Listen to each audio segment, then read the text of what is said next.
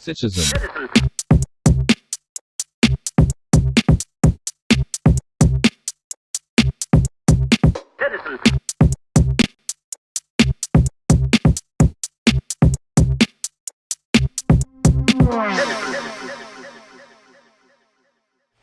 What's up, everybody? Welcome back to the stream. Still figuring out how to click on my video cues correctly.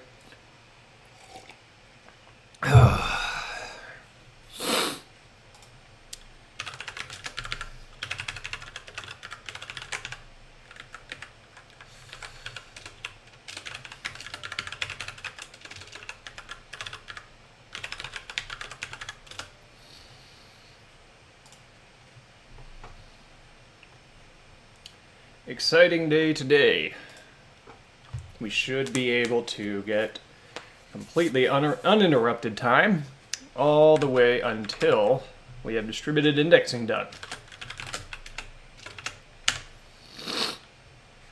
So I'm going to give everybody half a second to join in,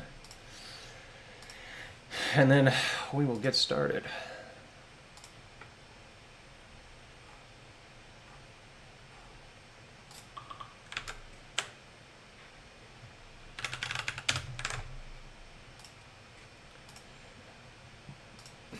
Be sure to say hey in the chat when you join in.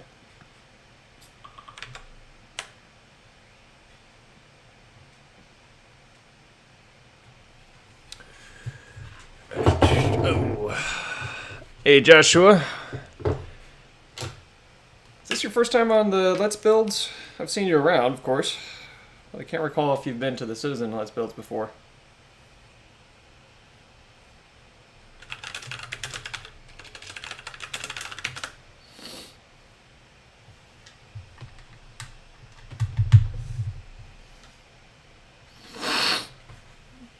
Cool. Welcome back.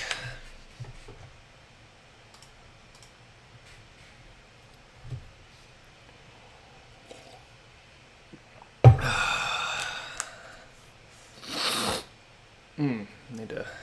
1 second, excuse me. Bit of a runny nose.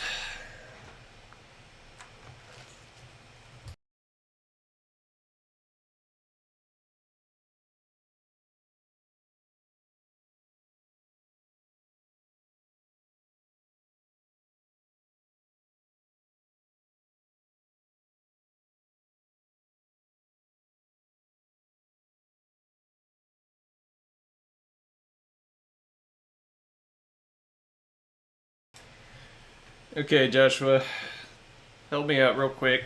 Trying to fix our new commit queue so that it doesn't blow out the audio. Get the audio levels right. So let me know. We're gonna test the new commit segment here. Let me know if it's too loud. CTZN.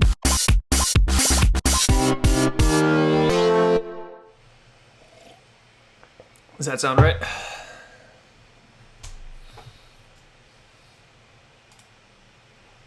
Great.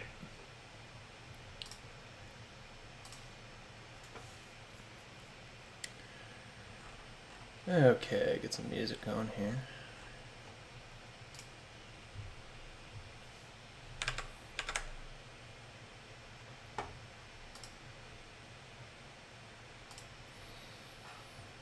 Well, folks are taking their time joining in today, so I guess we'll just kick things back into gear. We left off right in the middle of some work because I ran out of time. So we are at present getting the secondary indexing working for follows that are across CTZN instances. And once we've got this done, our data mesh is really in gear.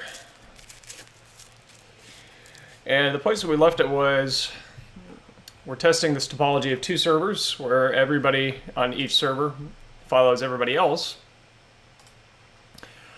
And so our problem that we were running into is that despite the follows occurring, for some reason the indexing is got some kind of a weird timing thing going on. Even whenever I waited for 3 seconds, the secondary indexing was still kind of getting triggered even when we were doing our accesses right here. One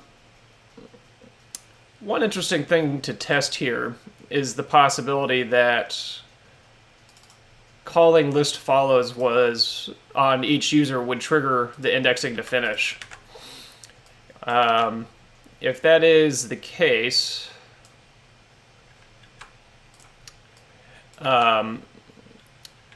then we may be dealing with a problem where basically the data is not being optimistically synced. And so like actually reading the data, if that actually triggers the indexing, then we may know what's going on.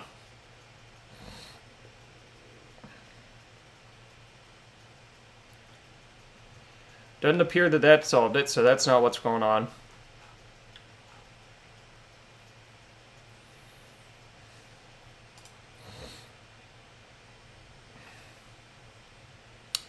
Let's take a half second to improve some of these failure messages.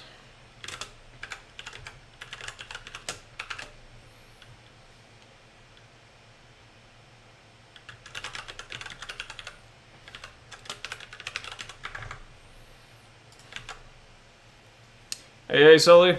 Welcome back to the stream. Good deal.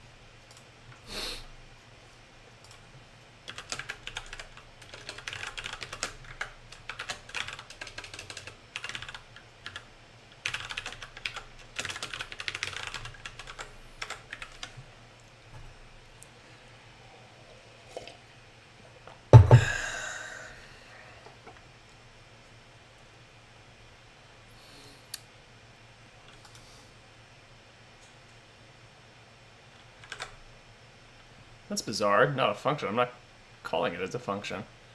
Line 130. Ah, haha. Hey, Miguel. Welcome back to the stream.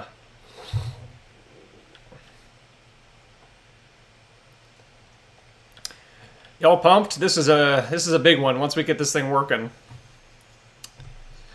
we're gonna have cross-server following. Our distributed indexing will be in gear.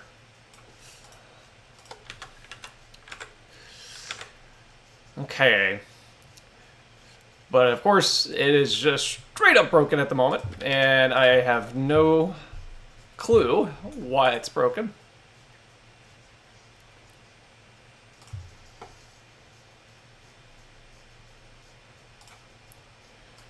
Glad I made these notes. Absolutely forgot about them. You know, maybe it'd be wise to go ahead and just knock out these to-dos. Since I'm stuck, you never know. That could actually be why we have a problem. So we'll start with getting a database lock function.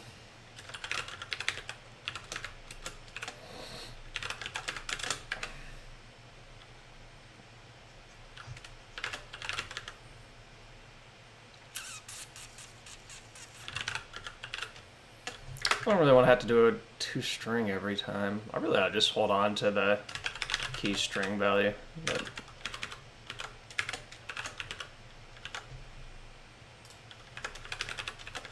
okay, so now we have a lock function that will always kind of namespace itself to the current database that's calling the lock.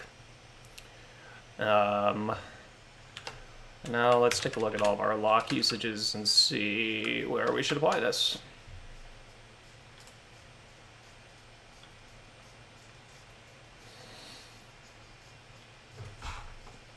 Perfect example.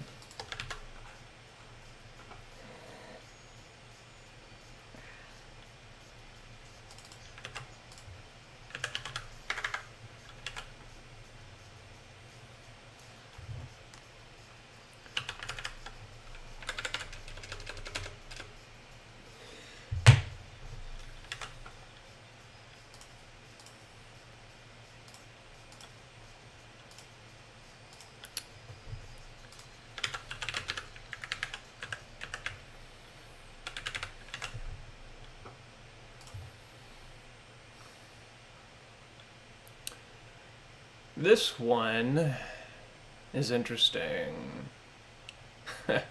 I named the lock just database, which sort of suggests I want to lock all databases. But surely that's... Let's see what I actually need to be transactional here.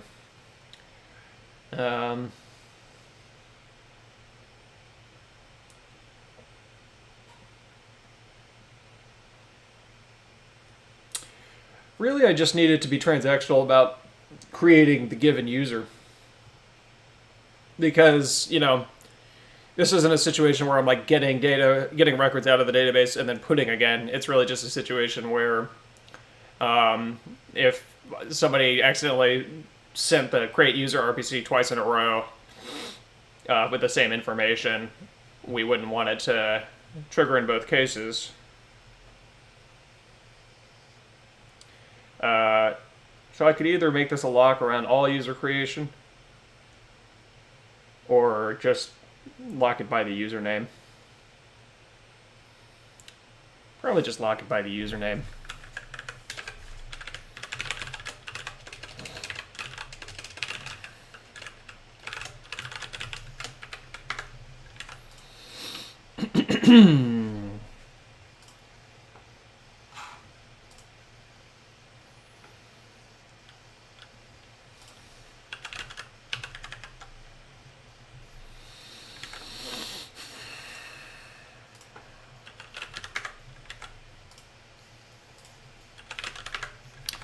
Yeah, this is a perfect example where we want this.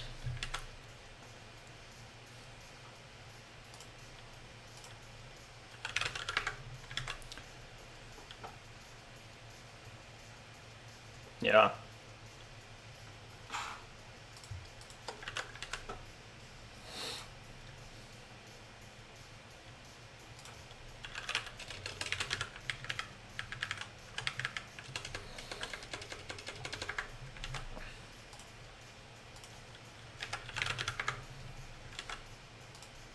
See, look at this right here. The lock that I had on comments index. I was using the exact same lock ID for the public server and for the private user databases, which meant that all private user databases and the public server database were sharing the same lock for absolutely no reason. Bad form entirely. I'll be curious to see if we actually see a notable performance improvement because of this. Entirely possible.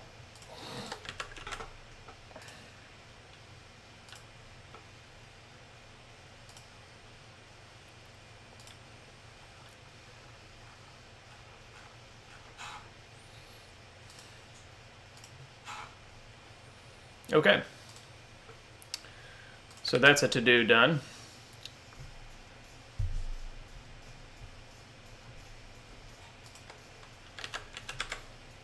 Don't save that. Cancel. Let's real quick just test like posts and make sure I didn't break anything.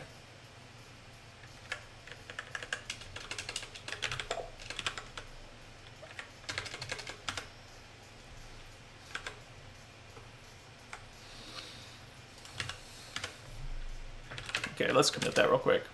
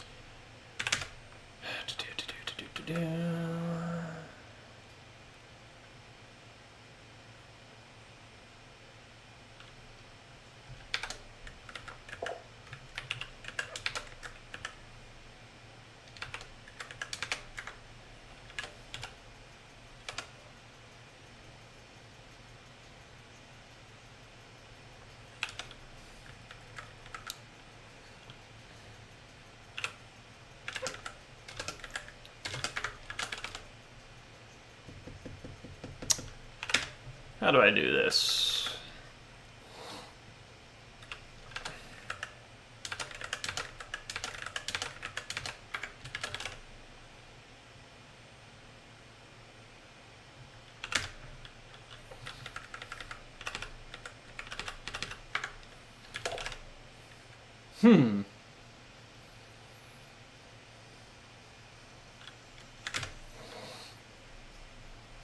Okay, I just won't worry about that for the moment.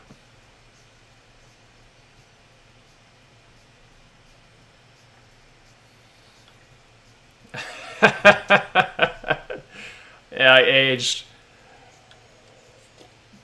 It's what the stream is doing to me, man, you know? Just so stressed.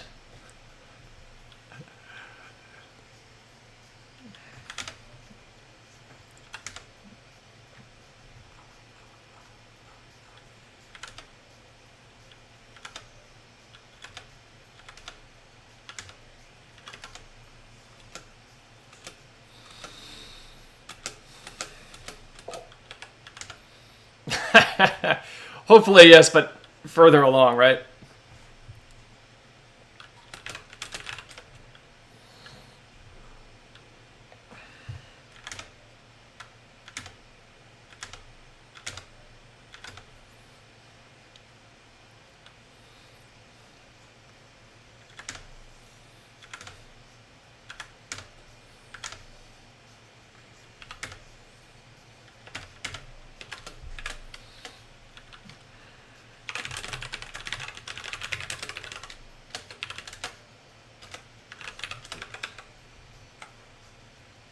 CTZN.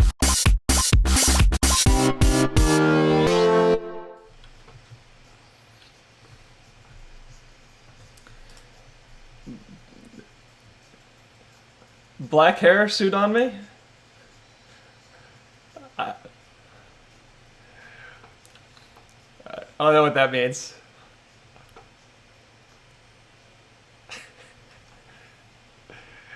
Does it mean that I'd look good in a black hair suit?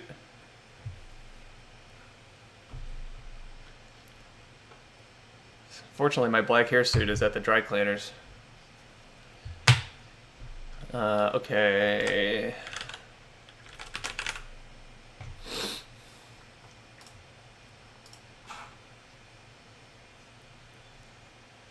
Hair made of a suit or suit made of hair? Well, first of all, hair made of a suit sounds like you're on to a new startup idea. Head suits. With a little tie and a blazer as a hat. I think that could be some cutting edge product. But then a suit made of hair. I mean, technically that's what a fur coat is. But I think what we're really getting at here is a human hair suit. Is the world ready for that? It's controversial.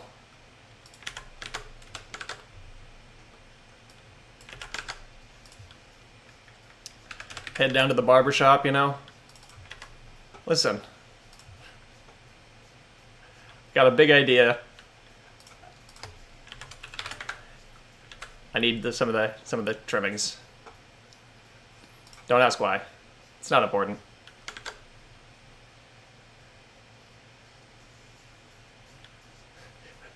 It's just I'm concerned about global warming, so I'm gonna start recycling my suits.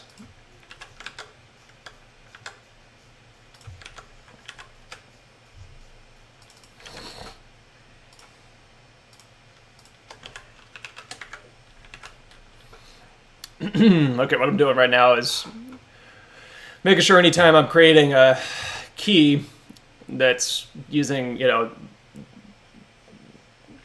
anytime I use the date.now for a key name, it's just so that I have an easy to implement automatically incrementing primary key.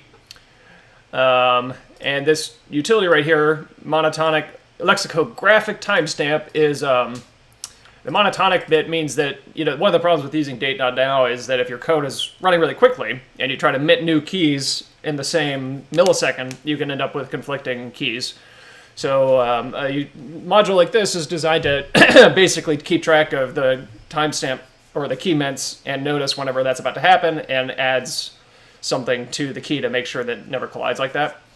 The lexicographic part means that it's going to have it's going to sort properly.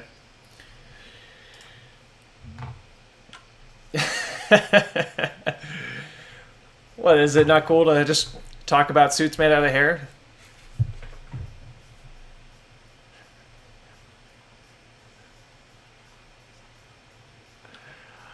And I think that's all of them.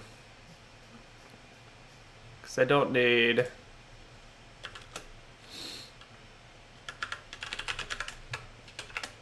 anything else static.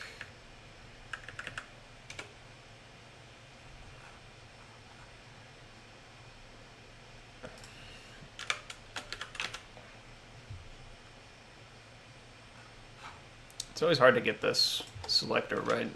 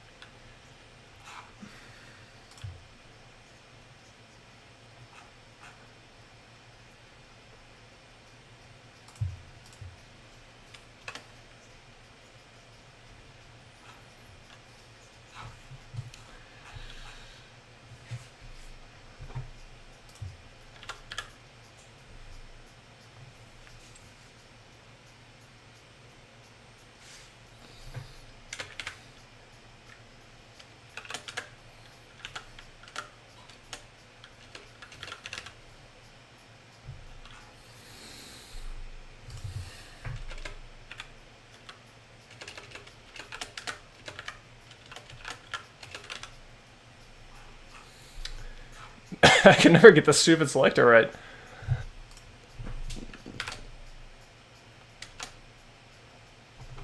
There it is.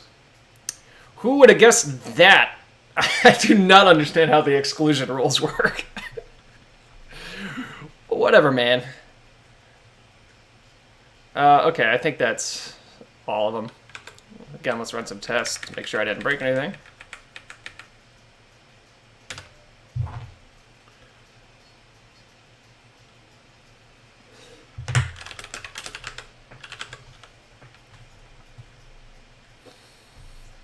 Now, I'm sure that didn't magically fix our problems, but let's just make sure. No. Okay.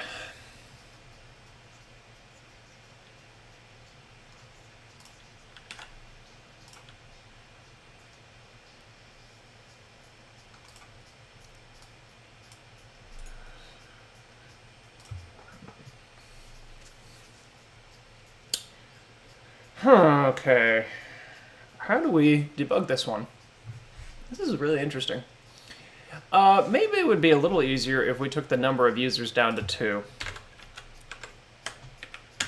That might make examining the state of things a little easier.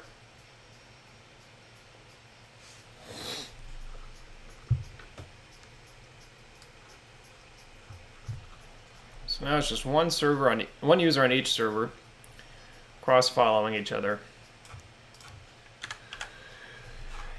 So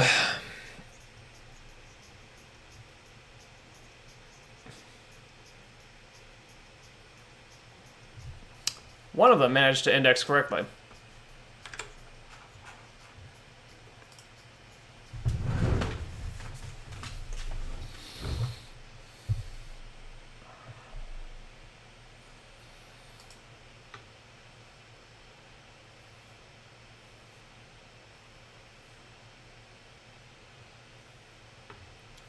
So users, the server 1 was able to correctly index the followers in server 2.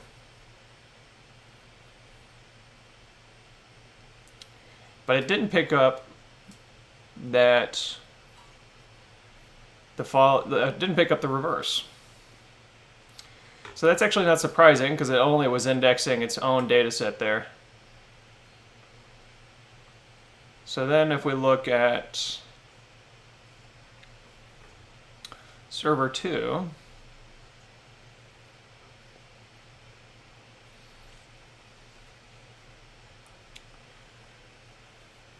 it's able to get its own followers. It successfully indexed.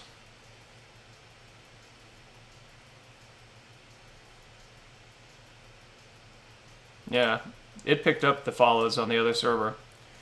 So we have some kind of situation. Maybe what we're seeing is ordering come into play.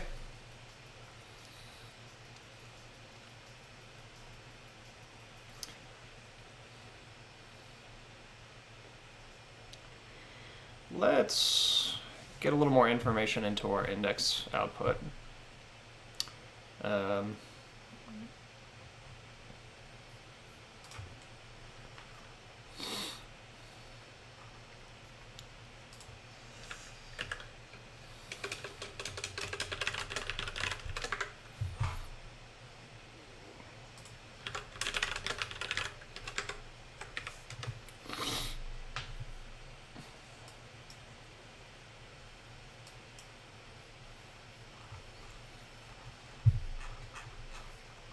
At least it's consistent.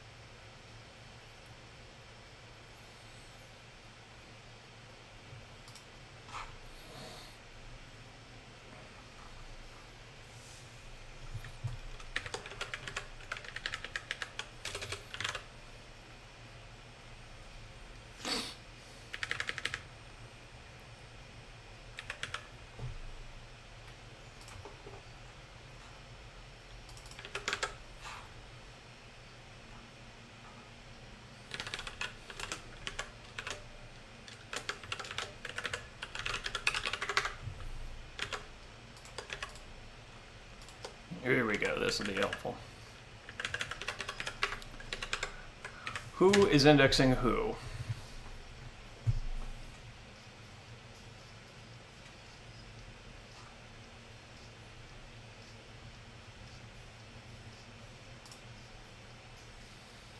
Undefined. Ah.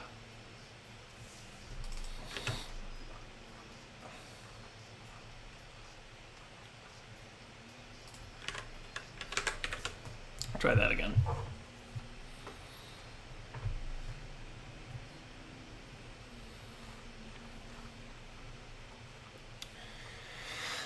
So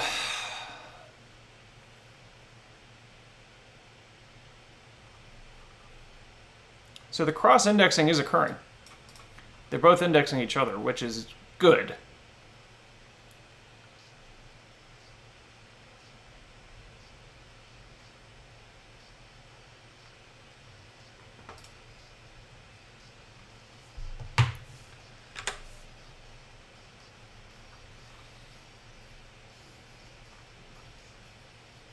In fact, they seem to be doing this successfully.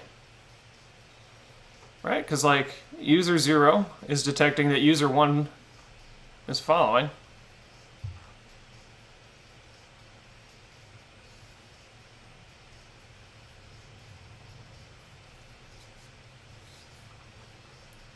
Is the problem that they're not self-indexing?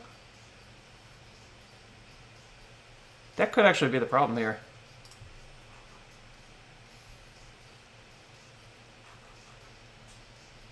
That might be the problem. Which would be really dumb. But that might actually be the problem. Oh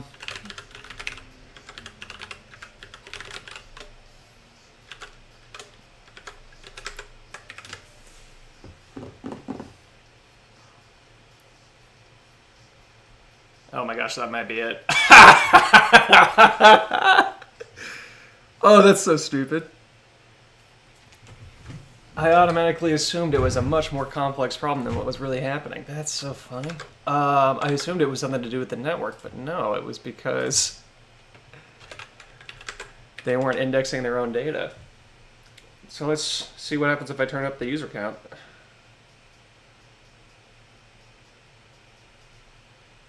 We still... Okay, so that's not the full story. Just part of the story.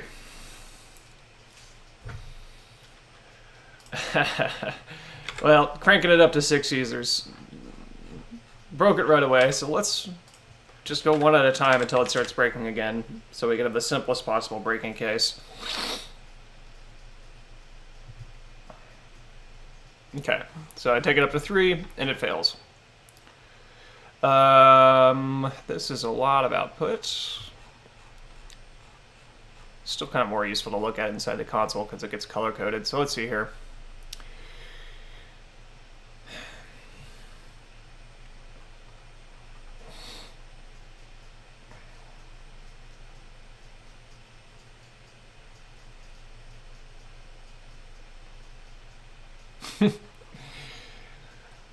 This is not exactly easy to look at. Let's see, first of all, if all the indexing... No, so some of the indexing is happening later still, so there's still a little bit of a timing issue going on.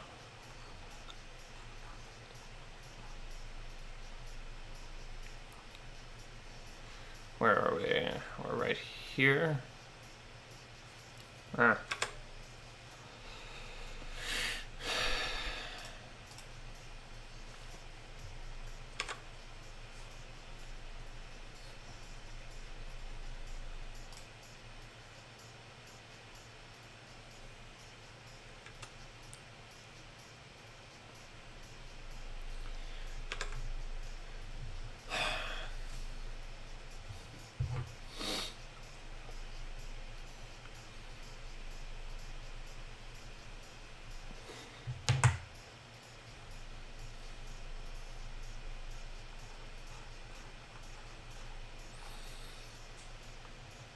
So why don't we do this? We're going to track...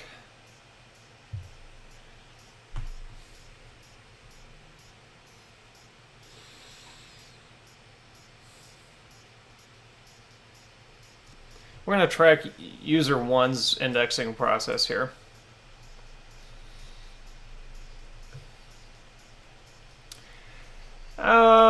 I'm not sure.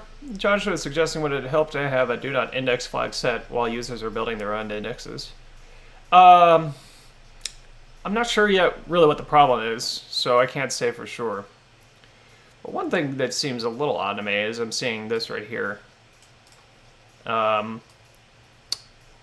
We got user 1 indexing user 0 twice in a row, and coming up with the exact same end result.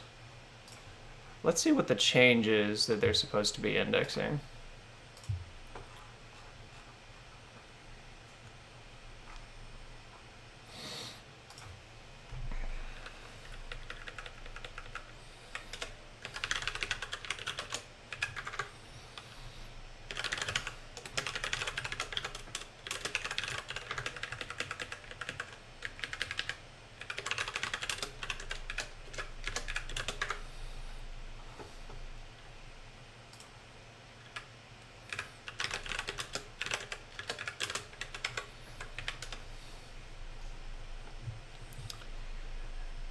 We'll say we are very fortunate that it is being pretty consistent in what it's doing.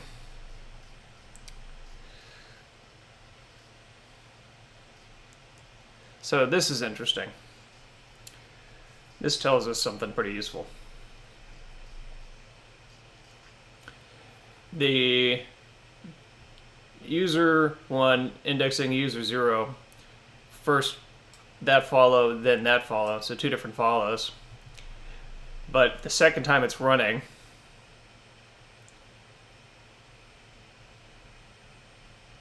oh no, that's actually right. So what it's doing is it's indexing what user 0 is doing. And then user 0 followed user 1 and user 2. And so it's setting the index for user 1 and user 2 to include user 0. That's all correct. Next we have user 2 indexing user 0. Boy, this is not easy to think through. And it's correctly indexing that. And it's correctly indexing the second follow. And then we have user 1 doing the same thing. So, but I guess the weird, no, okay, here we go.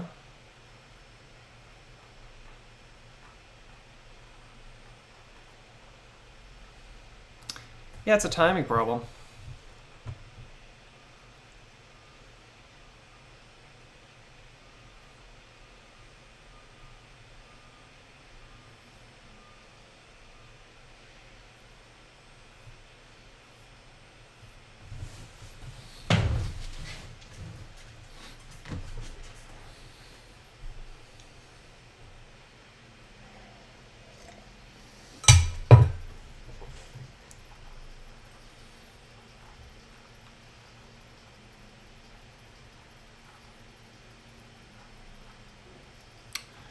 The results are coming out correct, it's just not all happening in the right amount of time. I wonder what happens if I increase our timeout to like 15 seconds.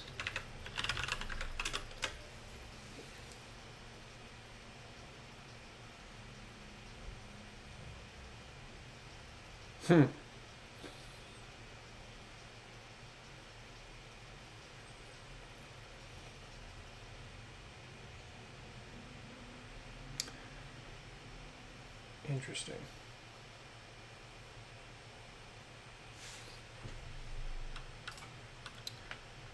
Suppose we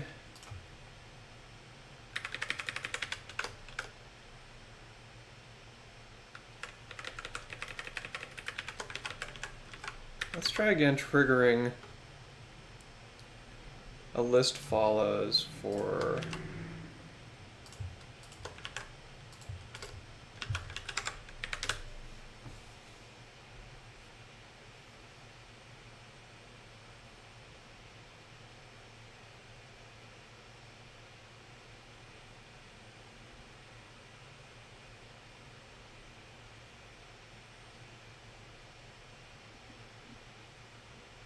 Hmm.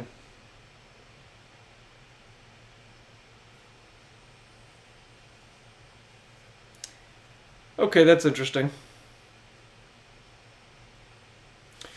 So I just got the test to pass, and I got it to pass by having every instance pull down the database records of every user.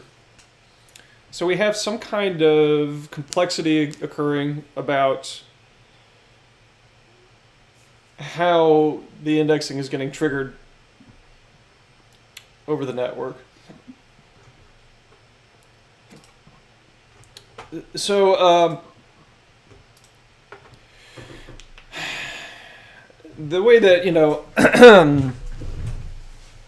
the way that most of the time, the way we usually use any kind of hypercore data structure is to download data what we call on demand.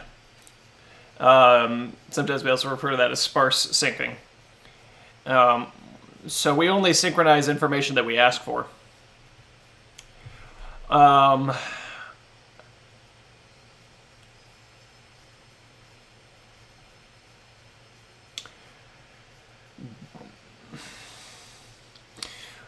Which means that is somehow having a bad interplay with our indexing behavior.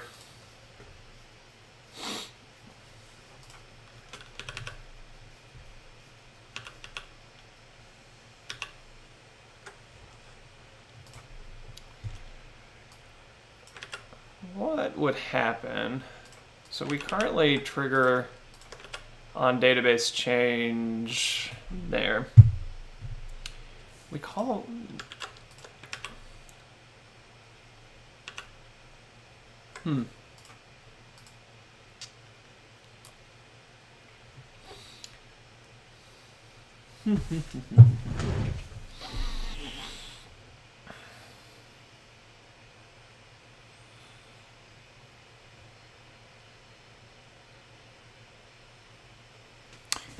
What if we did this?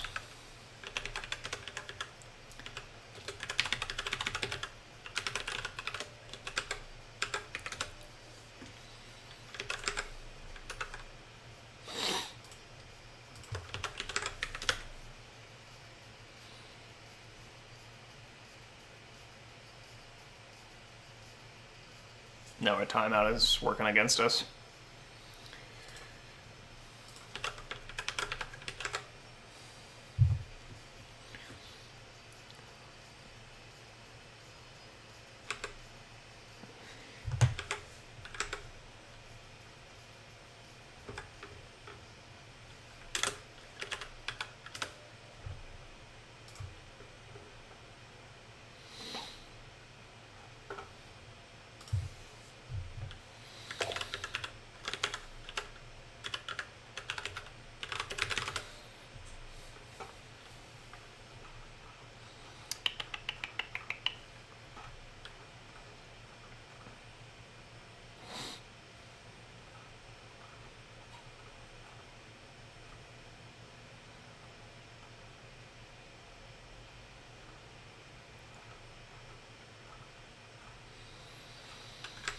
You know who I need?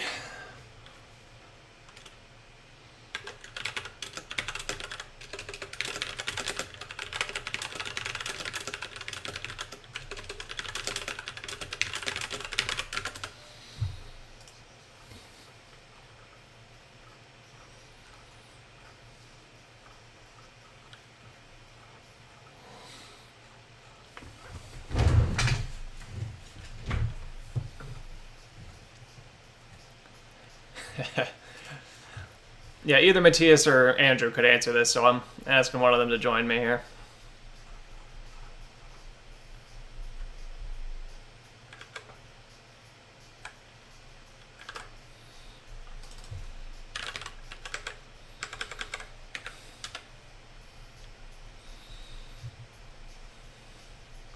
Oh, okay, what is that about? Head is not a function. How many lifelines? We got ask the audience, phone a friend, and remove 2 options. So interesting. I guess head isn't implemented in the remote hypercore.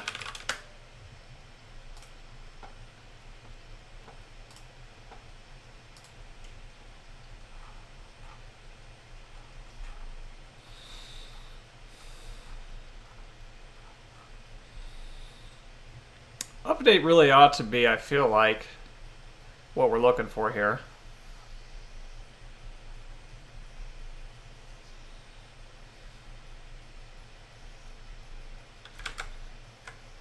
What if we did...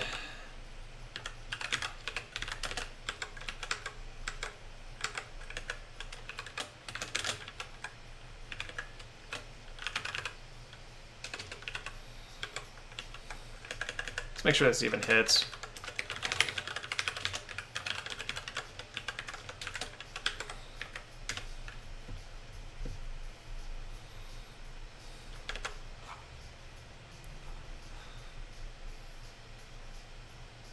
Okay, interesting. Right.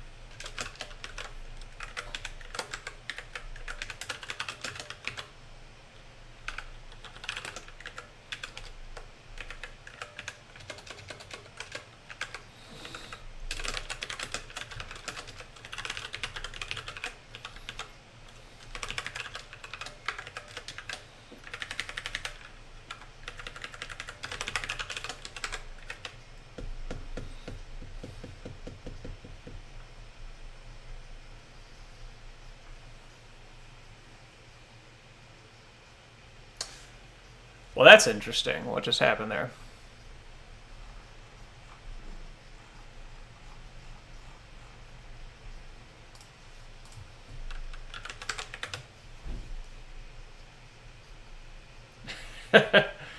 Hey, Andrew.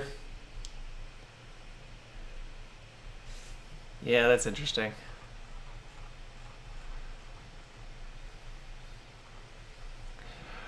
Um,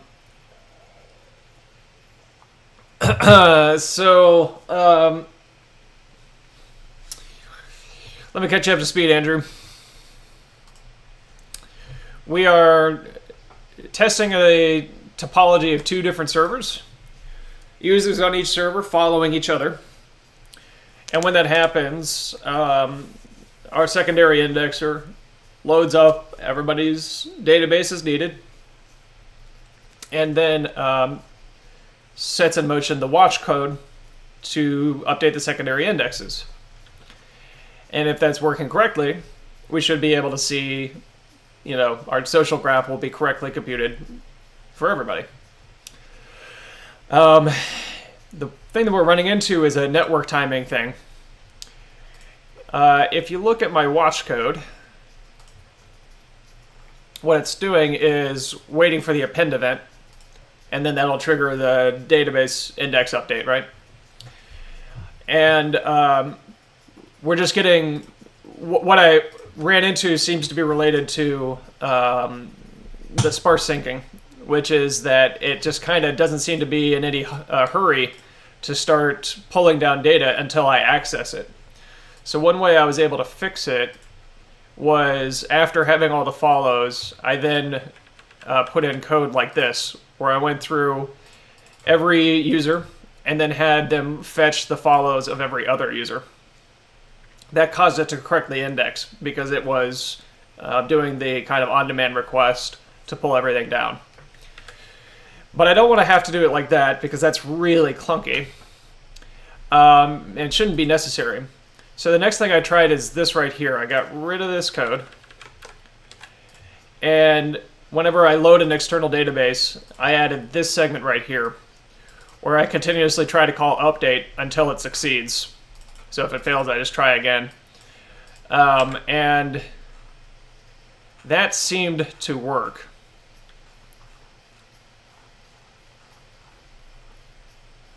Of course, the console.log hit is never getting hit because it's waiting for a next message.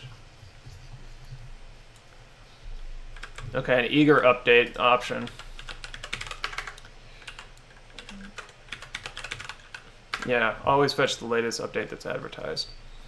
Are we able to set that whenever we're using hyperspace?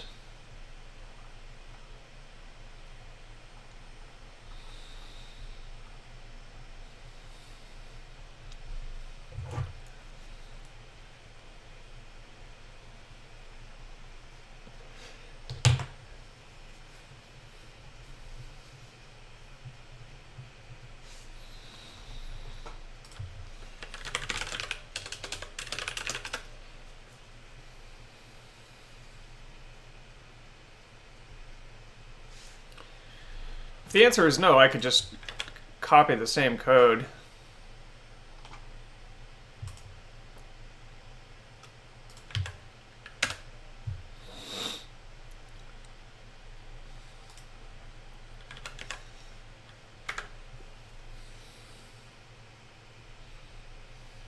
Yeah.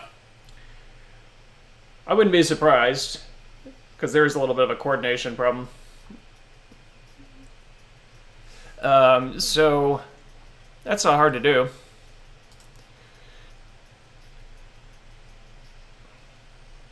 That's basically what I did, actually. It's almost exactly what I did. The only thing that has me a little surprised is that, like, I'm getting errors, right? Like, if I log this guy right here, it will dump out a whole lot of no update availables.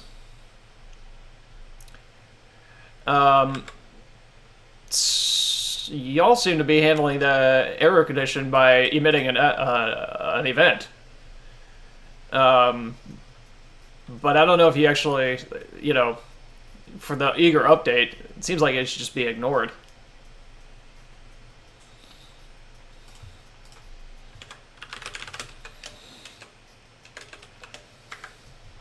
And hypertry, it's just suppressed.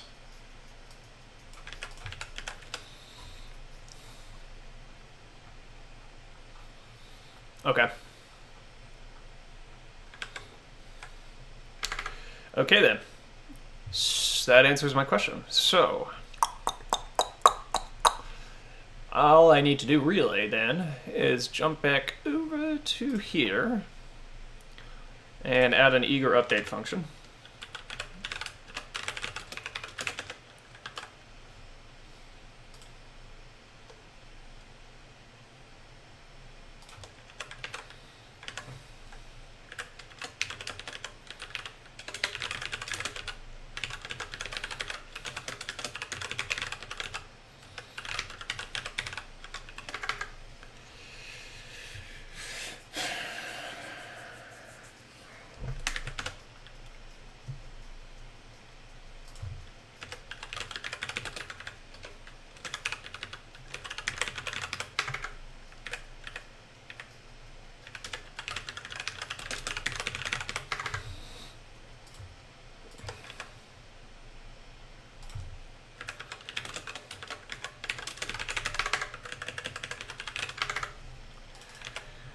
And during setup,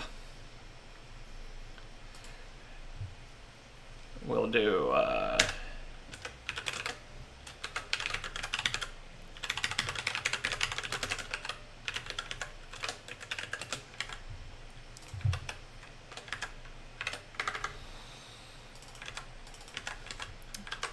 and that should solve our problems.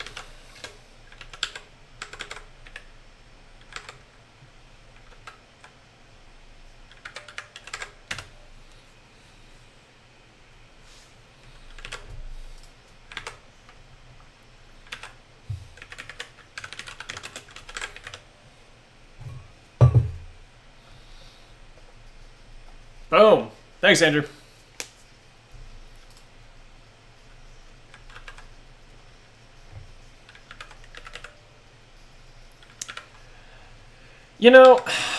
Let me turn on the ability for people to share links. Because at the moment it's not a problem. Or it doesn't seem to be anyway.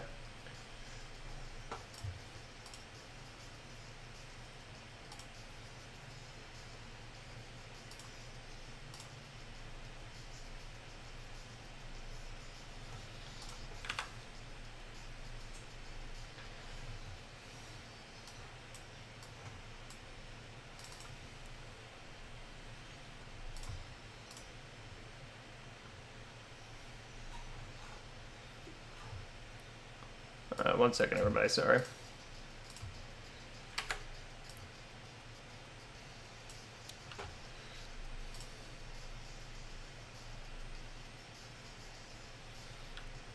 The hyperspace client has a update as well. Okay, what is? How do I trigger that?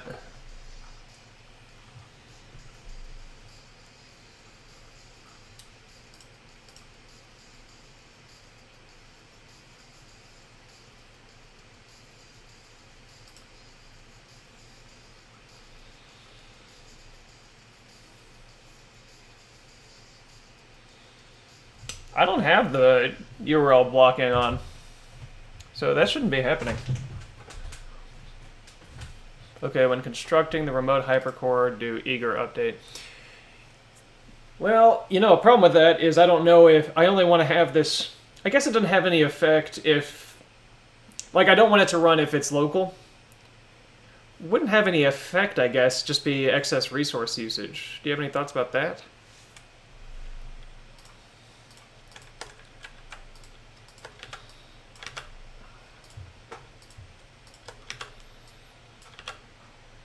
Because, like, I want to, you know, if it does have an effect, then doing it manually has the advantage of I can check if it's writable before I turn it on.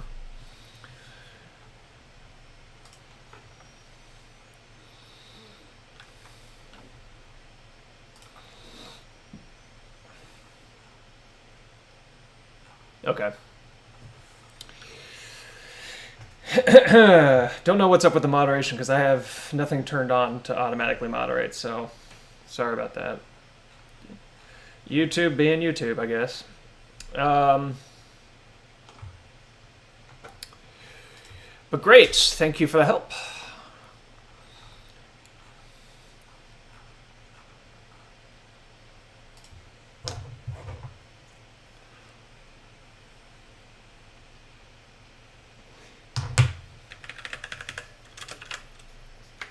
Okay, catch you later.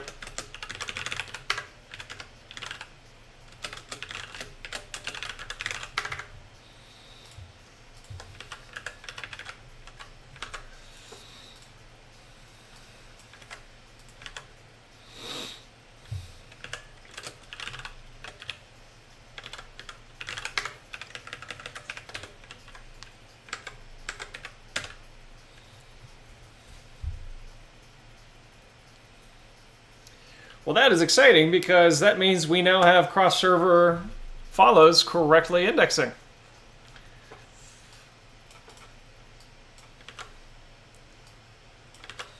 So let's, I don't know, run the full test and see what happens.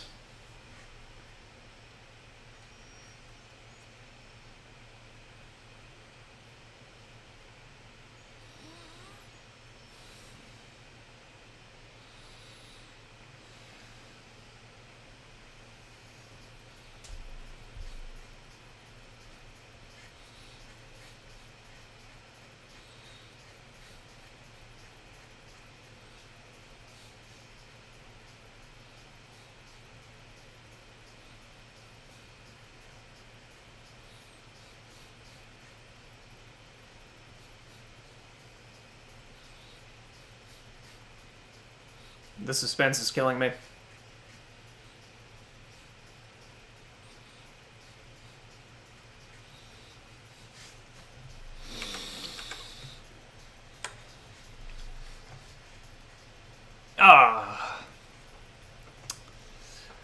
Well, we made it all the way to comments, which is really good. Where was that being tested? Yeah, right here.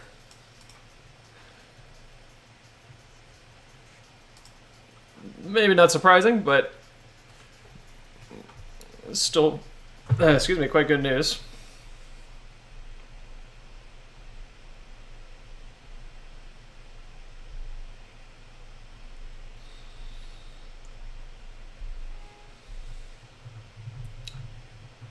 Okay, so I'm going to comment out everything except, you know, see if we can speed up our test a little bit.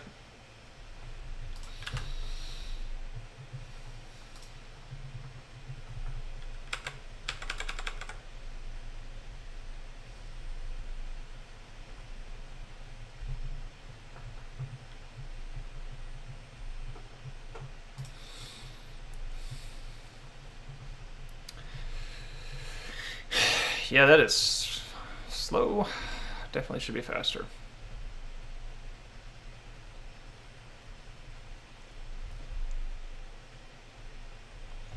Looking forward to doing some performance tweaking. Okay, so let's first go to the test thread code and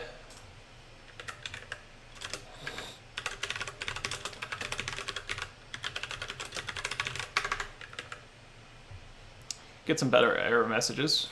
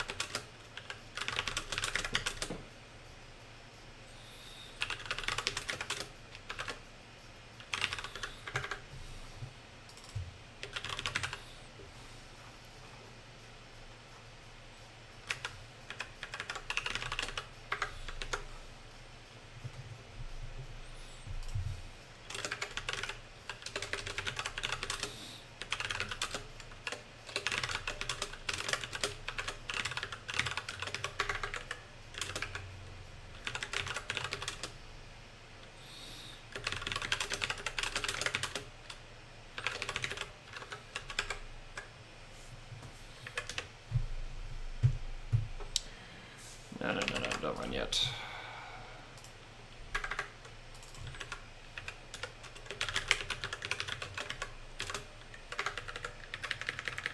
It's entirely possible that our thread descriptions that we're generating are wrong. So we'll have to look at these tests with a fair amount of scrutiny.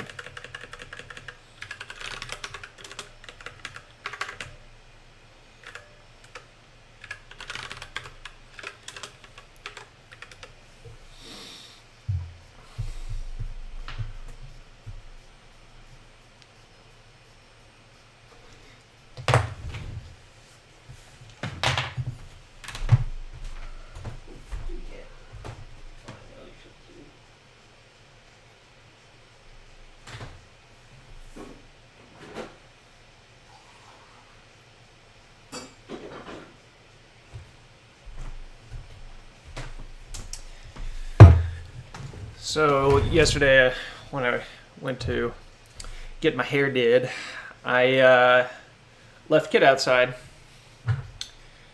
and it took a couple hours. But Kit gets very, very moody about being left. She's quite codependent, and so anytime I leave her and come back, she acts distant to me to show her displeasure. Well, so I get back, and I start calling for her, and I don't see her anywhere. And my neighbors immediately next door open the door, and there's Kit. She's hanging out inside with them. Apparently that's something she does every once in a while, right? Yeah, it's no big deal. I don't mind. Say thanks. I bring her back. And then she feed her, and she immediately turns around and scratches it. Meows at my door, scratches, so I let her out. She goes right back to the neighbor's door and scratches on it. So I knock on the door. I'm like, hey, apparently Kit wants to hang out with y'all. Is that okay? They're all very nice, and they said yes. And then she came back in like 45 minutes. So she exacted her punishment on me. All right. So we're failing right away. And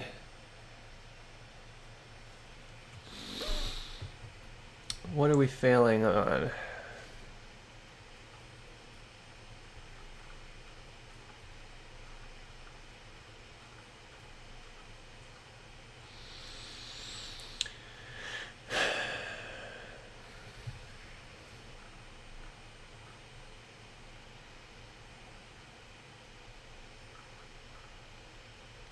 Should be comment 7, comment 16, comment 8. Comment 7, comment 16, comment 8.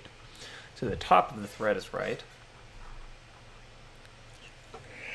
But we don't have a clean way to examine the bottom side of it. So let's...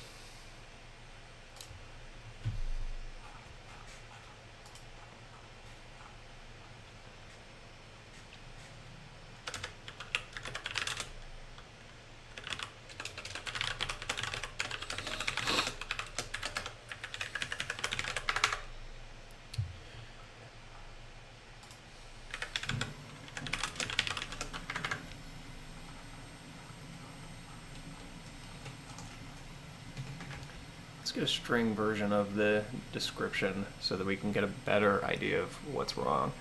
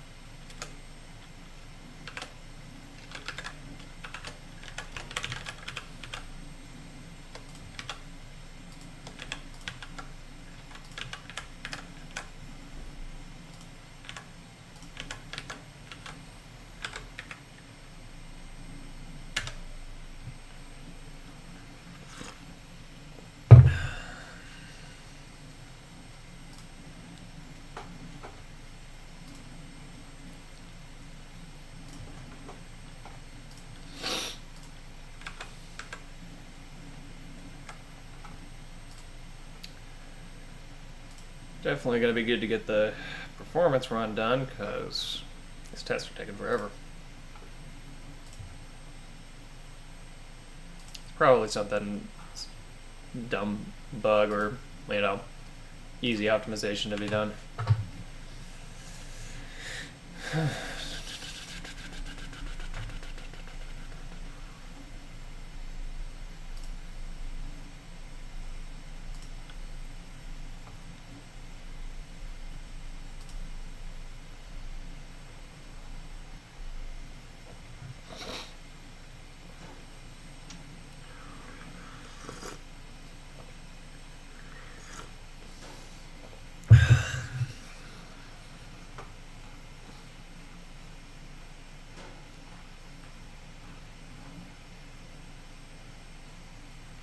Our follow counts are wrong now. Oh, man.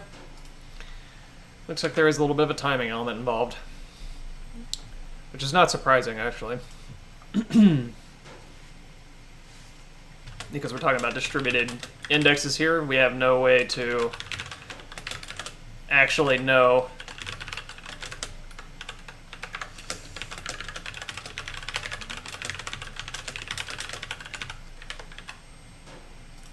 might in fact be what's going wrong in the thread test.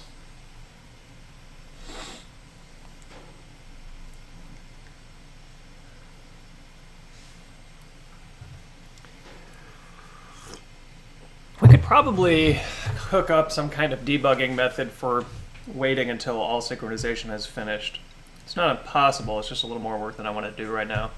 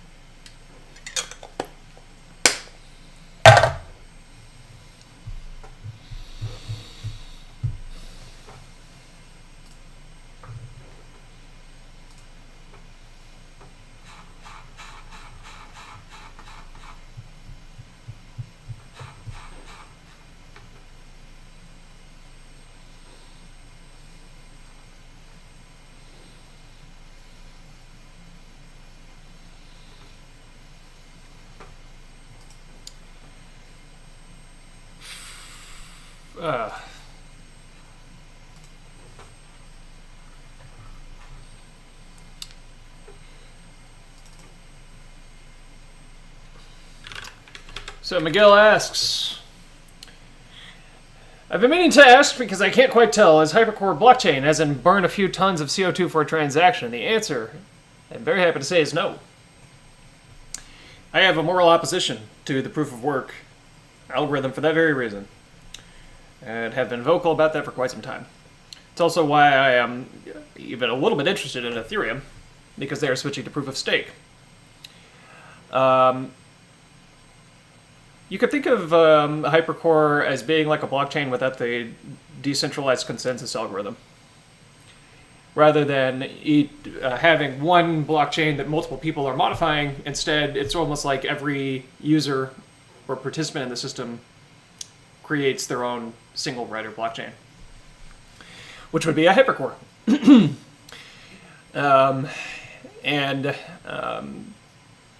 Then you weave them together to create bigger data sets, such as a sort of user community. Yeah, blockchain and proof of work are not the same, thankfully, but it is a little complicated to separate them out in people's minds.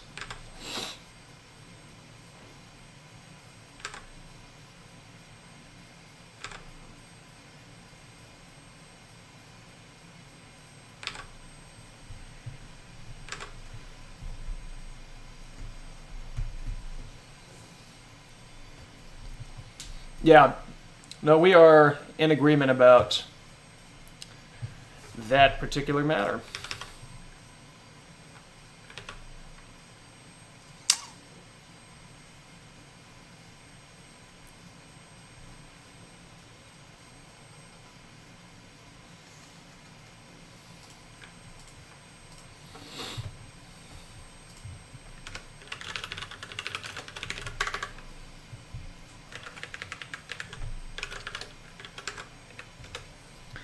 My tests are now choking on my little utility function that's designed to give us more information about the failing test. Not very helpful. Especially when tests take forever to run.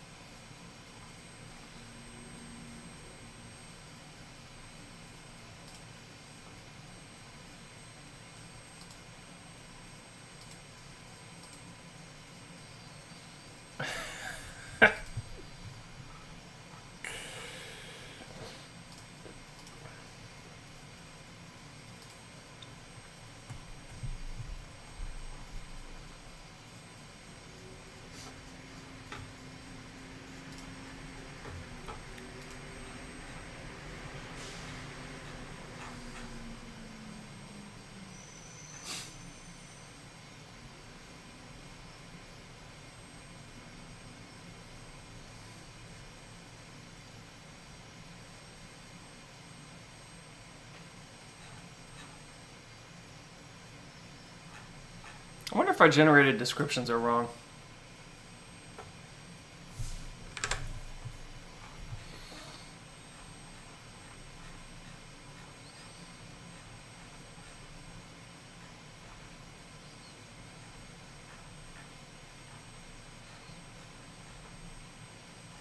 Something's definitely amiss.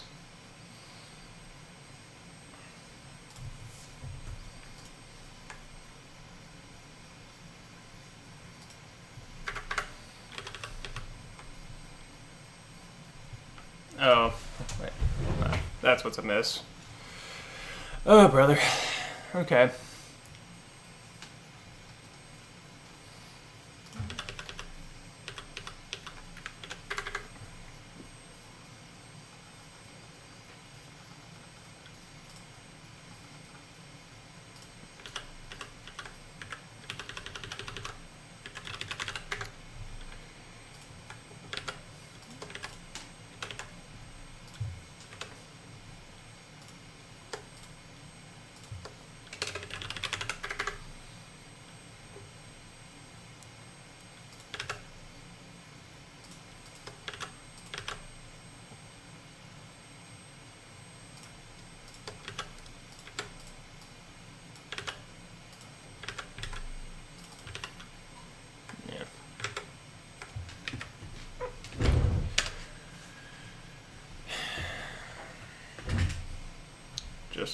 Just trying to get better logging output here.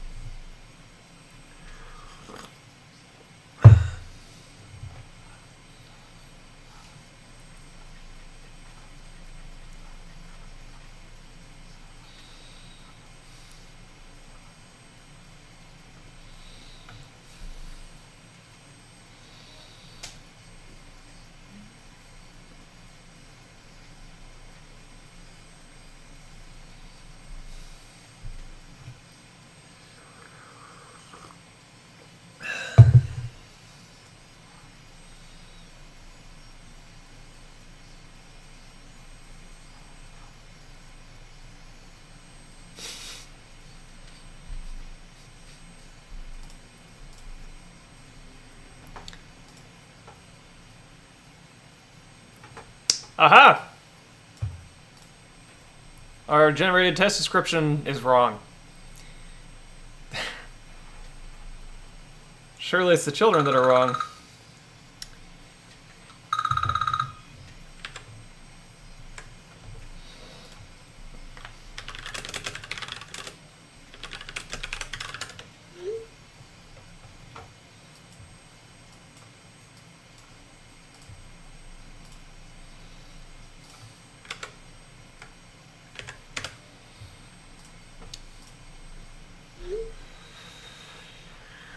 Are my threads out of touch?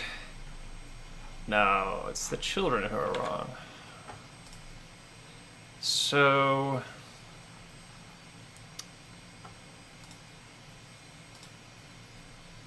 let's start with sim.getThread.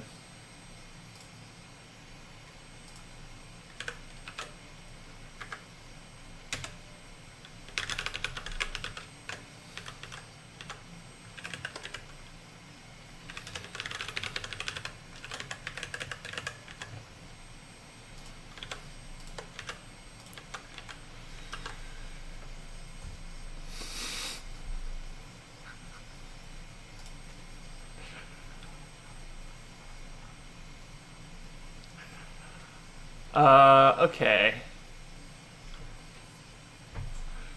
So it's get thread. Now, why might we be getting duplicates? Is an interesting question.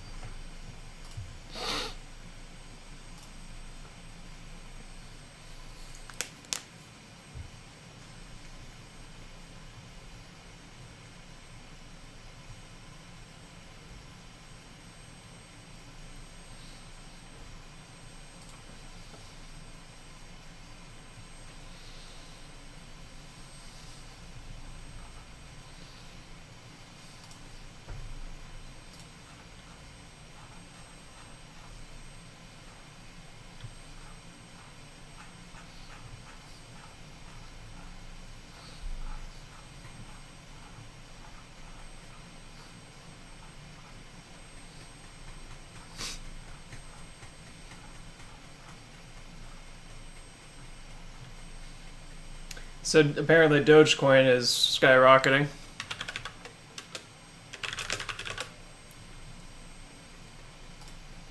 Let's see what's happening here.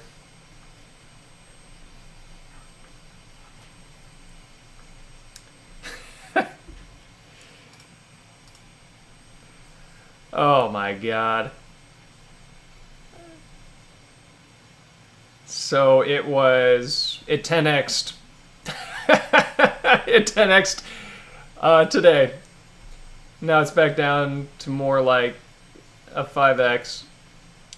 That is so. I know. Very money. I know the guy who created Dogecoin. I've met him a couple times. His name is slipping me now. Gosh, it's been a while.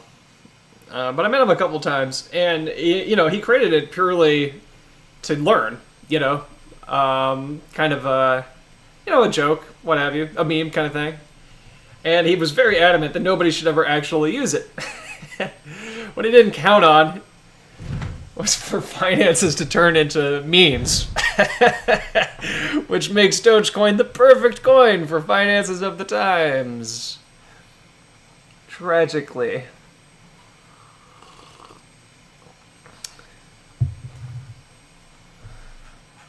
Okay. That's interesting.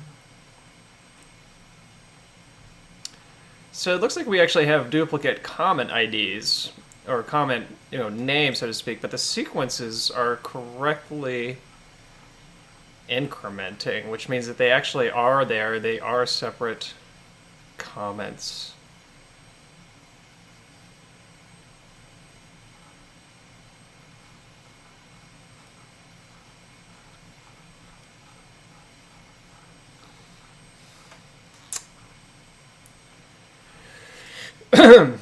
How are we generating our comments right now?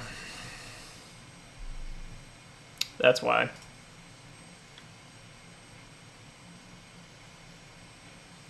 Okay.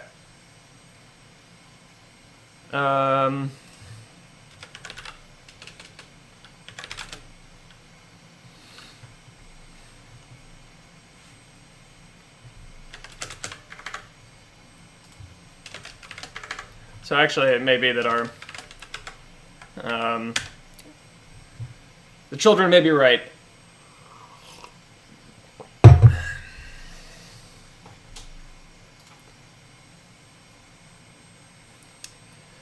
Wall Street is already a very expensive joke, and Dogecoin fits right in. I will not quibble on that observation.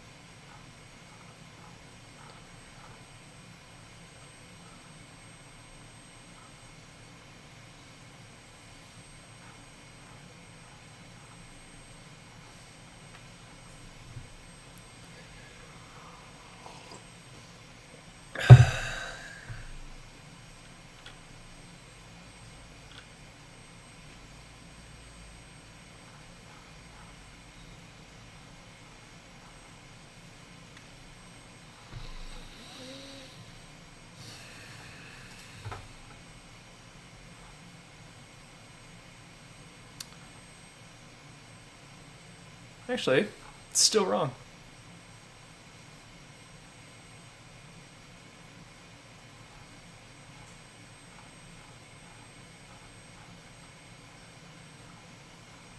Okay. So the comment, okay, so the bug is actually in the thread generation. Interesting. So, or in the description generator, which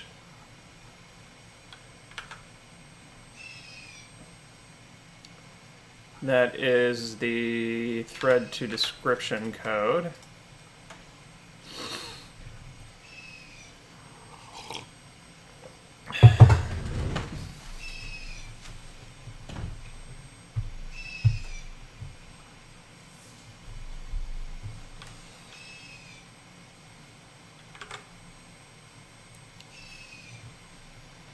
Yeah, it does seem like it actually seems to be related to how deep they go. So they seem to be no, it's tripling. So that's odd. And it does seem it seems to be across the board. It's doing this. Now, why would this be happening? So I'm pretty sure it's the thread to description code that's wrong, because if you look at the actual comments that are being retained locally correctly, there are no duplicates here. The sequence numbers and the text are correctly incrementing. So that actually looks right. So from that source set, we are somehow failing to generate the correct description.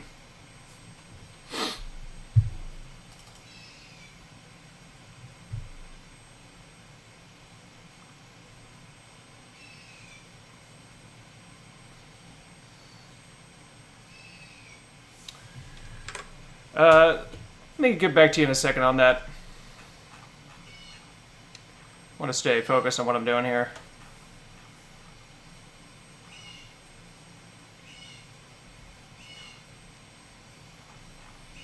Am I looking at the right data set?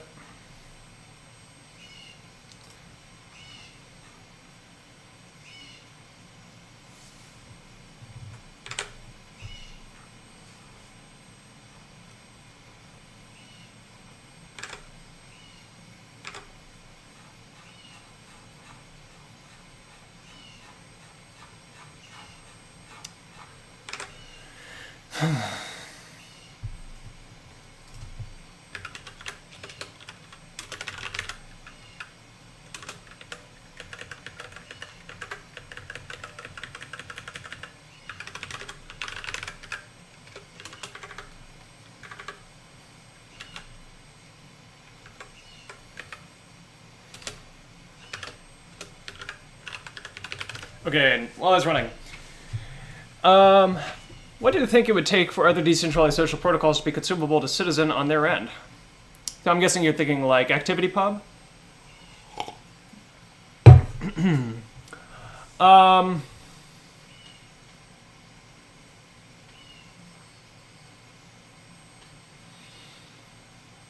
actually not personally super motivated to handle cross protocol or cross network integration.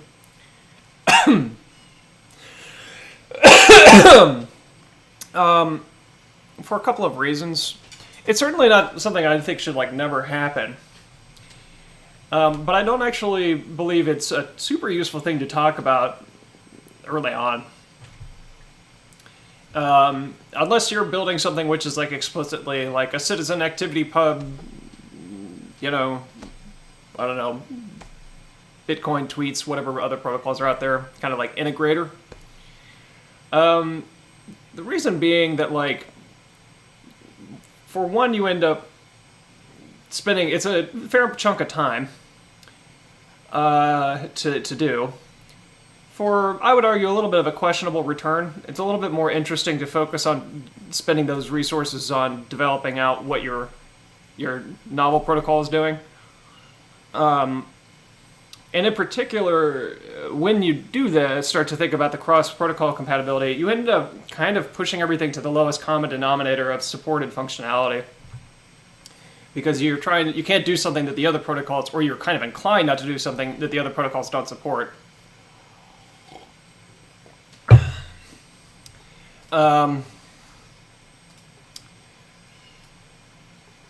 Another aspect to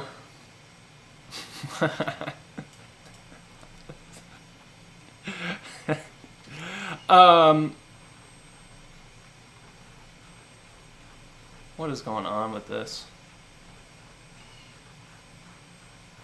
Oh, that's me logging out all the comments. That's what that is.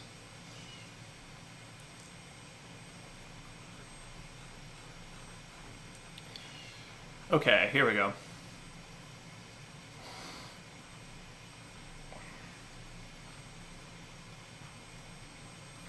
Comment 9. I'll return to that topic in a second.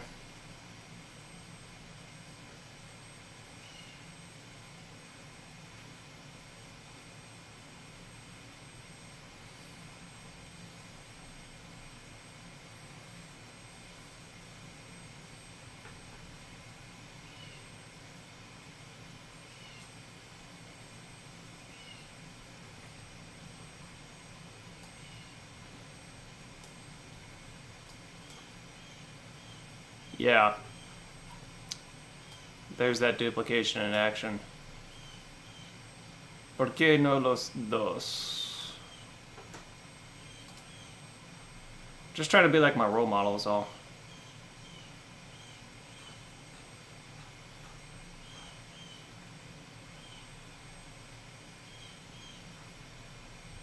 What am I doing wrong?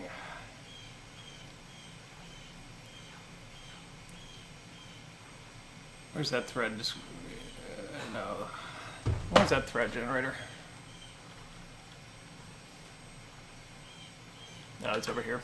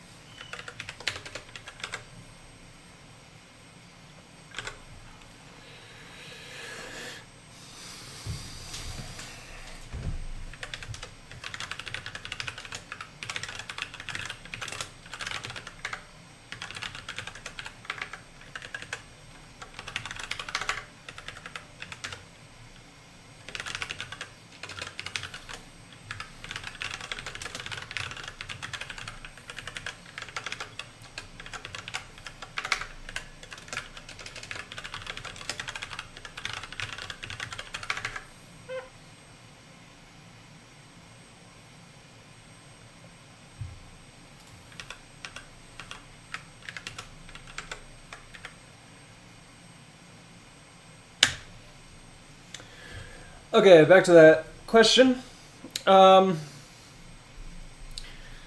So, the nature of the data mesh, hypercore, is, we're using URLs to point to records always.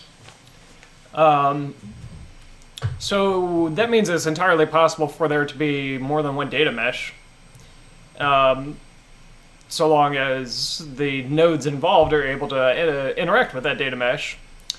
But I'm not a huge fan of doing that either, to be honest. Same reason I never implemented more than one protocol in Beaker, because such a huge overlap in functionality, and you're increasing the resource usage of your client or of your program by introducing a second network that's doing a lot of the same behavior in parallel.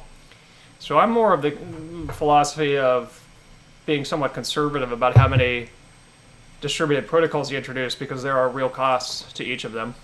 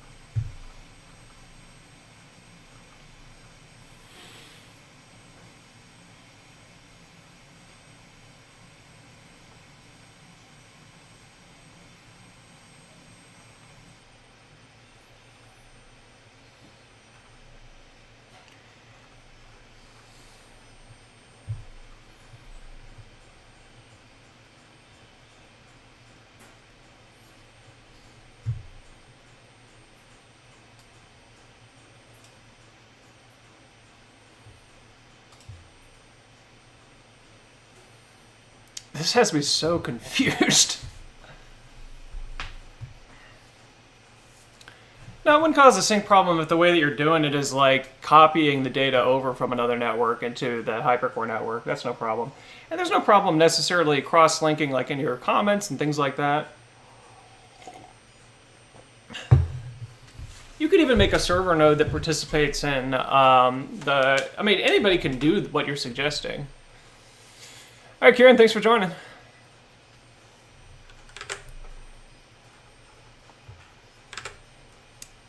Y'all, this has me so confused why this duplication is occurring.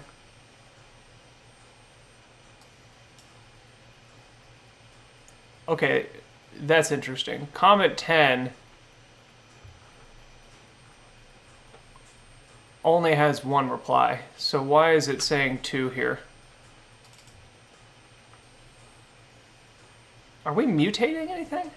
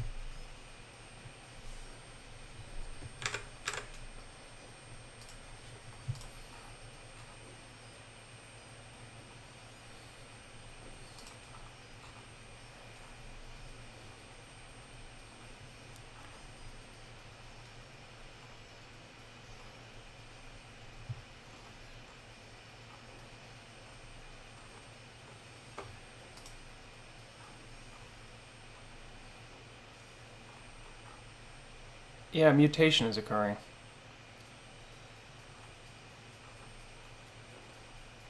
I have no idea where.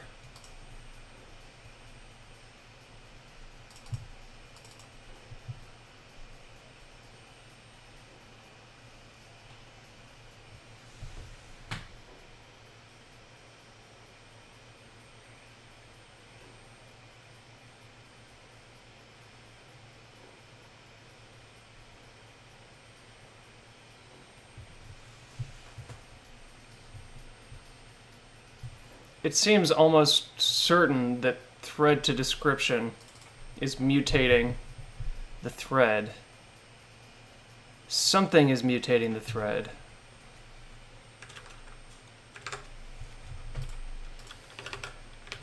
Let's prove that it's thread to description by running it multiple times and seeing if the mutation occurs there. It could be get thread.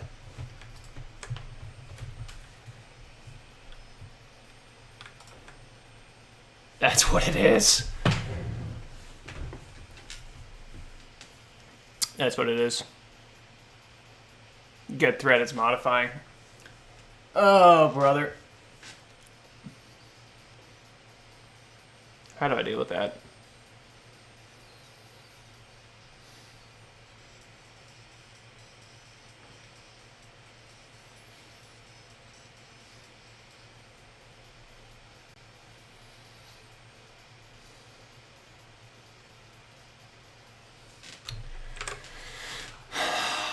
At least we figured it out. I failed to realize I was calling something again. So it wasn't this guy. Falsely accused.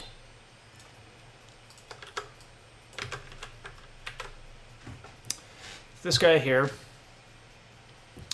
And if I look at the log output, is this something that we can deep clone?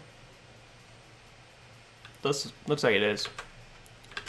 So we're just going to deep clone it.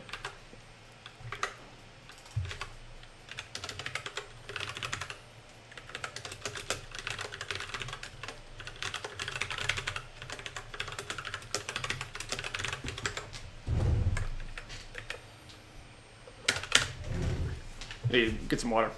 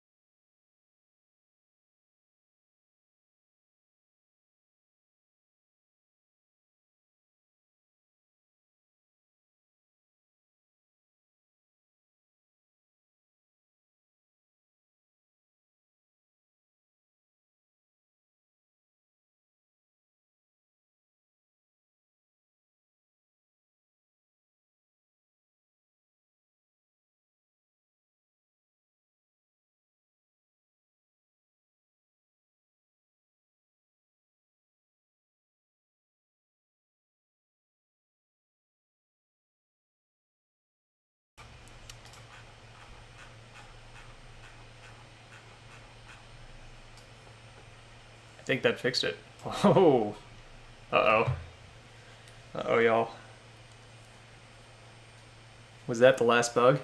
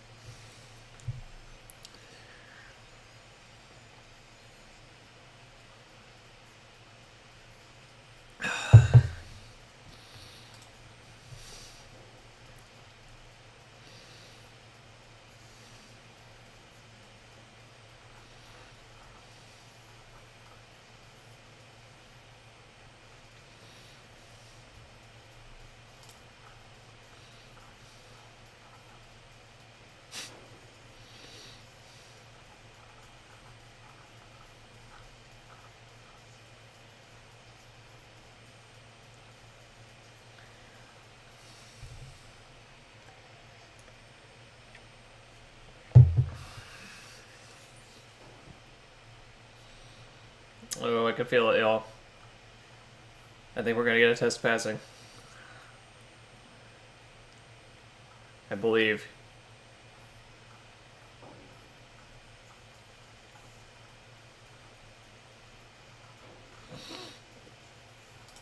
Oh, yes.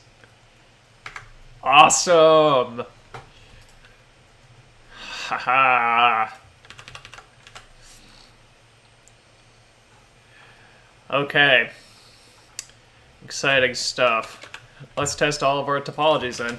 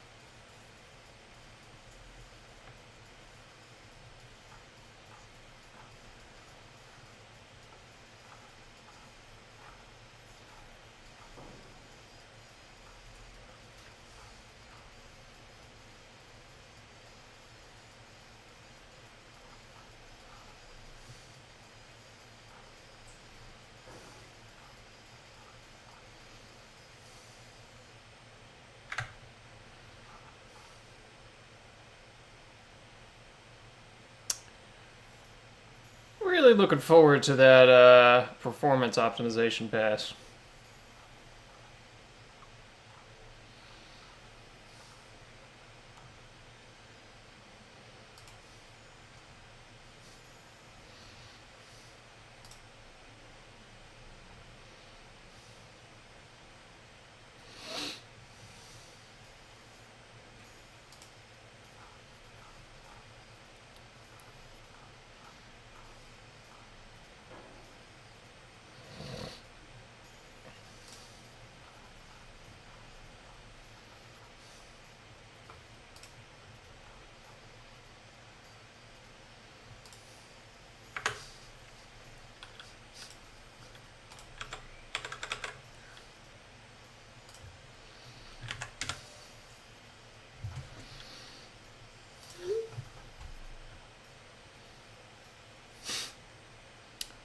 Getting old over here.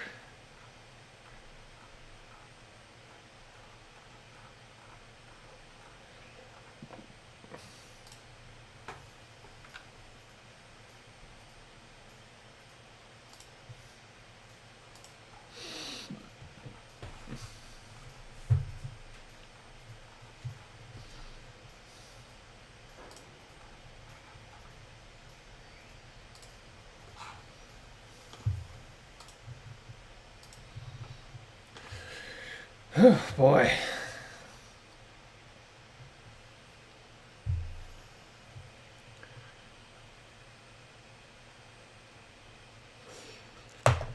Yeah, I got work to do. This is not that much content. Look at this.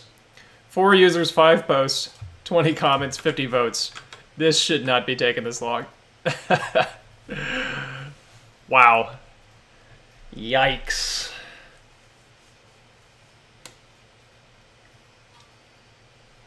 I must be doing something real dumb in there. I don't know yet, Math. I'm guessing my indexing is just, yeah, massively under optimal.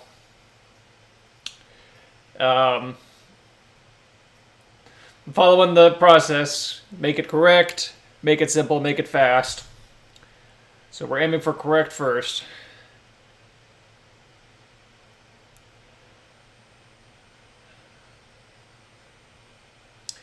May have to jump the simple and get it to fast a little sooner than this because, wow.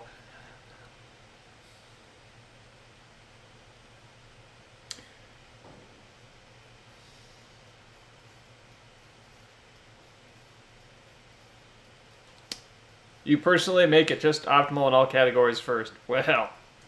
Well. Not everybody could be Macintosh.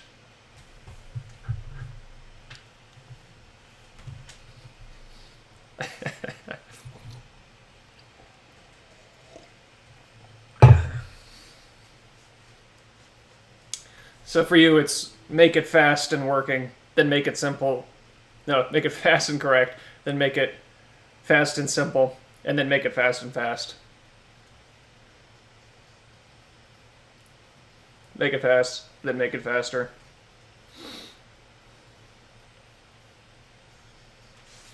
Oh, so that was actually in the single server one, which is, yeah, still not that much content.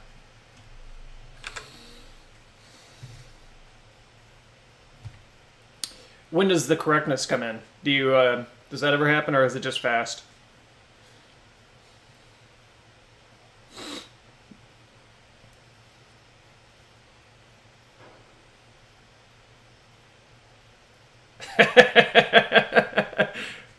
I hate you. Math just got the M1, and he's been really lording it over me lately.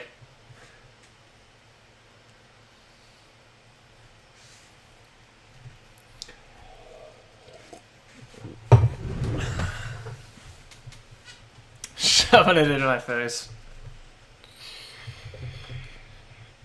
Now, see, if I had the M1, I wouldn't know how crap my code is. So think about that.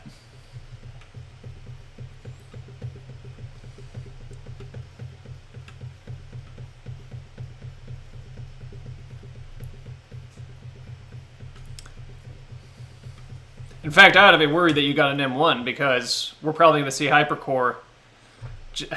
Dude, I know. it's not even that much. I've got some kind of stupid something in there that's just really blowing the performance. But yeah, now I'm worried because you got the M1. I think hypercore is going to slowly get slower and slower and slower.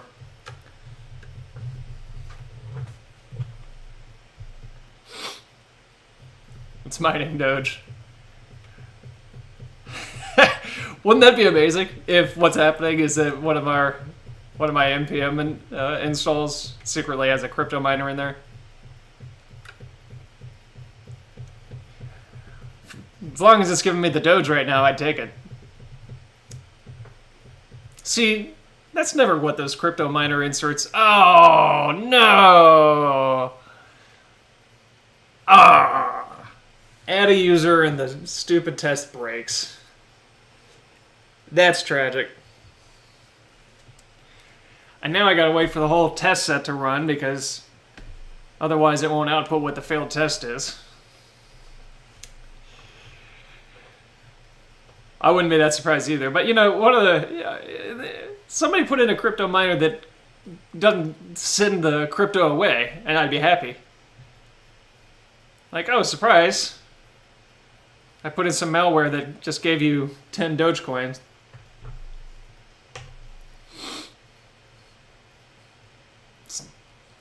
It's never malware for good, always for evil.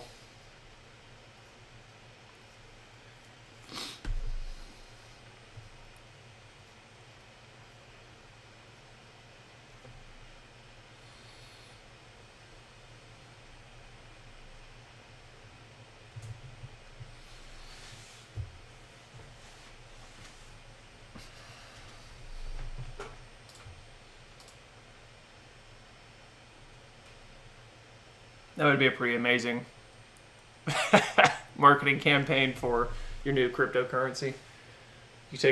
You embed it in some popular node module and actually have it retain the coins. Then when it's discovered, a bunch of node developers suddenly have a bunch of your coins. It would be a literal viral campaign.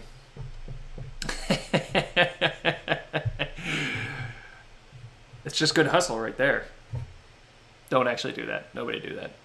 If you do it, you didn't get that idea from me.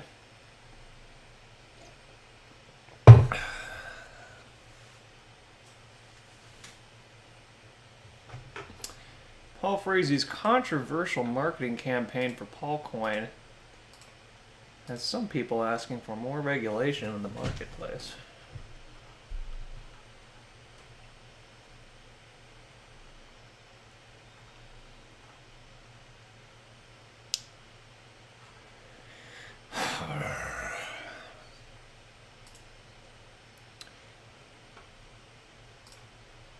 Well, this is tragic. We're down from 12 viewers to 5 over the past hour. Y'all are missing our moment of triumph. Can't be leaving the stream early.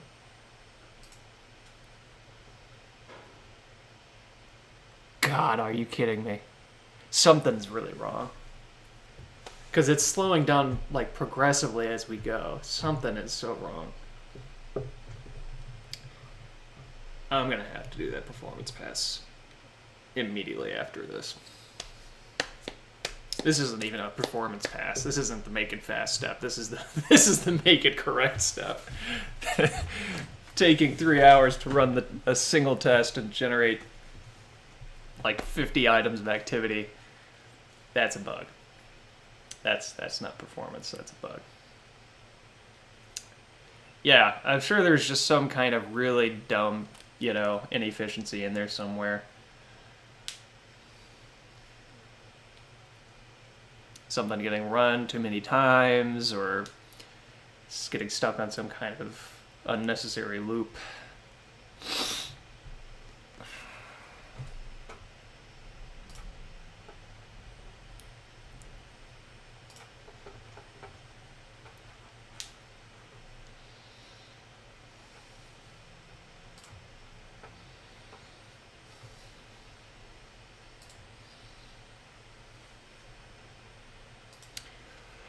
Oh, God.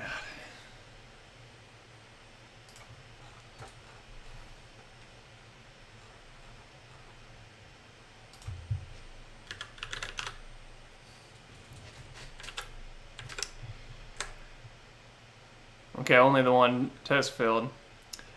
Yeah, so DD Pixel replaced Paul with Eminem for the stream. Hope that's okay with everybody. So the followers count was wrong.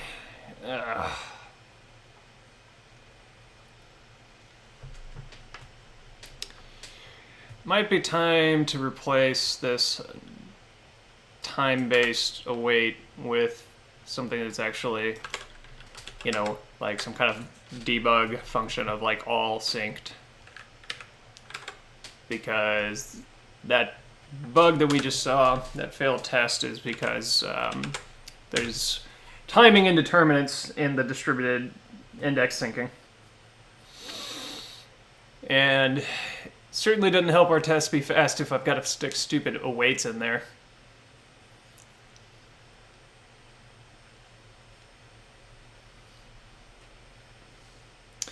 So I dyed my hair the first time about 10 months ago. Like right, it's running in memory.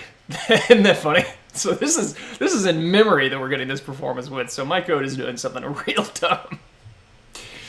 Anyway, yeah, I first dyed my hair like this about 8 to 10 months ago, I guess, like right before the pandemic started. So then I couldn't go to the salon and keep doing it. But now I got brave enough, figured the salons have got their shit figured out, so did it again.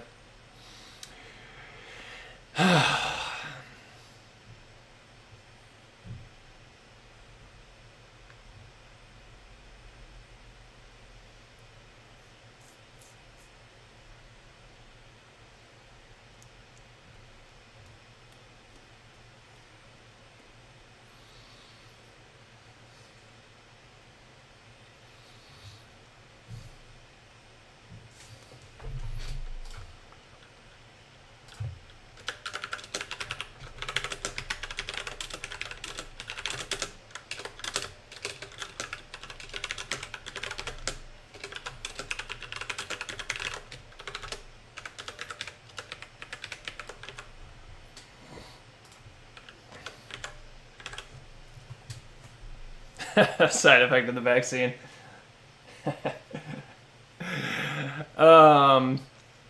You don't want me to rap. Nobody wants that.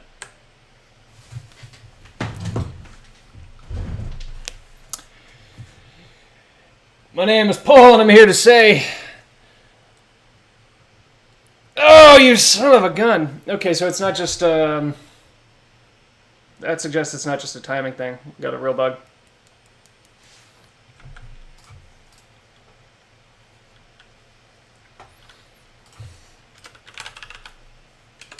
So we can't celebrate yet. Gonna grab some more coffee while this runs.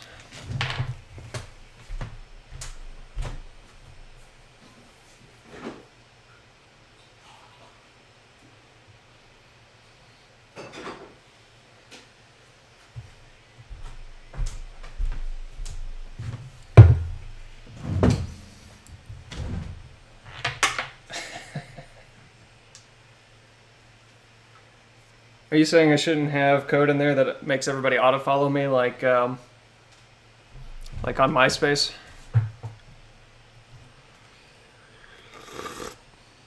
I'm blanking on that guy's name.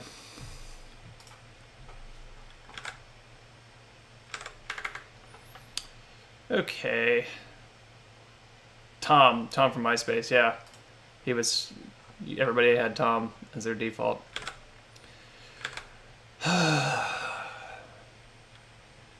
Damn you, social graph indexer.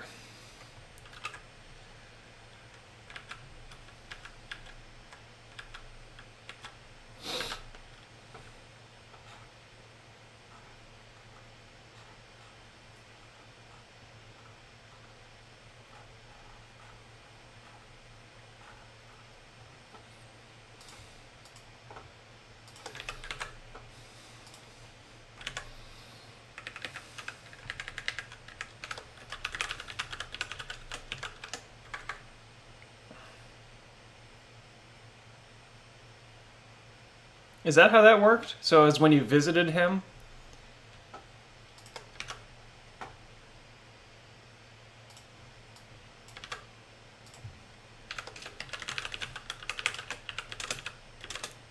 Huh. I don't remember that element of it. Wouldn't surprise me, I guess. It seemed like it'd be more efficient just to do it automatically whenever somebody creates a new account.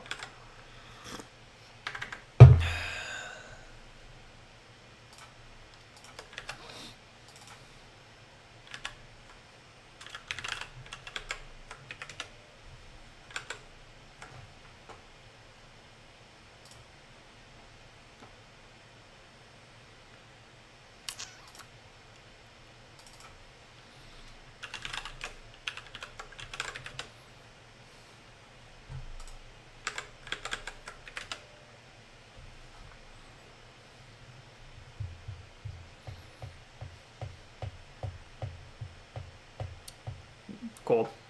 That makes sense to me.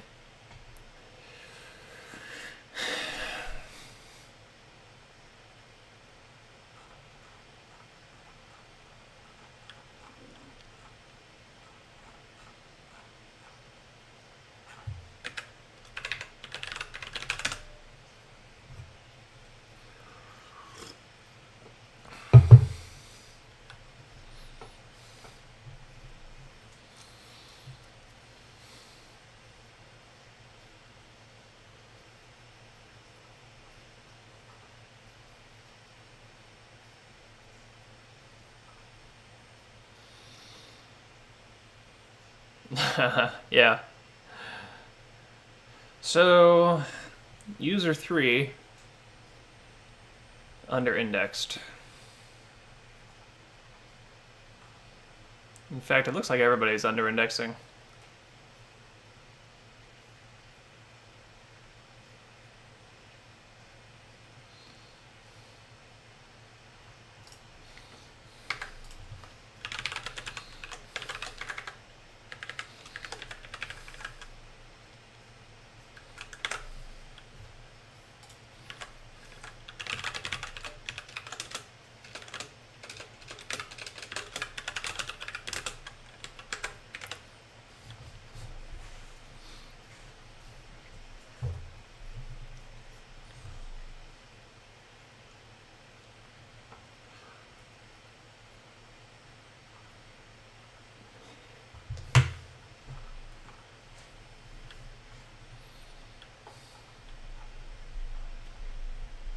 Huh.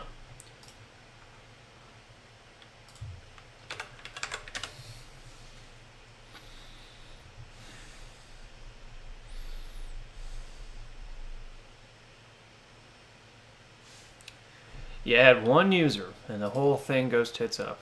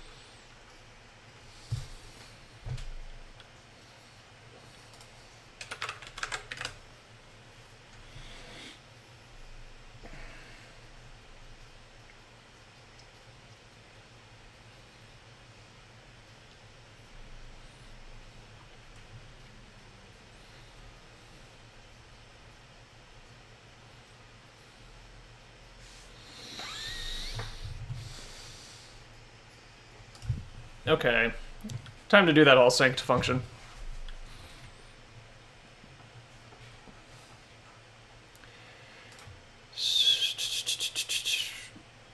Where did I stick that first debug function? I think it was over here. Yeah. Okay, so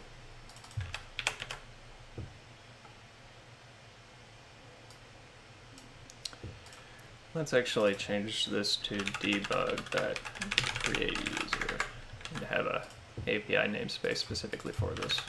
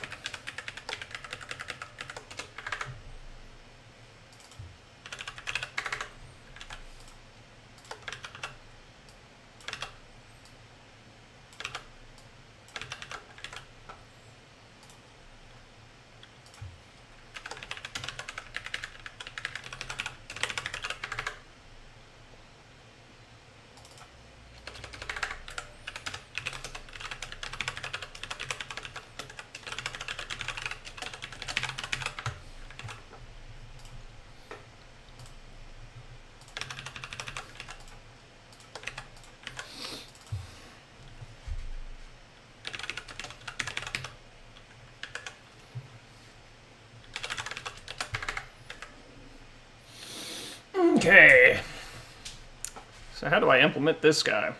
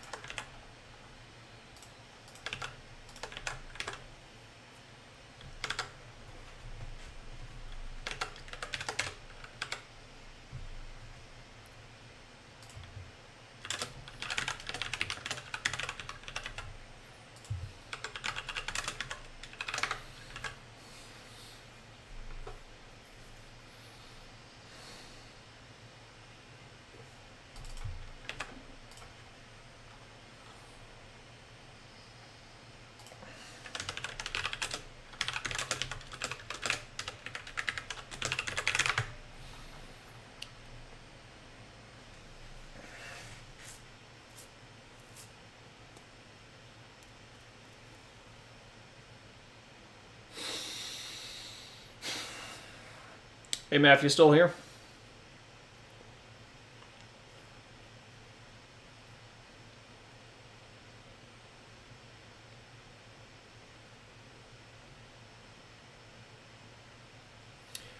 So I need to implement this function which sort of says, determines whether or not we've successfully synced all the data sets, which means sort of two passes need to occur. The first being making sure we have latest on all of the feeds, and then I need to wait until all of the secondary indexing is completed. The first part is the question I have for you. Update seems like it's the right function, except that I only want it to, I want it to wait until it's actually reached the current length, not the length plus 1. Any thoughts on how to do this?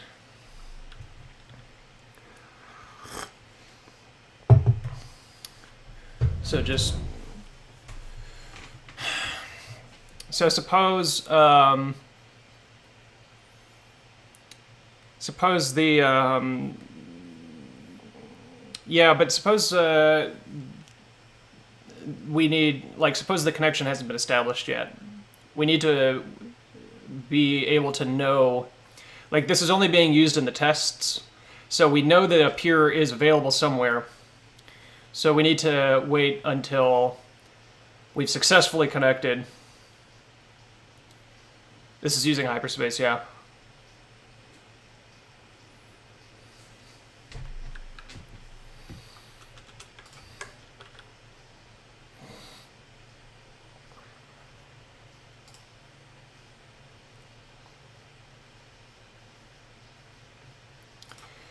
But if it fails with peer not found or block not available, we want it to wait until that doesn't happen.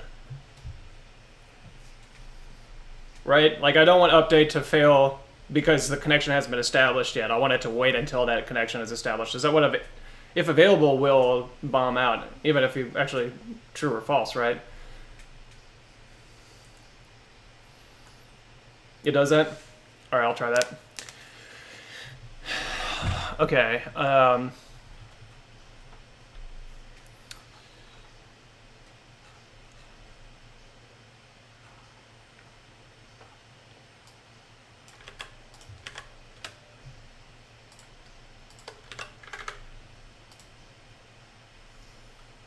Okay.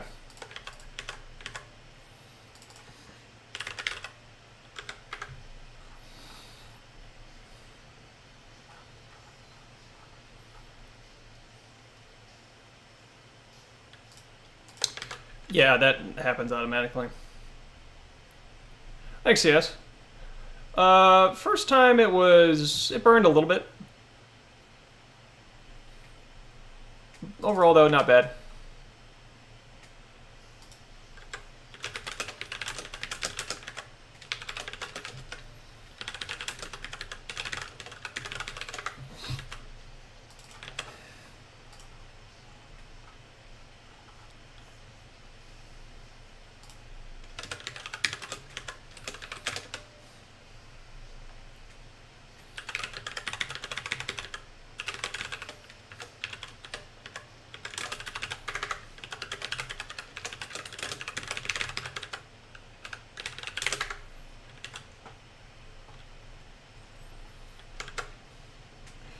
Okay, next I need to...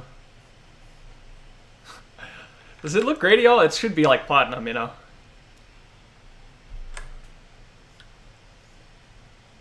Kind of white.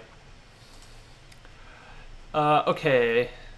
So now I need to be able to know whenever all the indexing processes are finished.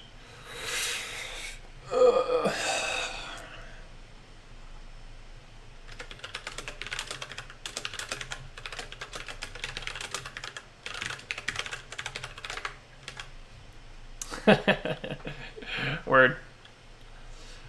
So how do we know when indexing is completed?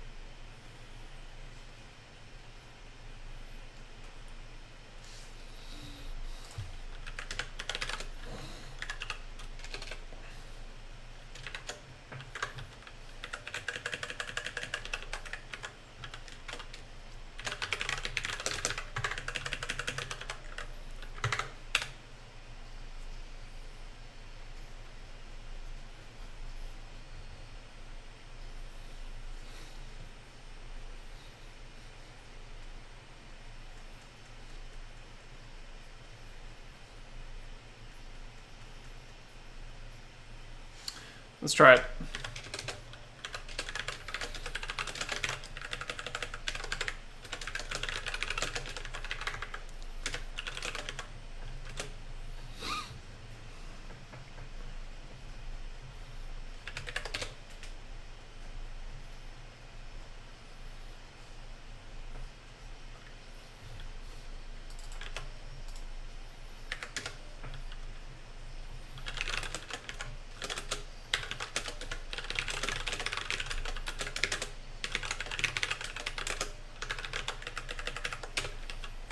Let's try it.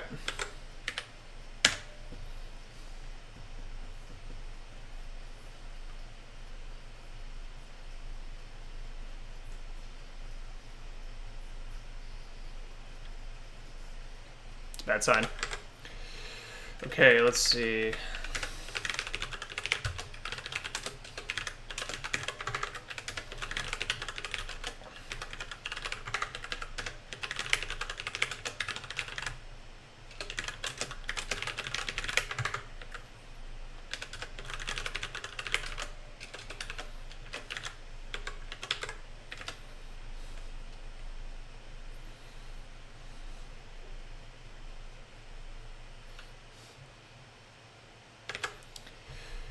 Okay, Matthias.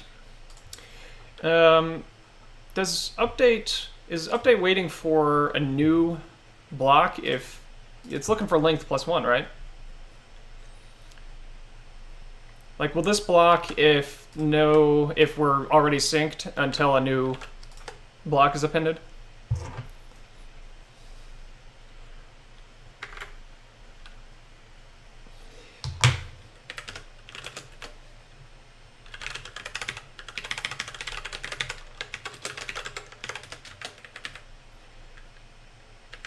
So if this gets run and we are synced up, it needs to bomb out immediately. Can I just set length here to the current length? Of course, the current length could be wrong. Okay. So it seems like what just happened was I called that on first database return here. So I called that on a server that we have. Really? Okay. I called it on a server that we have the key for, like the private key for, and it just blocked. So I just now added that, but it was defined like this, and it just blocked.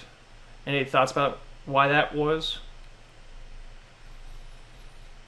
Because, you know, since it's a database that we own, it was obviously already synced and everything. So is it surprising to you that it just blocked?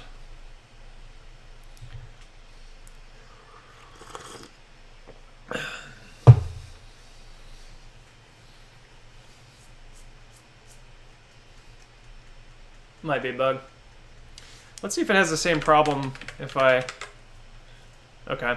Well, I'm actually calling that on the feed for what it's worth. So I'm calling that on the hypercore. Should I be calling it on the B?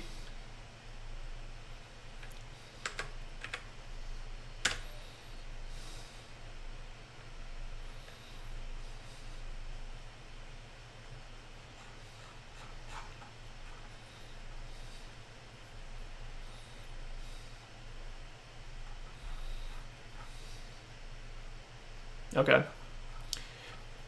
Well, it didn't block at all when I did this, which suggests that it works okay if you're doing it for the remote one.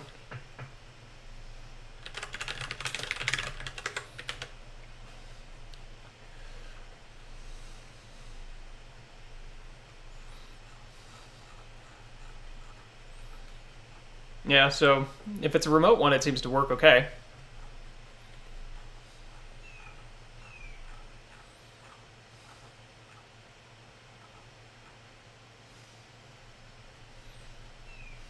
Huh. That's interesting. Sounds like a bug then. I'm using hyperspace, so it might be in the hyperspace client code, perhaps.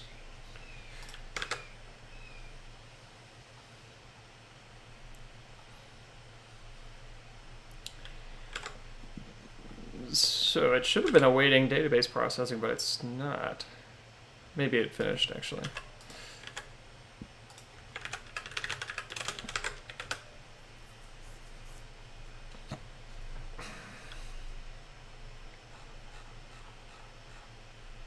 Yeah, okay. Okay, so I believe our code is correct now.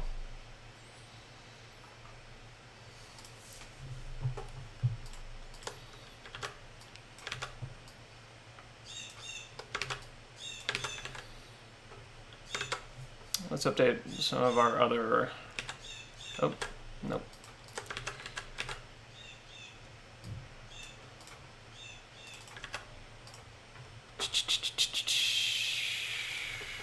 Let's add this kind of code to the other tests.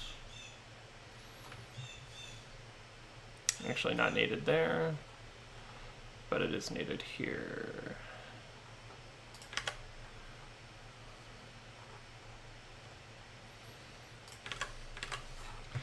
Okay.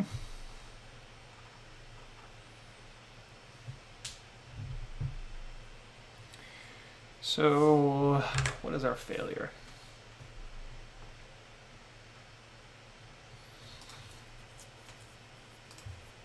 Let's take a look at test social graph, test follows, test followers.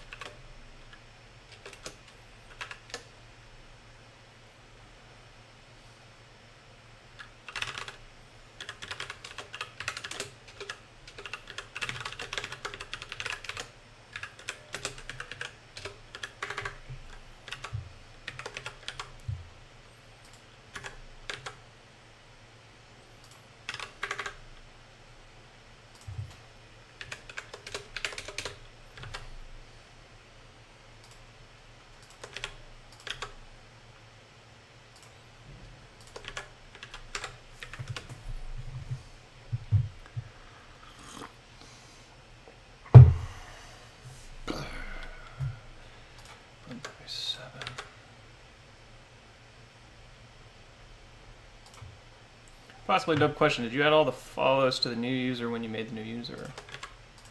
It's a good guess, but the tests are being generated against the local cache that the simulation maintains. So even if I forgot to do that, it would be still passing. Yeah, and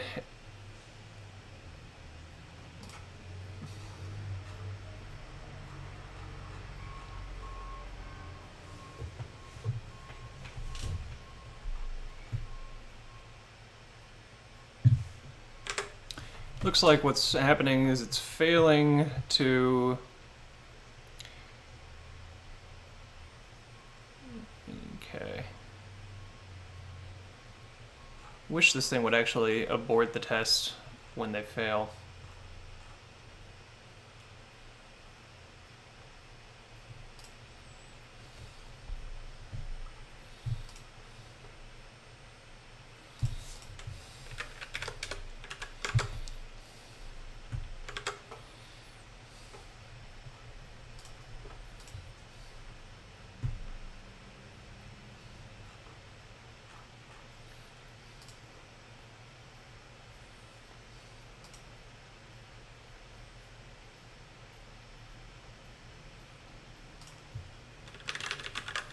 Let's possibly return something useful.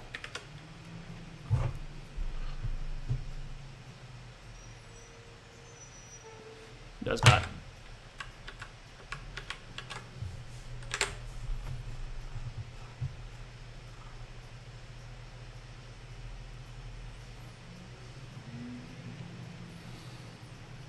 Well, just looking at the data, we should be able to just see which one is wrong.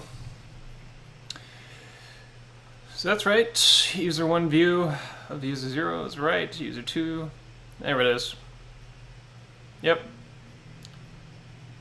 So we're getting a failure of cross-sync. This one is missing user 1. Same story here. Same story here.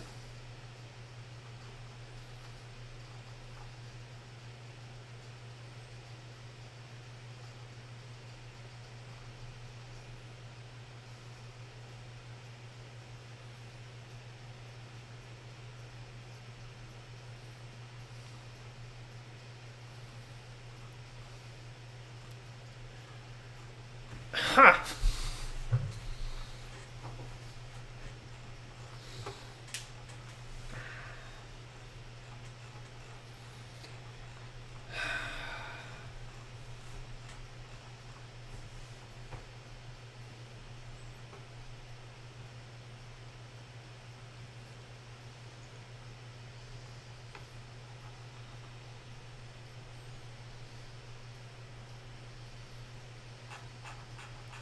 Who's the first one to be wrong? User 2's view of user 0 is wrong.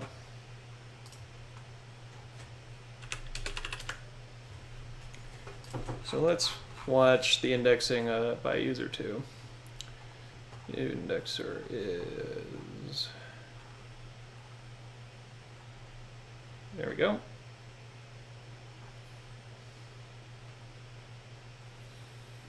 Okay, that's correct.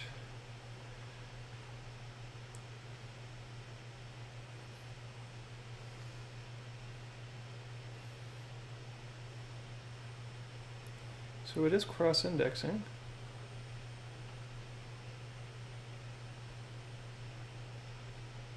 Yeah.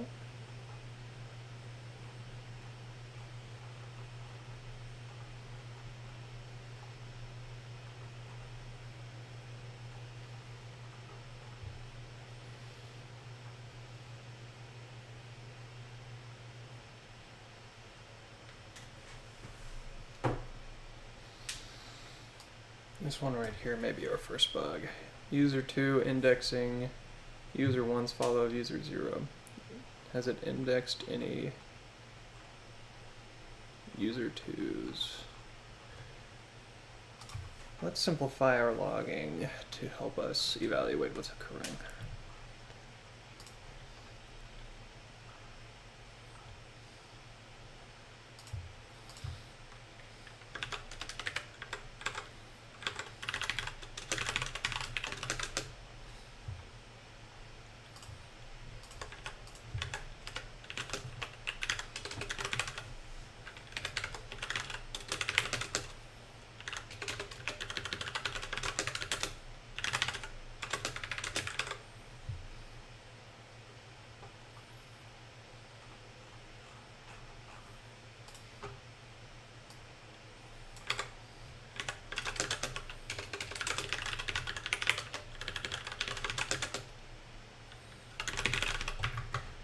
No, we will only log when we are looking at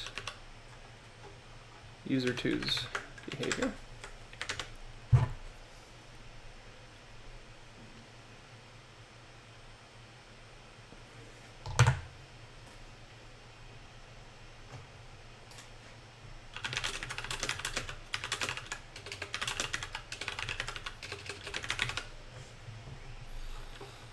Okay, what do we got? What do we got? What do we got?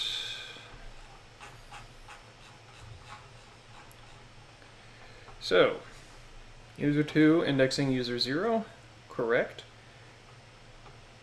So it's setting user 1, 2, 3, user 0, that's correct.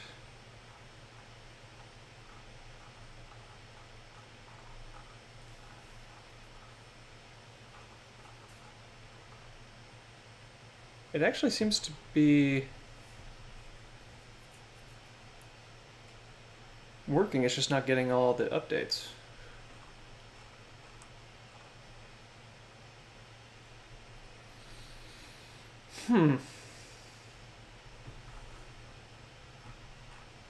Maybe our when updated code is wrong. It's entirely possible.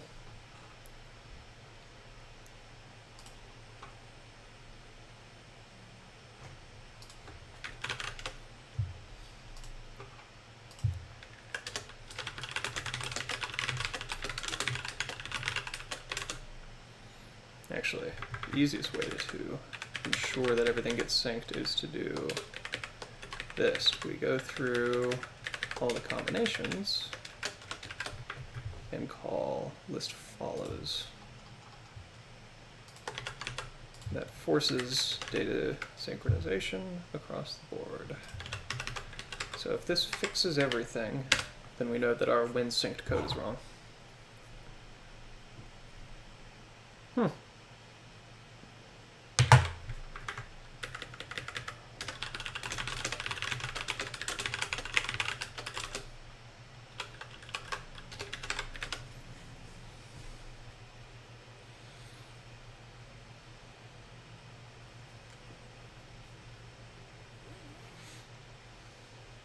Okay, so it's not that.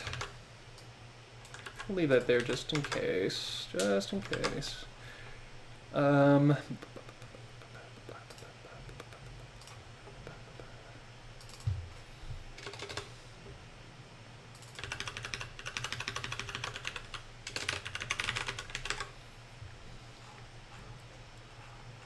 what is it not picking up?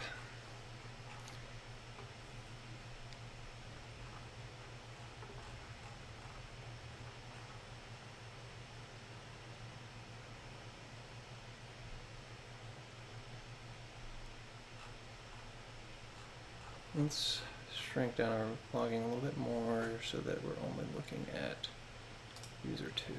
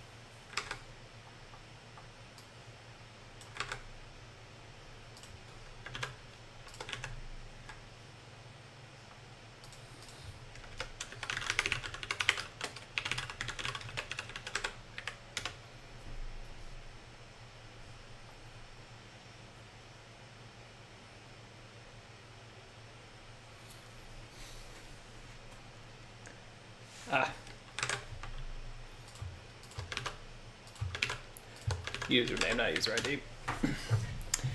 Hey, Tony Go, welcome to the stream.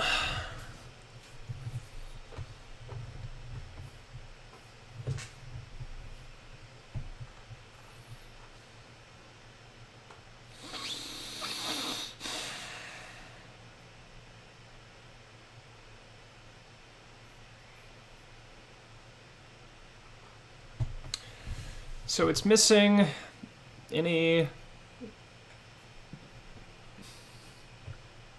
Yeah, it's just completely not indexing follows by dev1.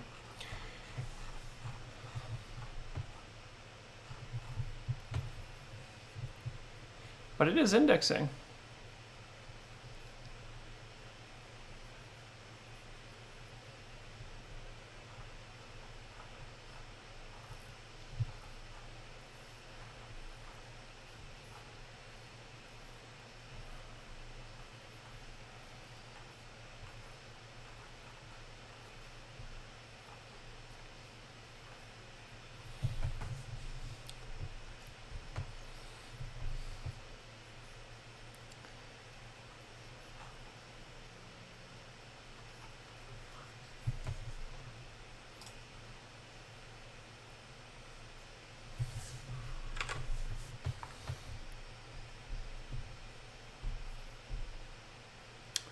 Seems like our indexes are getting screwed up, because if I look at right here, it updated its index of user2 at dev2, and it has everything. But then whenever I actually pull it out, it's missing some stuff.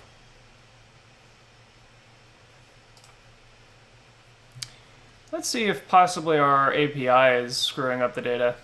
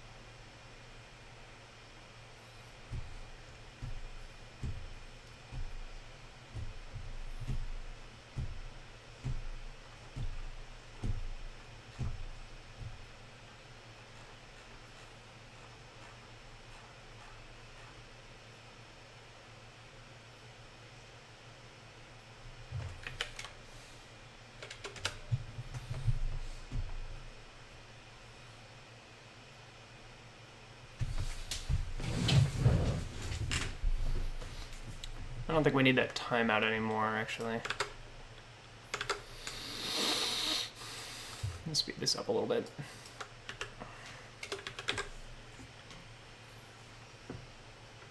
So that's interesting.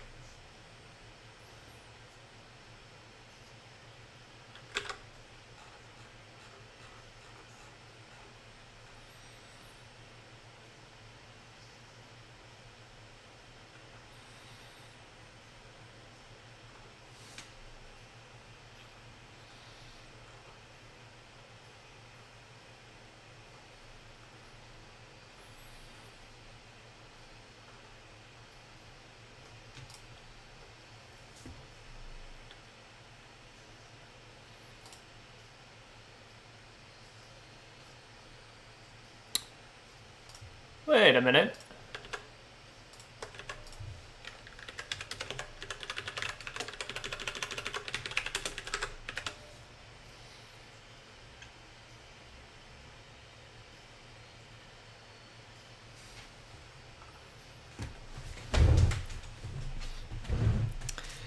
Honestly, I'm not clear at all what's happening, because it does appear to be indexing. If you look at the activity here, look at this right here.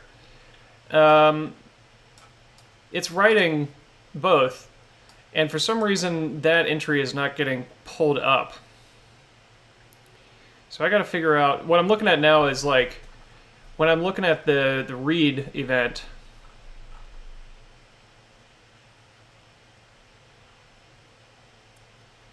part of what was definitely just occurring was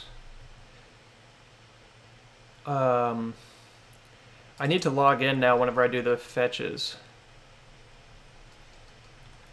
because we need to pull the local users. Let's do that for the moment. I have to pull the local users' views of things, so that may be part of what's going wrong. I'm doing it correctly there.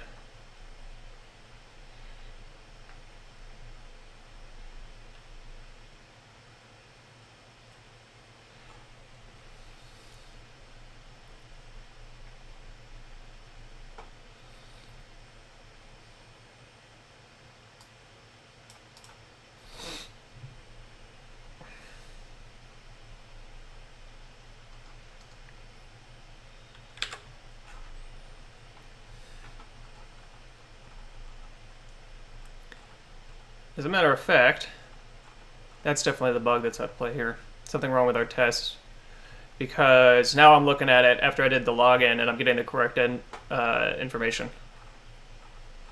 So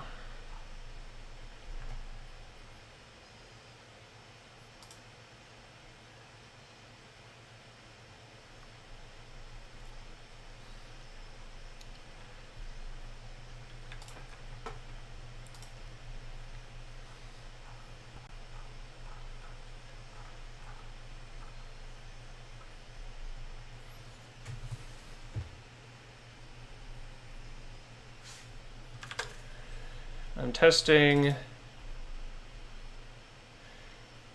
user J, so user J ought to be logging in to their own instance before running the queries.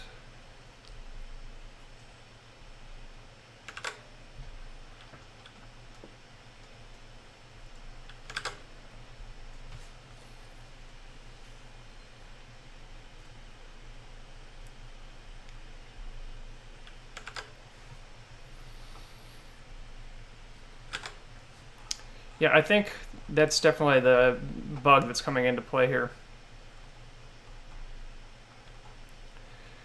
Because when I do the login, things are starting to be correct, but not in the test.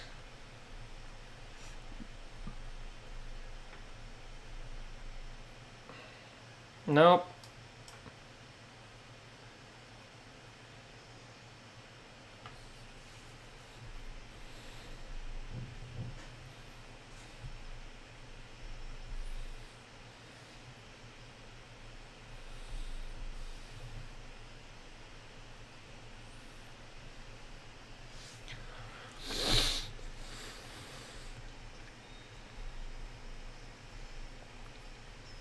This is pretty tricky.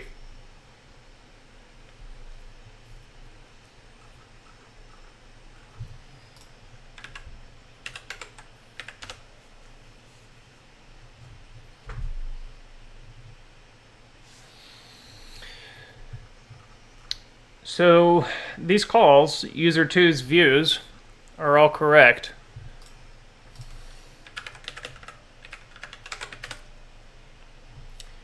Let's look at the full data set here. Okay, but that one's wrong. User 3's view of user 3. But shouldn't that be user 3 that is logged in?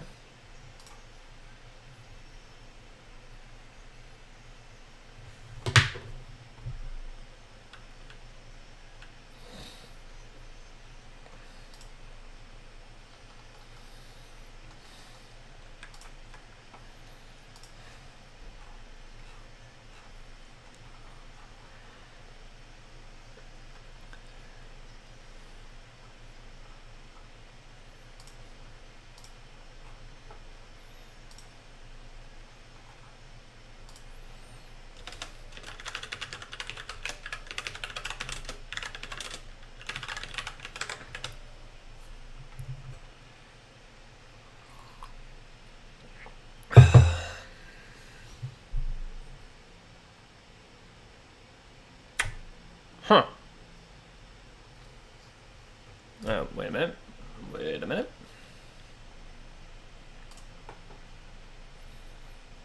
Okay.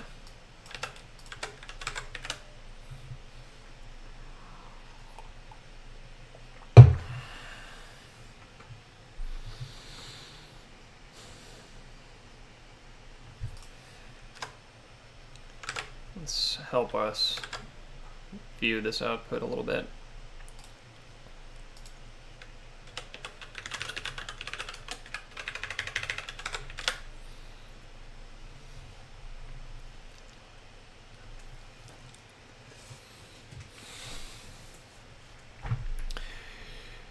So, user 3, looking at user 3, pulling up nothing. So its self-index is wrong. Interesting.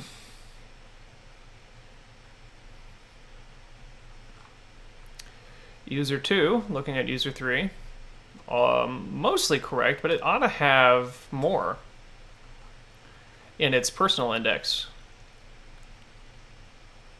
It ought to have this one too.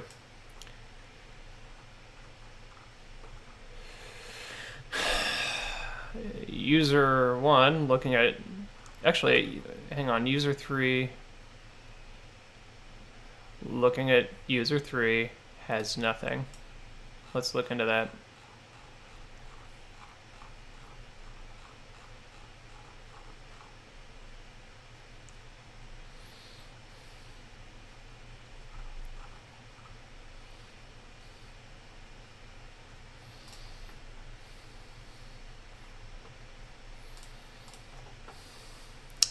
Can't wait to get this thing done. This is a real pain in the butt. Let's answer why user 3 has an incomplete view of itself. Because we logged in as user 3, we're looking at user 3. The server has, as you would expect, the server local stuff, but its own private index has nothing. And so that's causing it to be wrong about itself. So, if we look up at the indexing behavior,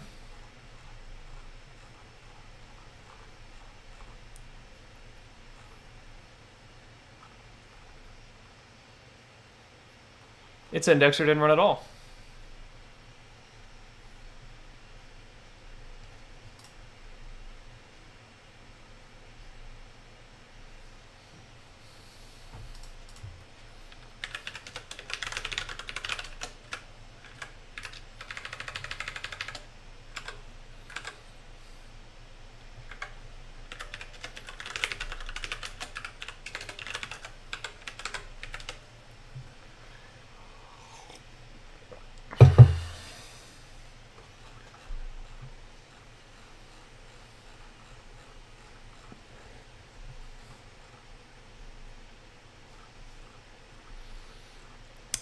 User 3 isn't indexing anything.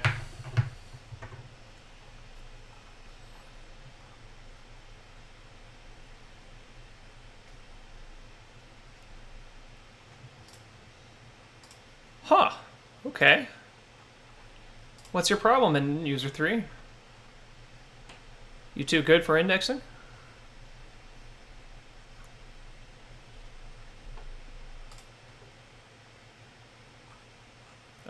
Let's trace that logic. So it's not you. So right here, get subscribed URLs.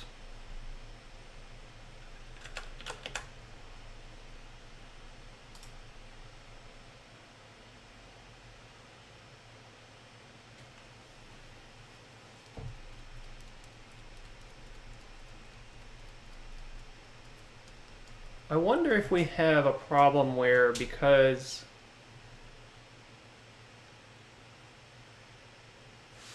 I wonder if what's happening is that the user 3 database is getting set up after indexing has occurred and it's not playing catch up. That's entirely possible. Let's take a quick look at this piece right here.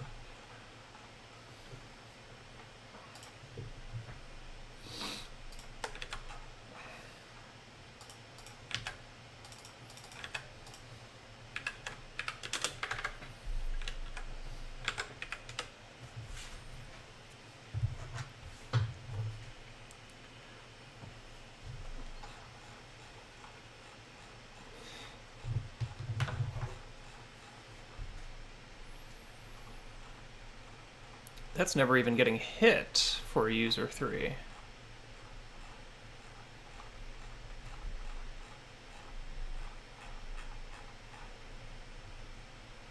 Oh no, there it is. But it's definitely late in the game. Still though, no clarity about. Let's see what it gives.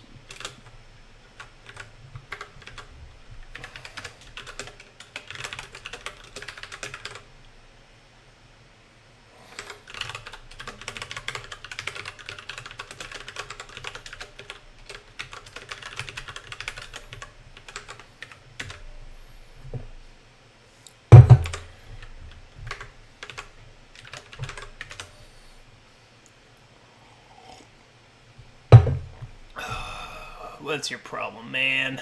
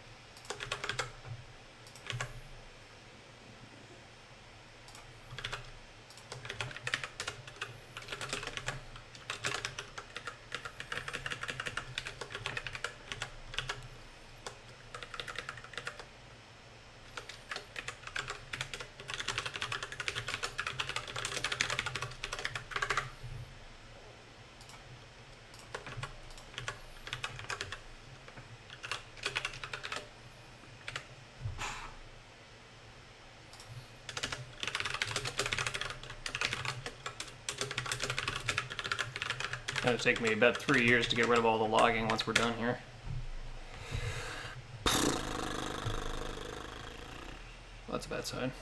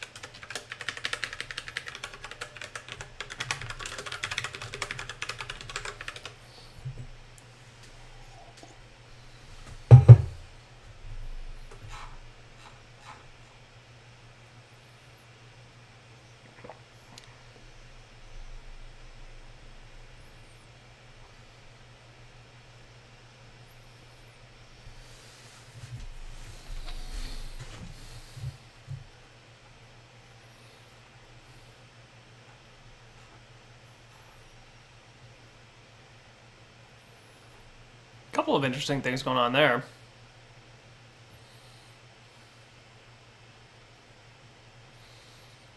Gotta use the bathroom and then we'll jump back into this.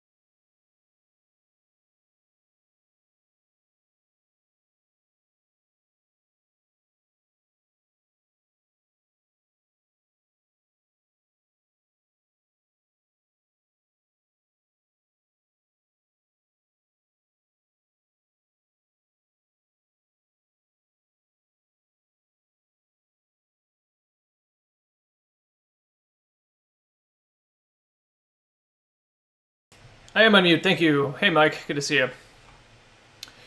Yeah. So something is amiss with the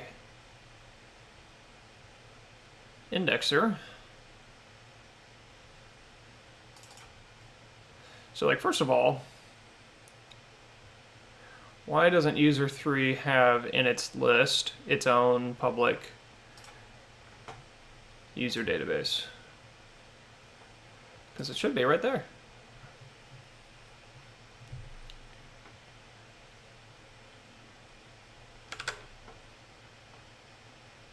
Maybe it does. Maybe I'm looking at the wrong... No? Okay. User...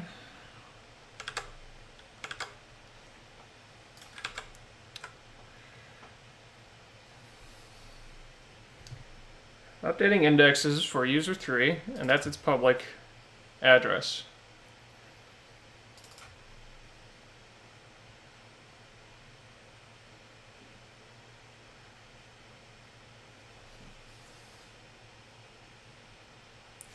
What is that address?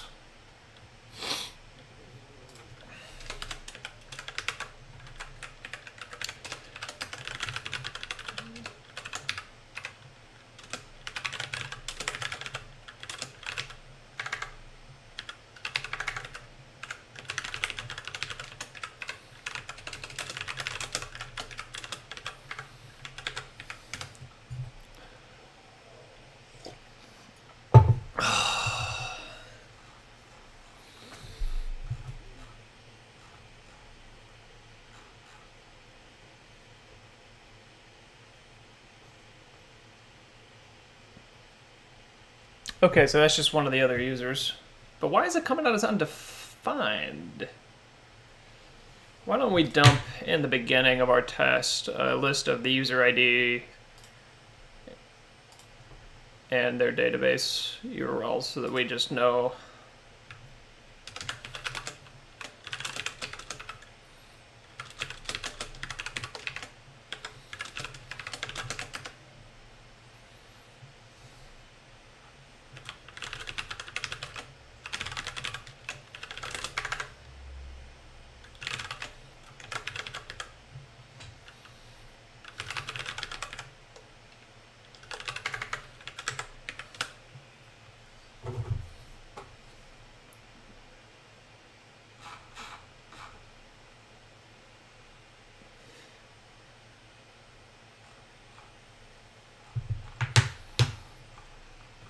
Okay, so that's our map. Gonna copy that out over here.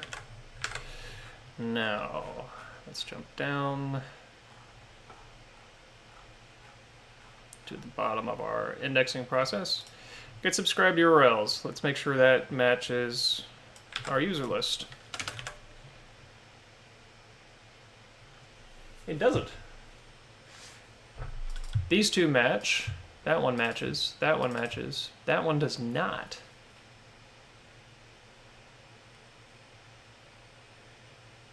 Why?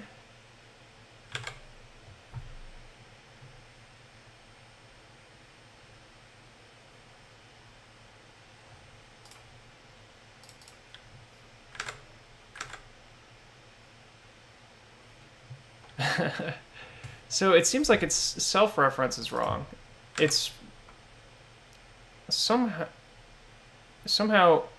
what is that URL? 7? Well, is it possibly our server? It is. It's our server database. Okay. Ah! Son of a... That's what's wrong. The self-reference is to the server as opposed to the public user DB.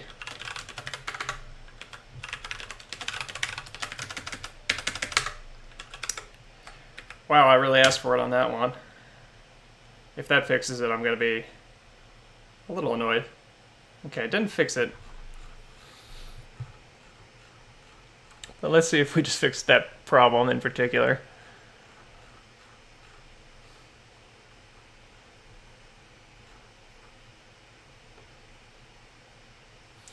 So that did fix that problem. Stupid.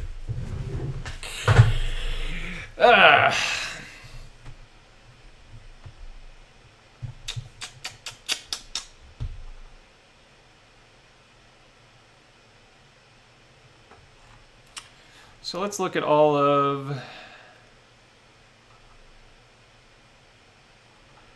I don't think we need to dump out that anymore because that we have confirmed to be correct. So let's remove that to clean up our output a little bit.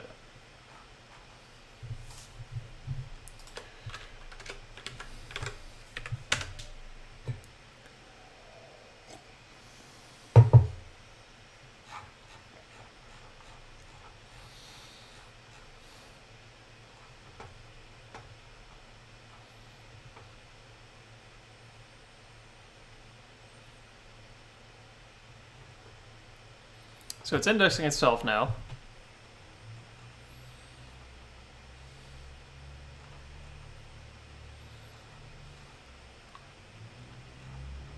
Is it indexing the other users?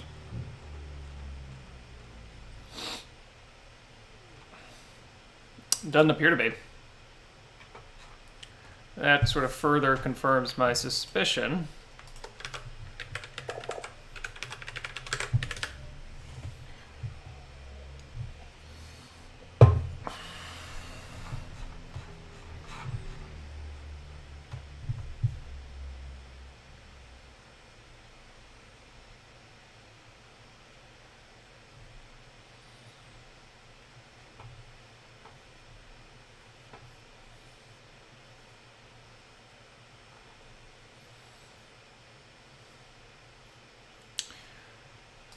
There's some indeterminism occurring here.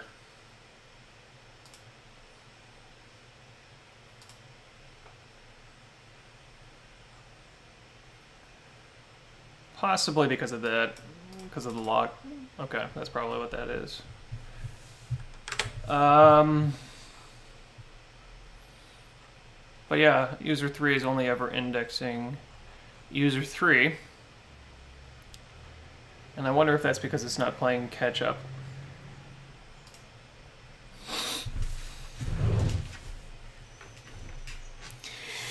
So, why don't we try...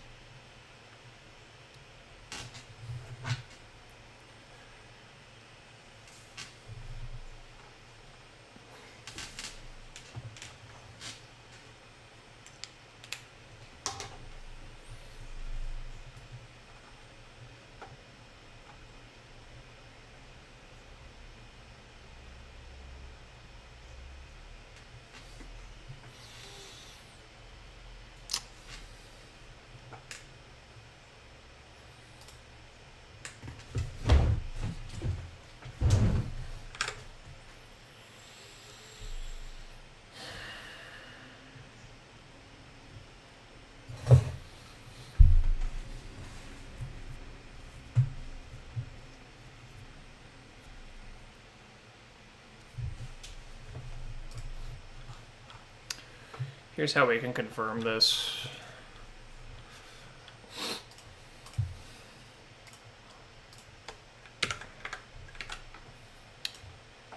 This right here.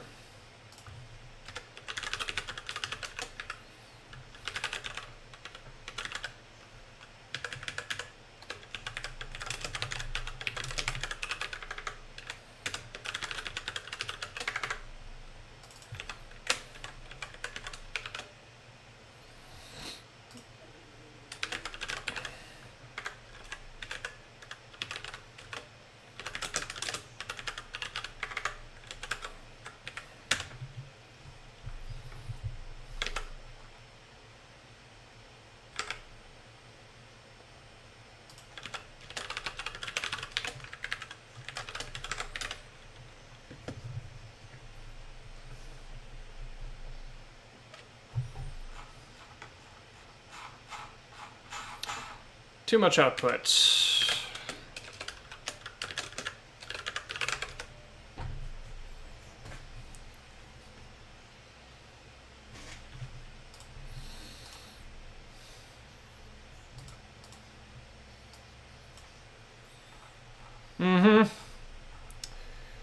That's suspicious.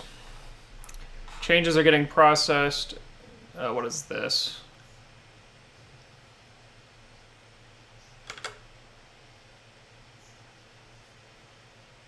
Uh-huh.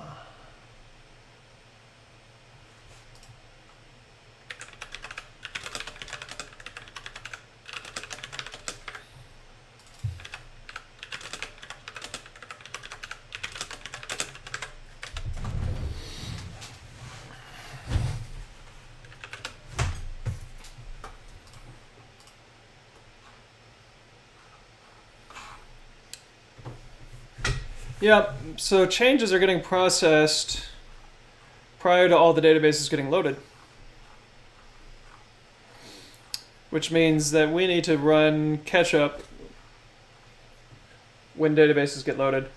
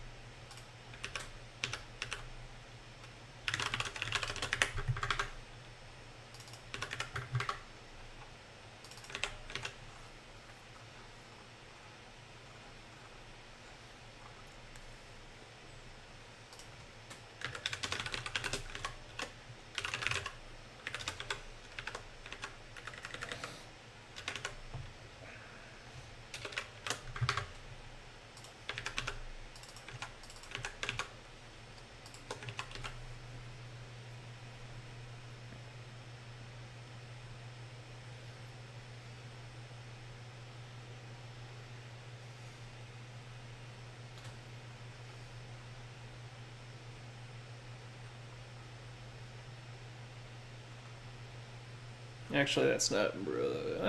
Just be safe. I'll keep it there.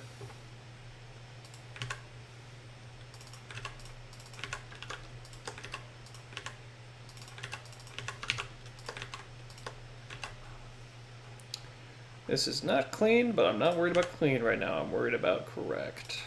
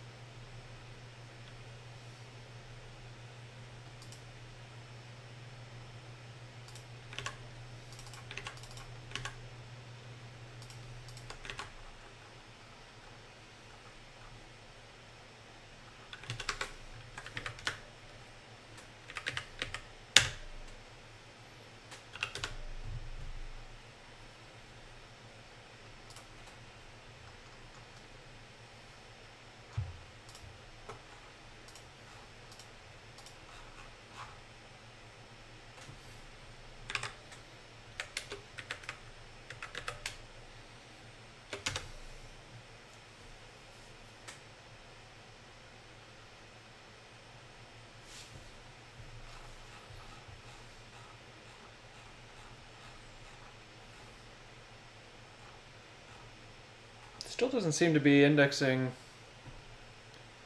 other databases. Maybe I didn't implement that catch-up function correctly. Let's see.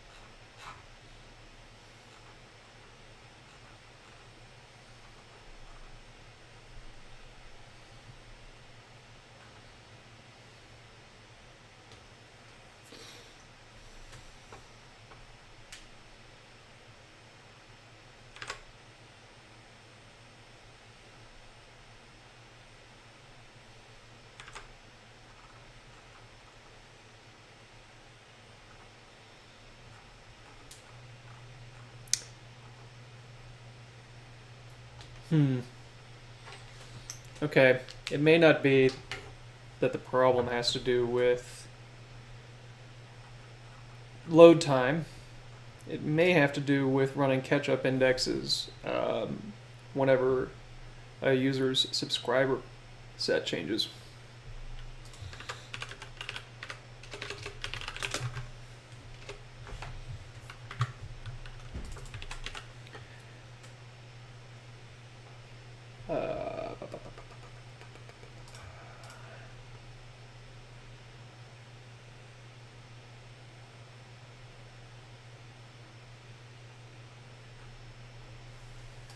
So then, like, right here, if the database that changed is our public user database,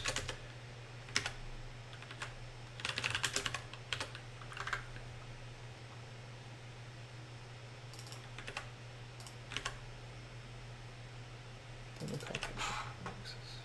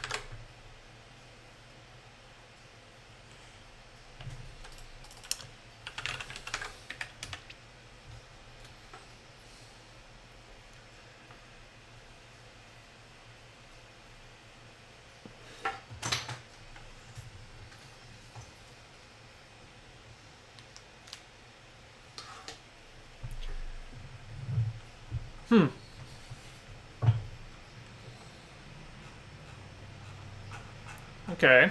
What are we frozen on?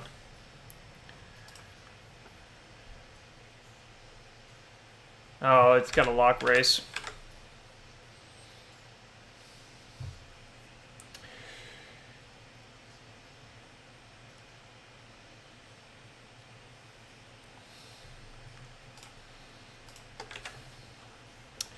I think we're on the right track. But catch-up indexes needs to be smart about the locking situation.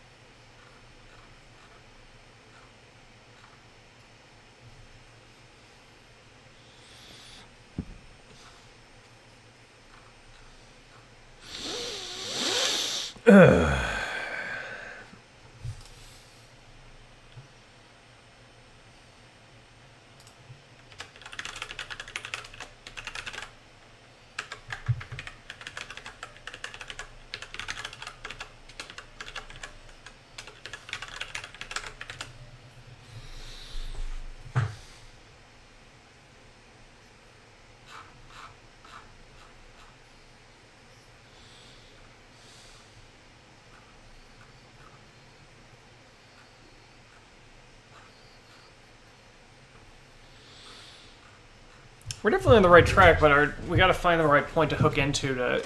Because like basically what needs to happen is that whenever the user follows somebody, we need to catch up its database, its indexes, and I need to find the right time to detect that occurring and run the database catch up.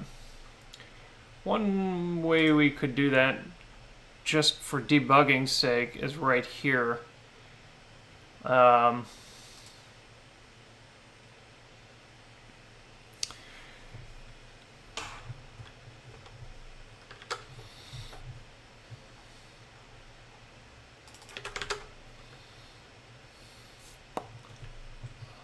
Okay, I'm gonna import that. This is not where we should do it in the long run, but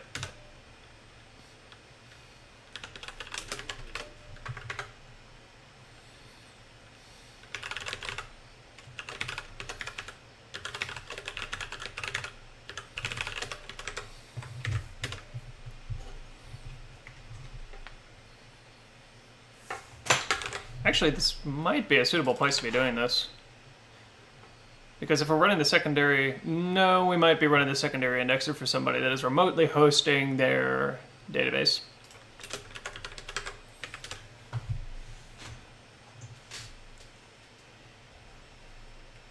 But that fixed it.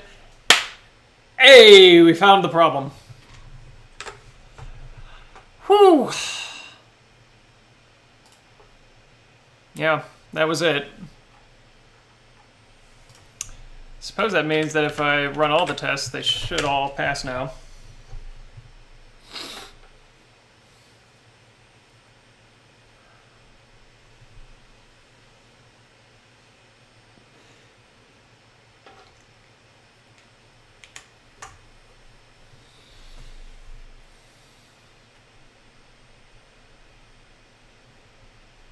It distinctly slows down as more content is in there.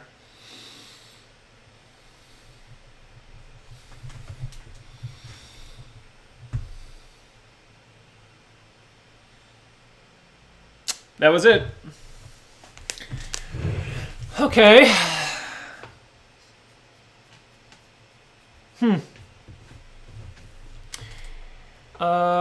Interesting.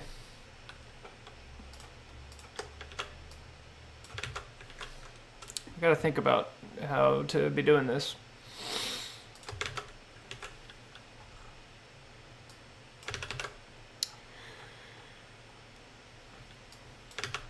Let's get rid of all this logging.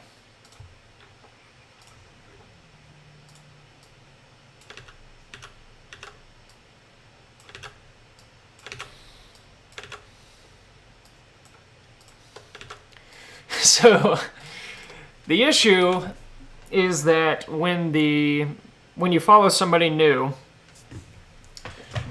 the server needs to index that target. So we basically needed to trigger an index update whenever you follow somebody new.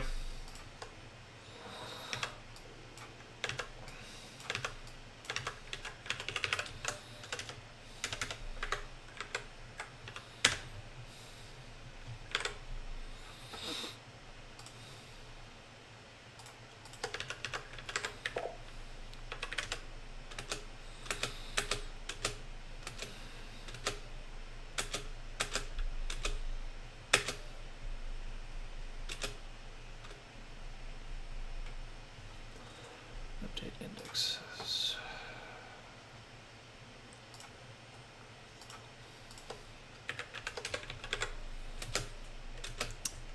Watch it start breaking again after I take all the logging out.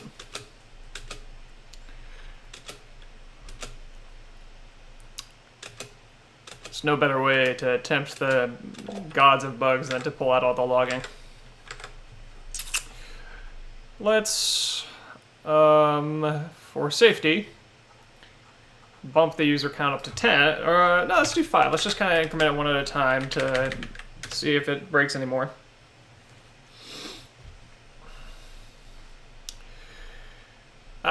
Still some logging.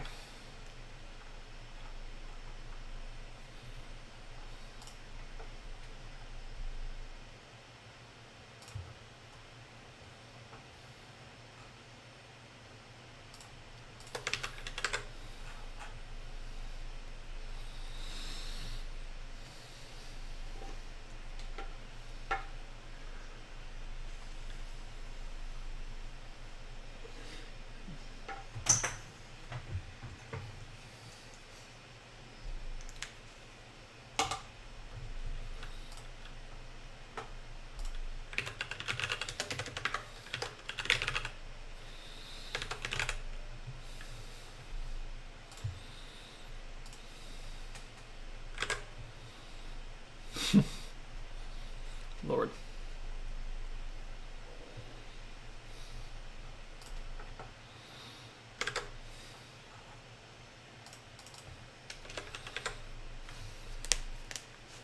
Okay, time to run the full test suite.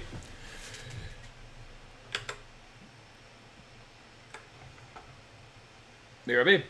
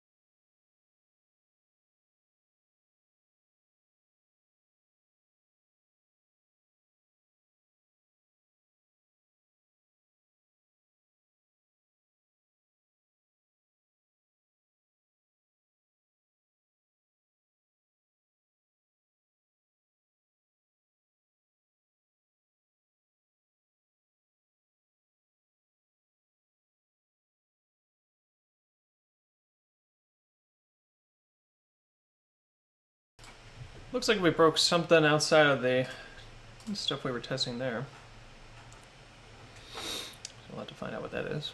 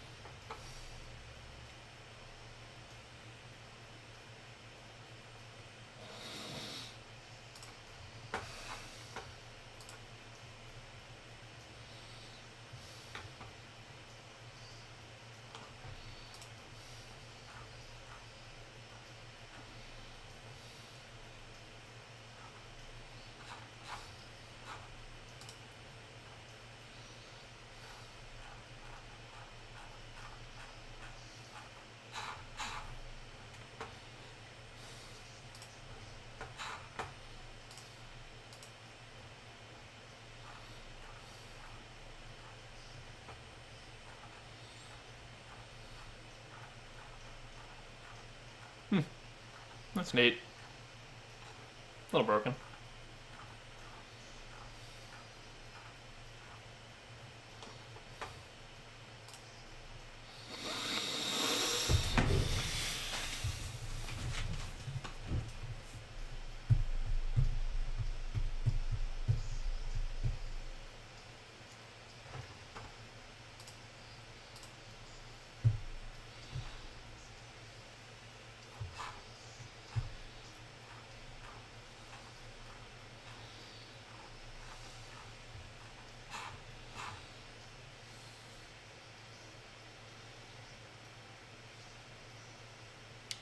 Okay, interesting. In notifications, I need to update that API usage.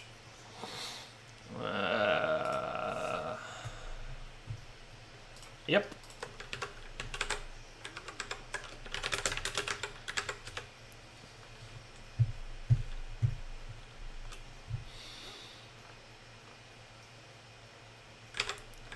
Line 72.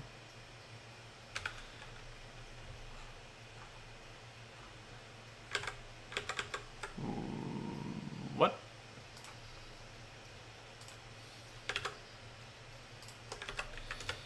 I guess one thing I'm actually not testing right now is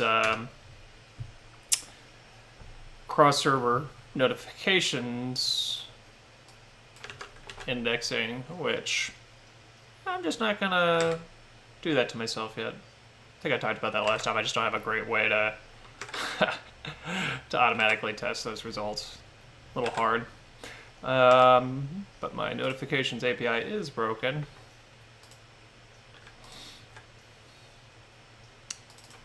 That would be why.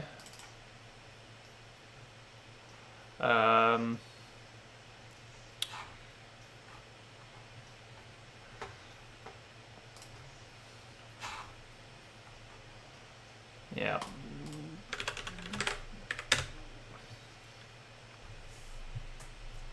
Whoa.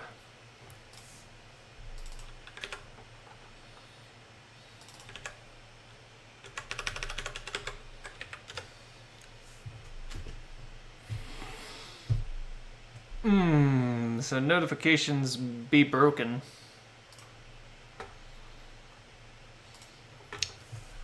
So close and yet so far.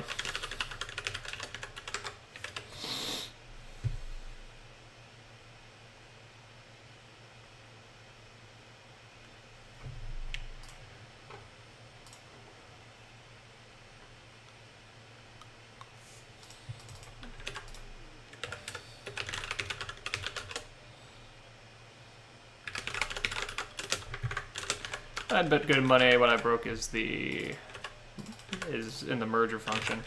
Merge function.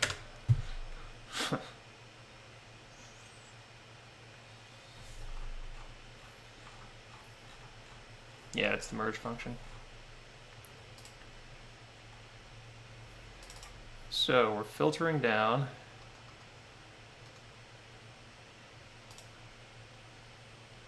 Looking for duplicates.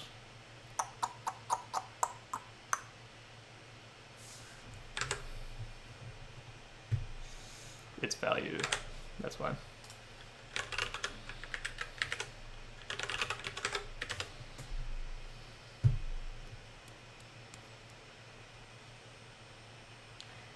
And that seems to be futzing with our orders. Maybe it needs to be reversed. Yep.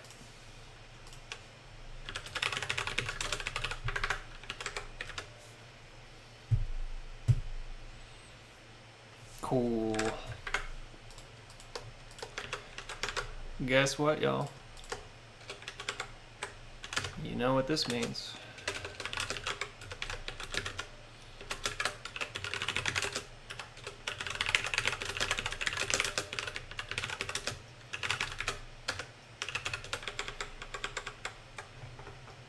CTZN.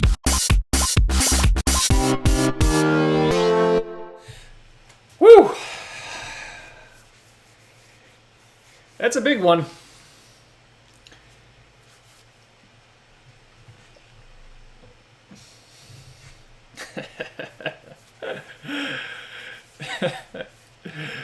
All right. So we got cross server following working for some value of working. Make it correct, make it simple, make it fast. I'm going to jump straight to fast because we may find some interesting things there. And then we'll make it simple.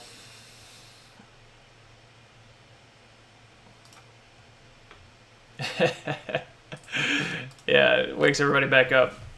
I'm going to stretch my legs for half a second. I'll be right back.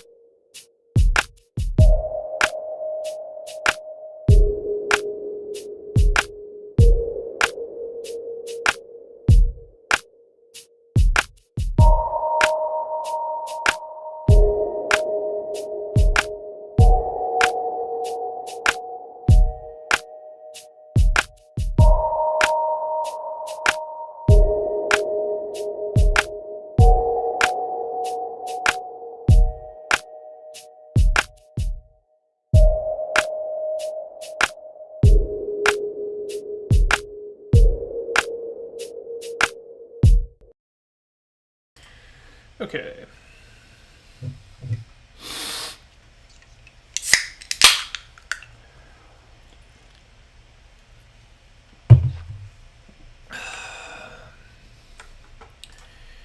Let's see what we got available for.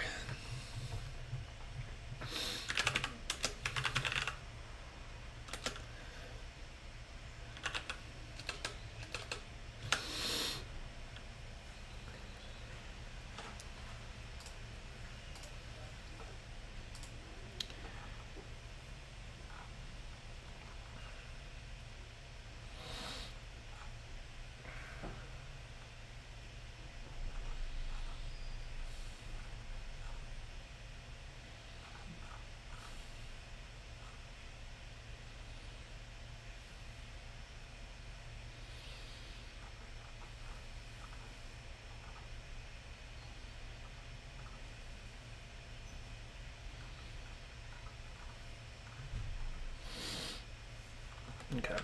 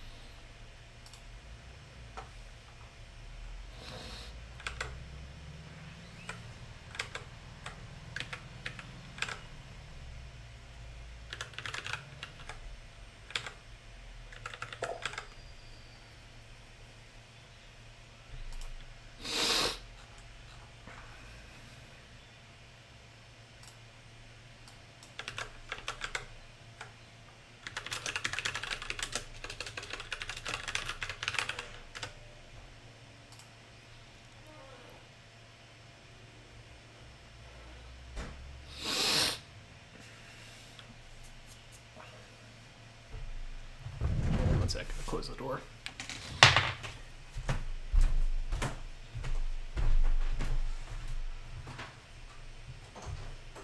Wanna come back in?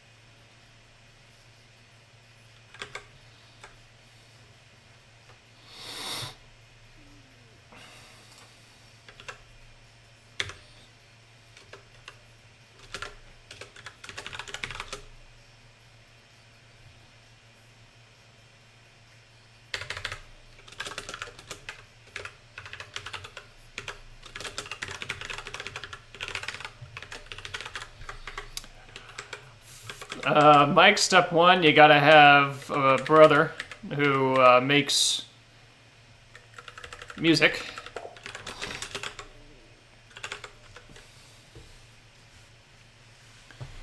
And then have him make you the track for it. Step two, you go to placeit.net and get your video asset. Step three, you get OBS set up to run the video queue. Simple as that.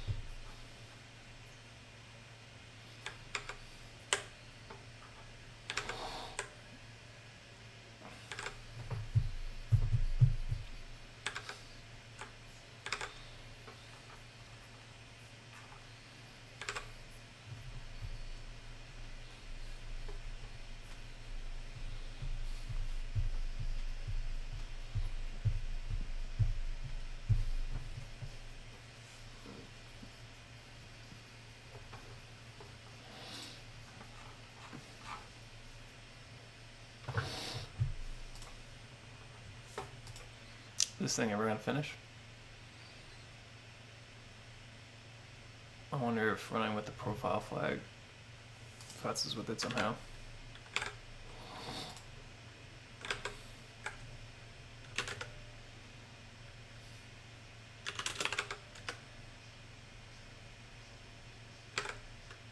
Not gonna generate anything?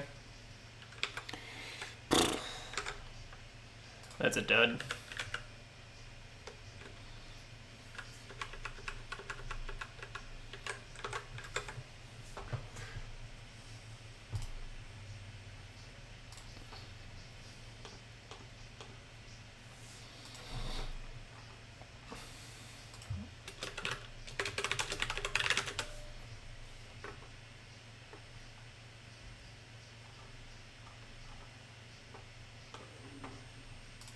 What I'd really love is to have something like a console.profile and profile end, which is like doing a flame graph of the... Well, how about we do this? Why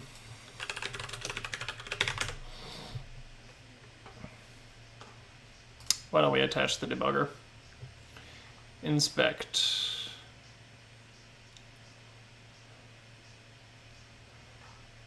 Can you...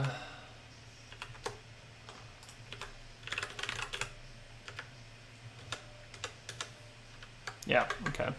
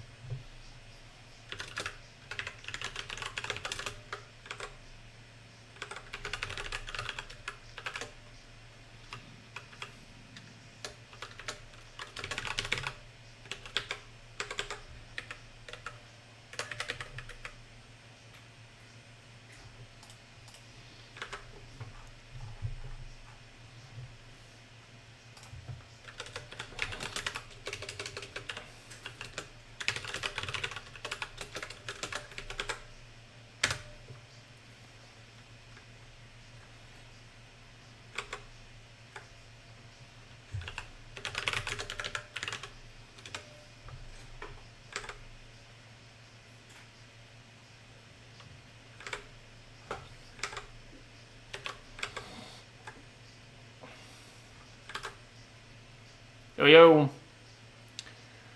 We're getting into fixing our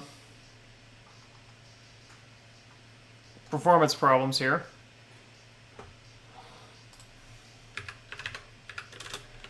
Struggling a little bit trying to get the inspector to start.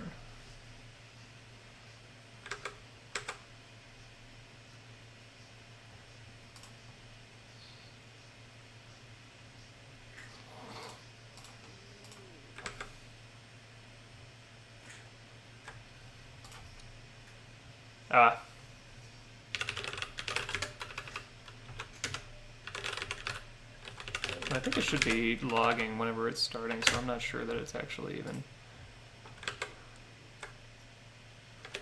I wish we could see something there. Wonder if it's...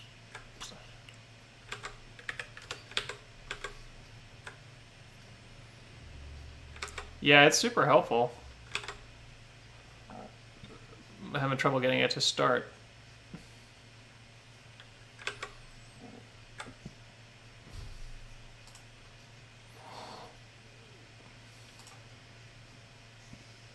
Maybe I need to do it this way.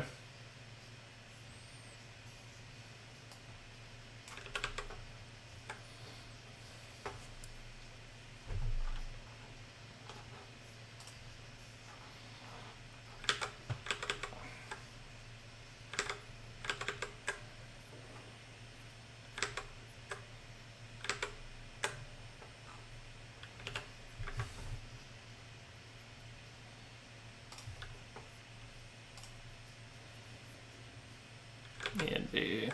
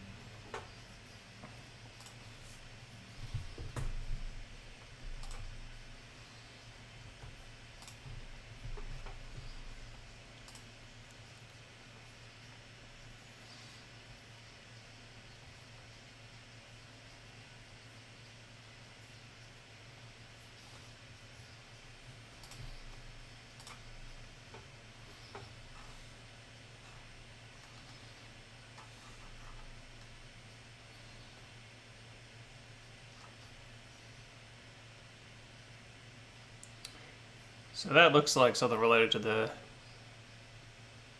debugger, the inspector.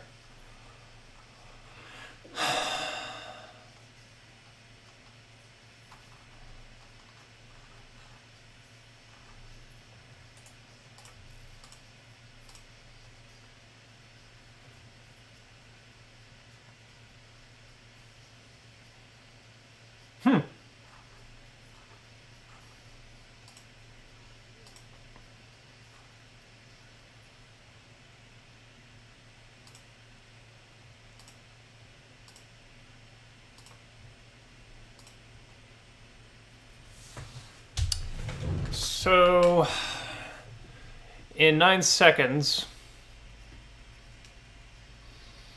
looks like a lot of it is just waiting on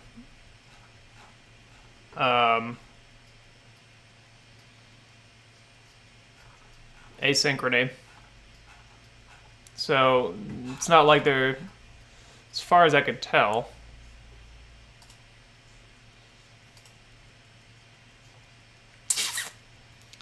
doesn't seem like there's any kind of particular piece of code that's just slow on its processing.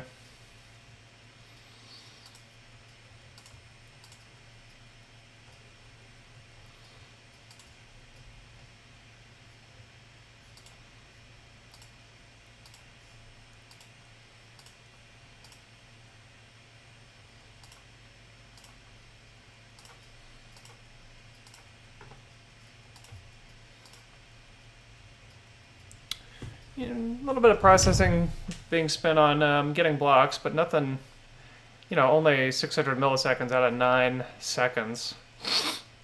So I'm guessing this has to do with just a bunch of unnecessary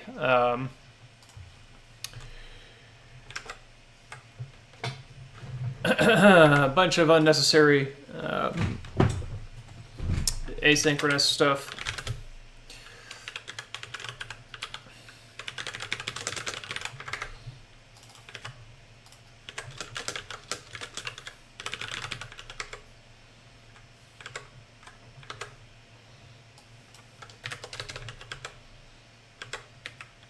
Oh, it's super slow. It's just not slow because of... doesn't seem to be slow because of any kind of processing that's occurring on the data, like in a synchronous fashion. You know what I mean? Like there's no algorithm traversing a tree and constructing some other data structure that's really slow. It's something about how the asynchrony is working. Nah, see, my CPU isn't even going up. So it's almost certainly a bunch of unnecessary, asynchrony. So I'm going to just do a couple of things to debug the cause of the slowdown. Yeah, I'm sure it's a bunch of async. So the first thing I'm going to do is basically turn off the indexer and see if that does something for us. Cat, what's out? 1 second.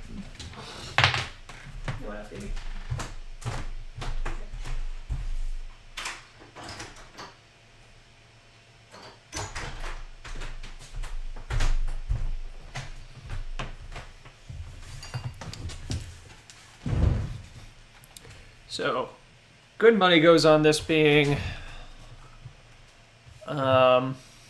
cat wants in, cat wants out. Thug life. Alright, so good money is if I just return here, this will just fly.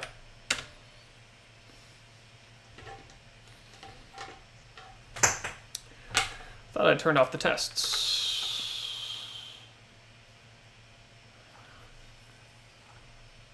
Ah, wrong test.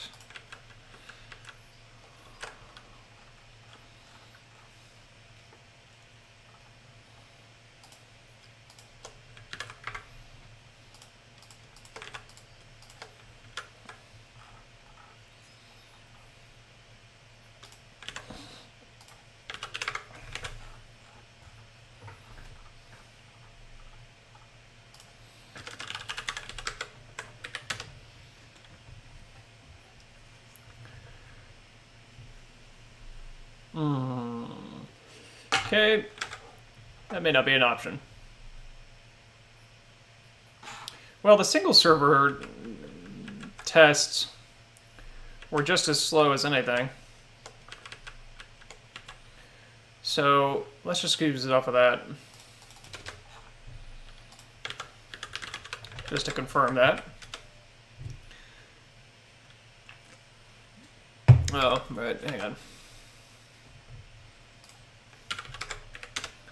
want to confirm that this is actually slow. Yeah, that's plenty slow for us. Unreal. All right. So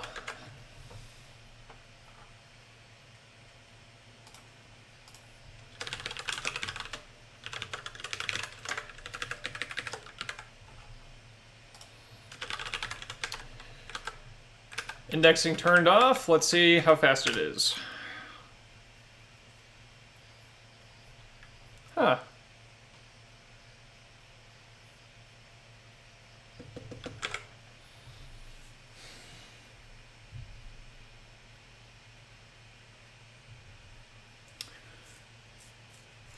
It's a single server. So why is that occurring?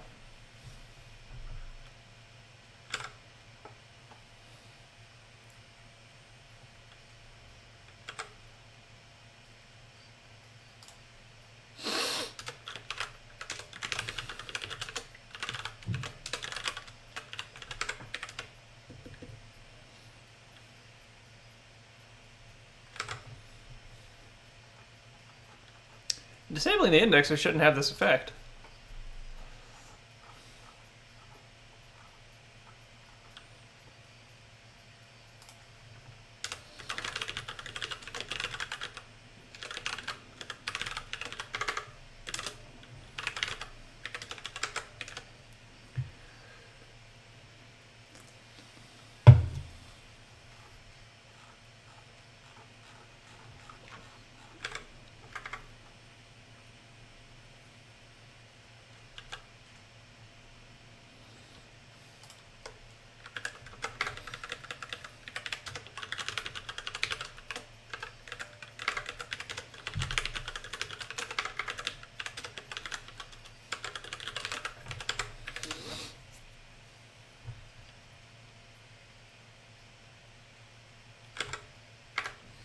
Doesn't appear to be this function.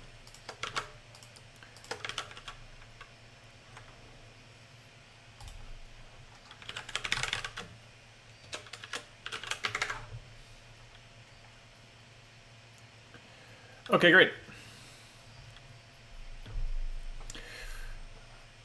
Okay, so it looks like it maybe posts.get.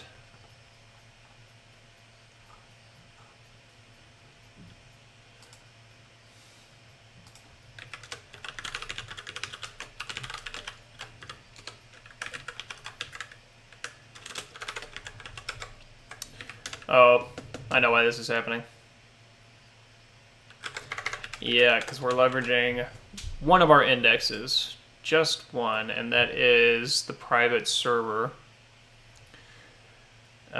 index for... Okay, we're not going to be able to disable this way.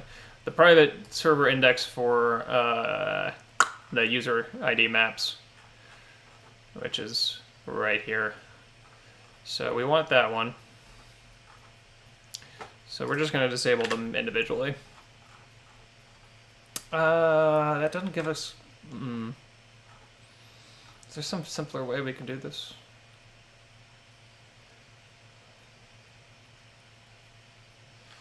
I would really like to see first just what this looks like with indexing totally disabled.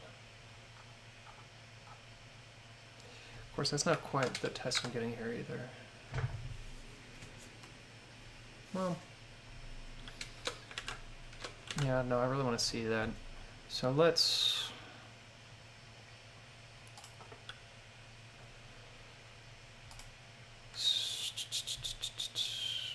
We'll handle this by doing it this way.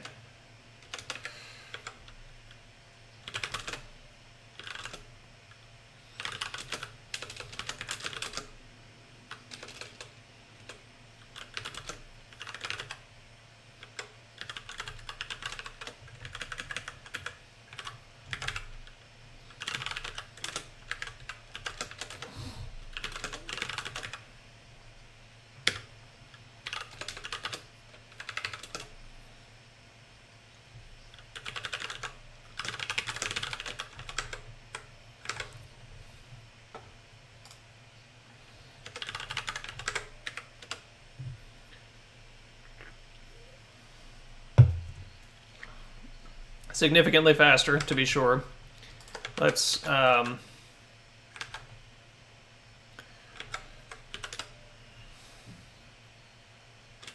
did I leave that log? Okay, in the test. Let's actually disable even more of the indexing and see how significant a difference that is.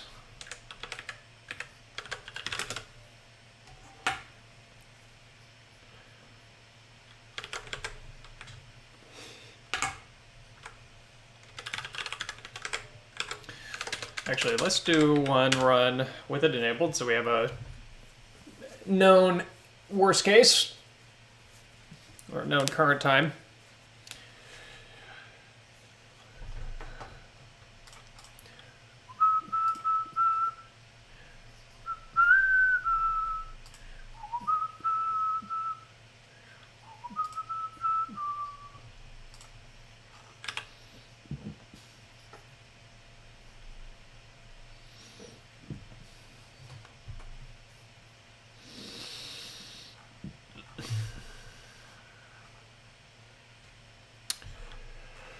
Oh boy.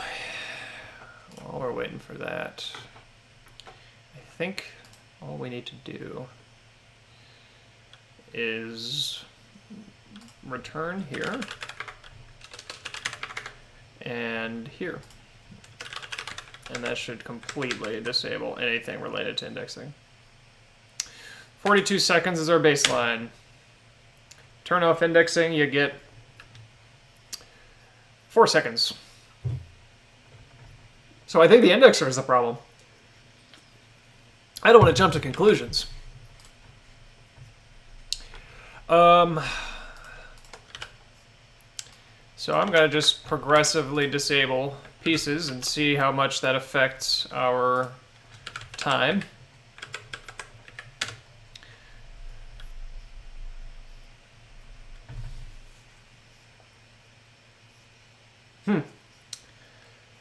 So just fetching the current list of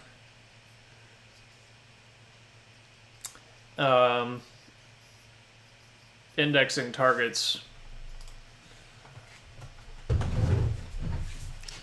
for all the indexing databases will do it.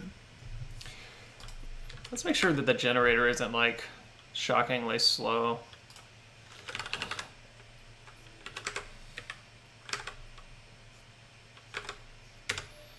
That may actually get factored out by, hang on.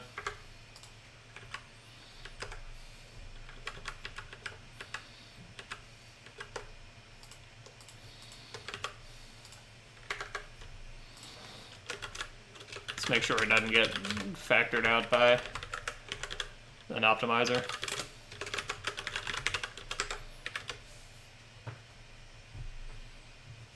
Of course, logging is going to cost us some performance. How do I make sure this thing doesn't?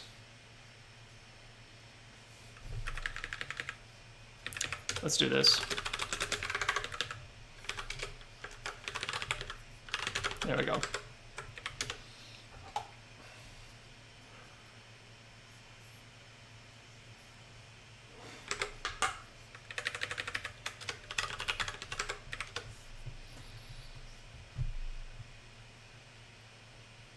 Okay, so the generator is not particularly slow.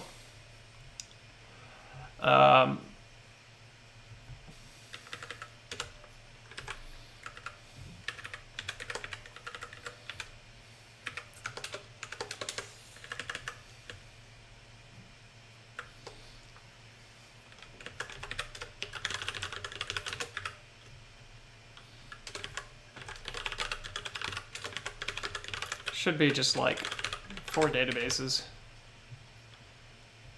7 databases.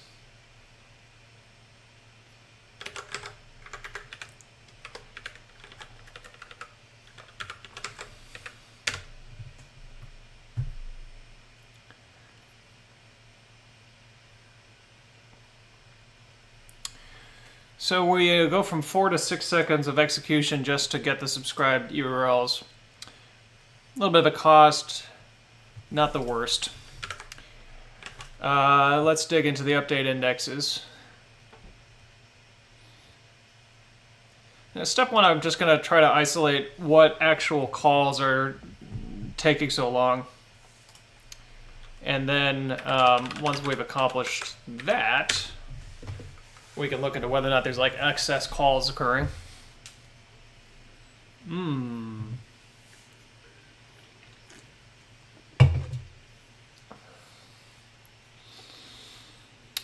All right, so we 2x our time spent as soon as we start fetching the history.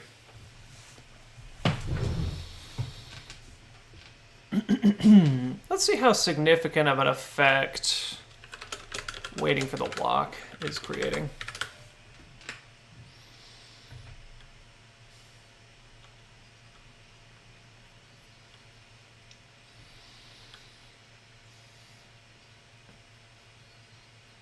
Very minor compared to the other things.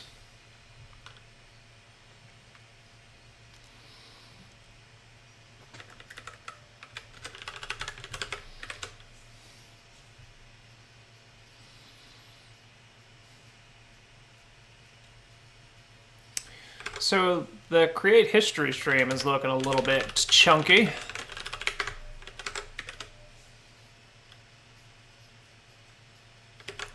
That's not going to help. Okay, so we've actually screwed up our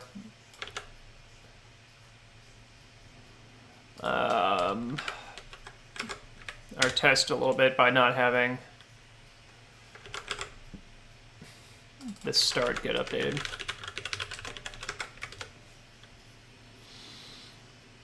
So that fixes that.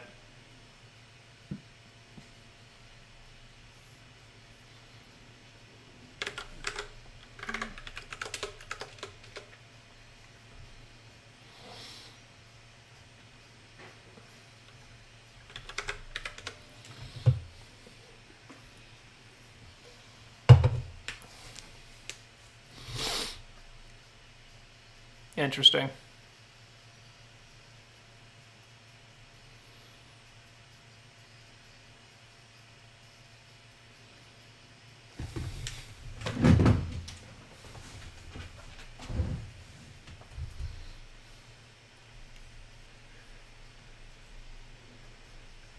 So it's a pretty significant cost that we're paying just to fetch the changes by the looks of it.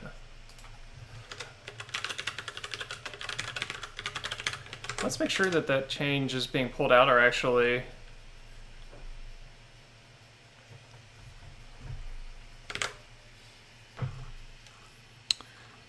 those numbers seem longer than they should be. I wonder if it's possible that this is not correct. Like, is it possible that we're consistently... No, that is actually working as it should, it looks like. Well, hang on.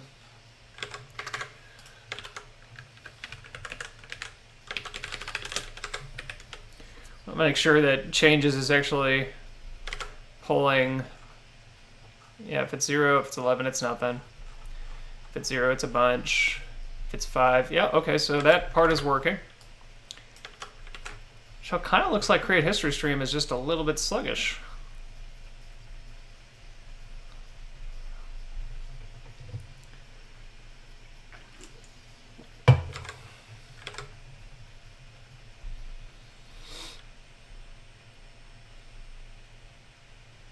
Yeah, on Hyper-B.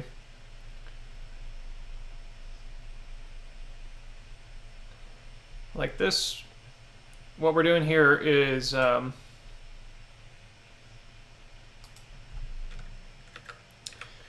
we just return right here,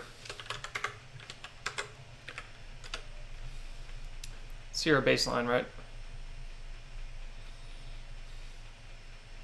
So 5 seconds there, right? If I skip from here,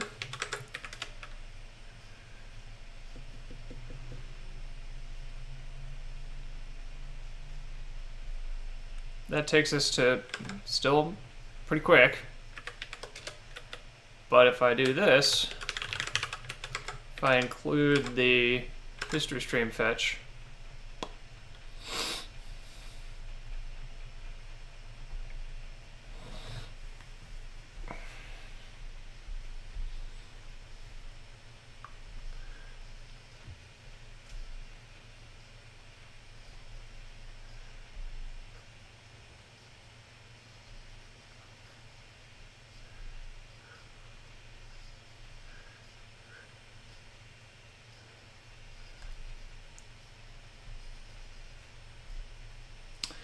It's ranging from like, you know, sometimes zeros, sometimes like 10, sometimes like 100.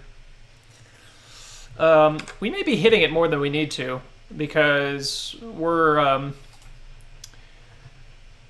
doing once per indexer. So I could probably improve on this by having it go down to like this, like one call, find out where we need to start. Yeah, no, it shouldn't be. It really ought to be faster than this. Like, let's real quick.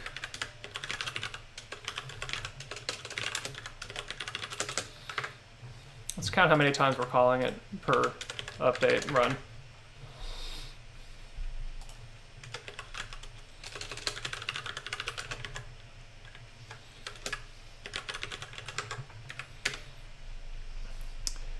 One second and I'll check. So it's only doing like 4 calls per time.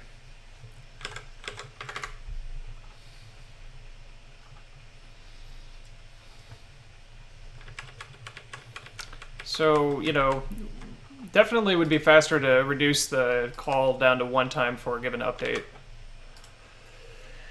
Something is way off. Let's do console.profile.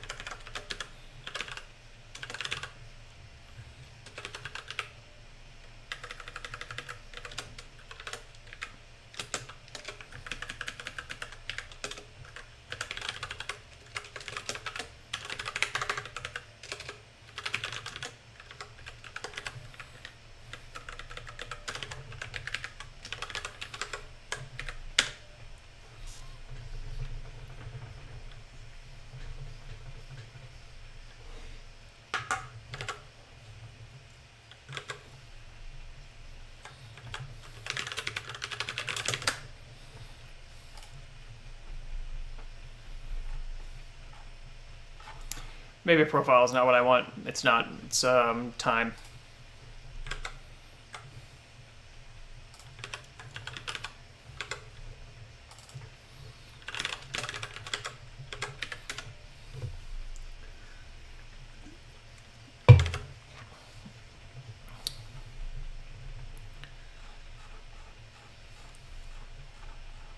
Huh. It's actually really fast.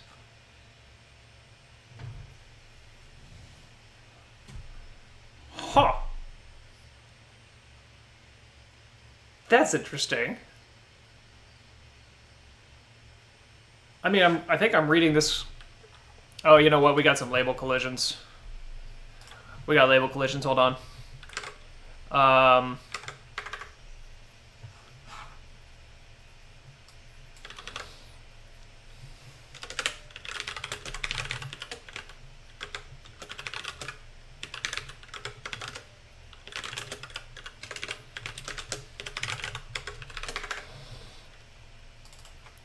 That may not be right. It may be label collisions. Let's check it again. No, it's still fast. That's not our problem. Worst cases I've seen are like 4 milliseconds. Let's let it run out for a little bit and see how long it gets as the dataset grows. It's not even a realistic test because it's starting from 0 every time.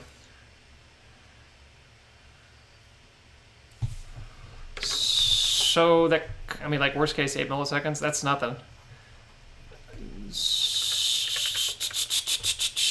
Let's see what happens whenever I time the max, just see like what the longest run is.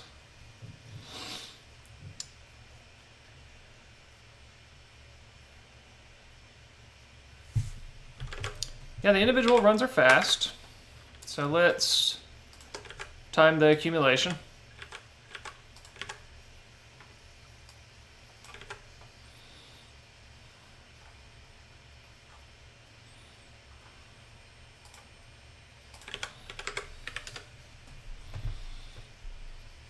Start is not defined.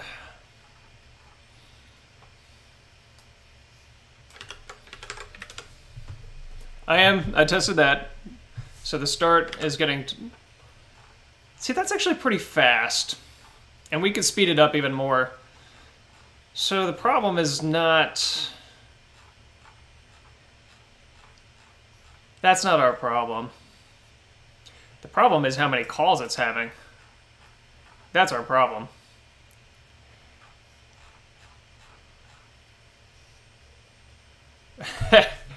Yeah, it doesn't look like it's the database that's at fault. It looks like the problem is that we're just calling this whole thing like way more than it is needed.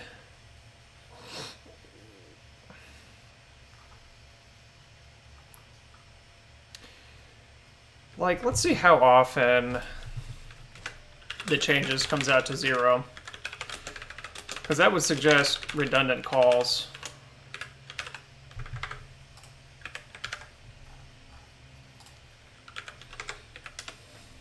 Yeah, it's possible that what's happening is that indexing is... Yeah, so that's a lot of times to be making that call and not needing to.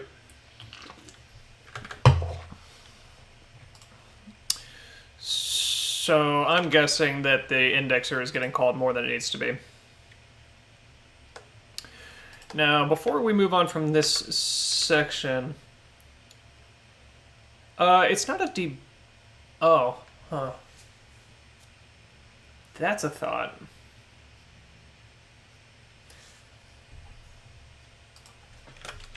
Okay, let's try that.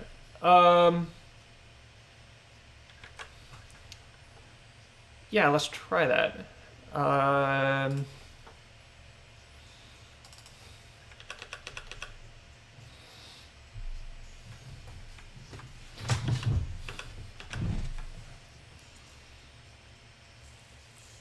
Well, I'm not let's take a look at it.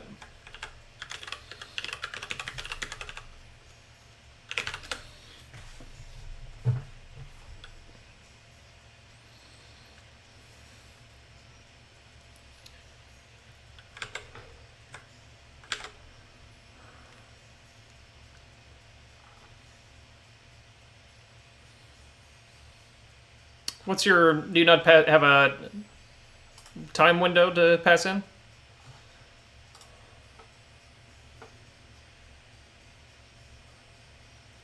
You're just debouncing for... I think I actually want to use the Lodash one.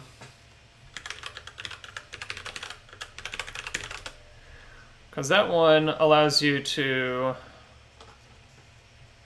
yeah. That one allows you to specify how long you should be... kind of a window. Because I'd like to use a window of time to do the debouncing.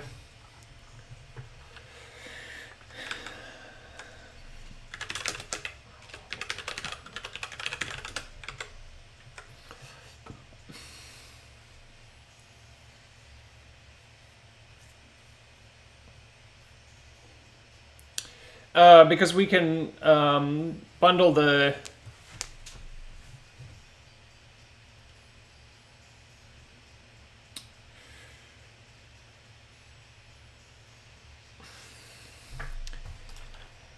Maybe we don't. I mean, if we add a window, then we're able to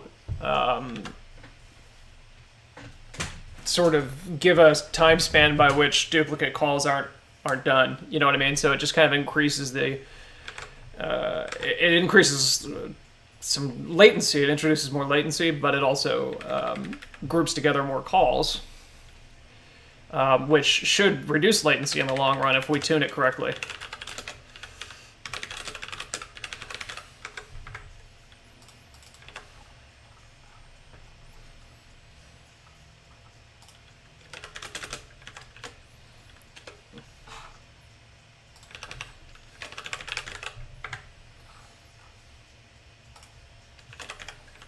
Well, let's just try it like that real fast.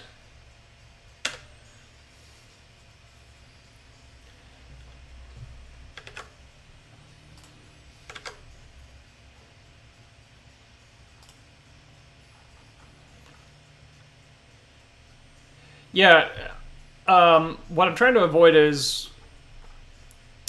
redundant indexing of basically I think there are multiple things watching to trigger when indexing needs to happen. And I think our problem is that it's possibly doing it too much. Because there's a lot of calls where it's indexing and this is coming out to 0. That hit is occurring a lot. Let me just find out what that debounce does for the full thing. If it has any effect at all. So far it doesn't look like it. Let's try putting a window of time on it.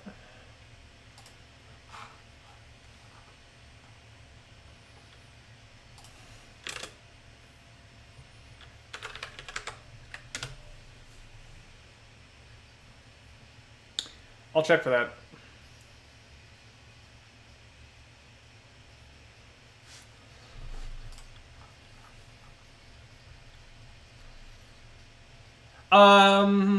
No, that's actually not gonna work on this case. Because we have to... Is it? Oh, maybe it will actually. If... Let's just log real quick. Console.log start versus changed db.b.version. So that debounce actually took us down by half.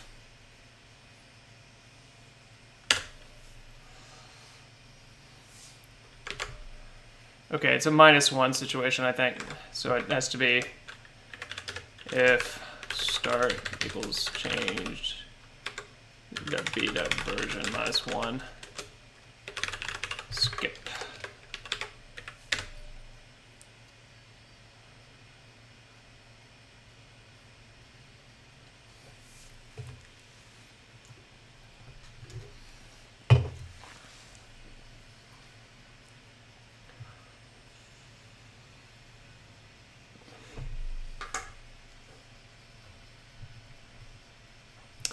That didn't have any benefit over debouncing. That's odd. I wonder if it's working correctly.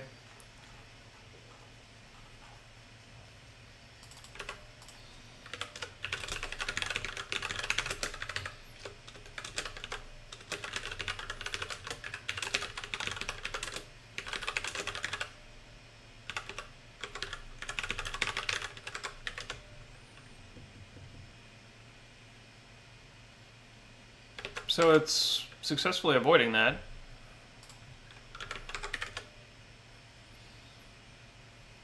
Yeah, okay. Let's see what happens if I take out that debounce. See how much of an effect just doing that check has. Because it'd be ideal not to do the debounce, because the debounce only seems to be effective if I put that window on it. And it would obviously be better not to, because it does introduce latency.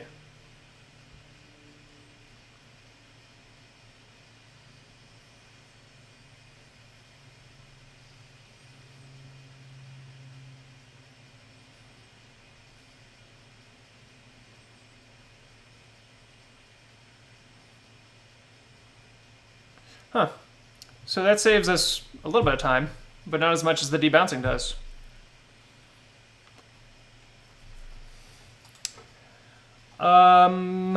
Let's take a quick look at our pathways for running update indexes. It happens there, and it happens there. And let's take a look at all the ways that we call on database change. So we optimistically call it whenever there's a change by our local data set. We call it by watching, and watching automatically triggers it. So we have baked in duplicate runs, which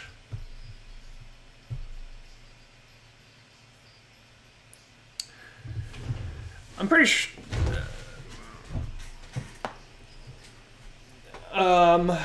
Okay, it's right here.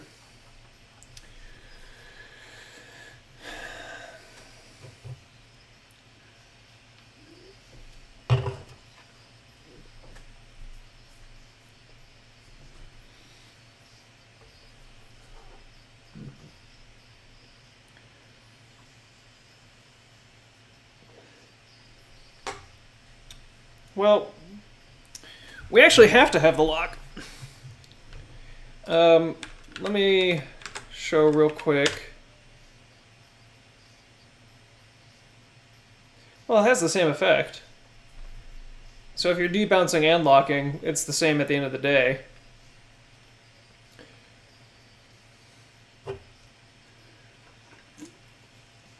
Really?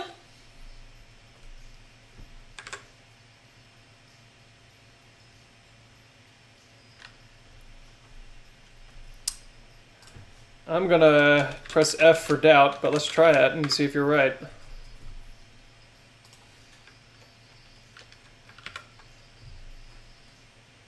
Well, right, but if you're debouncing and locking,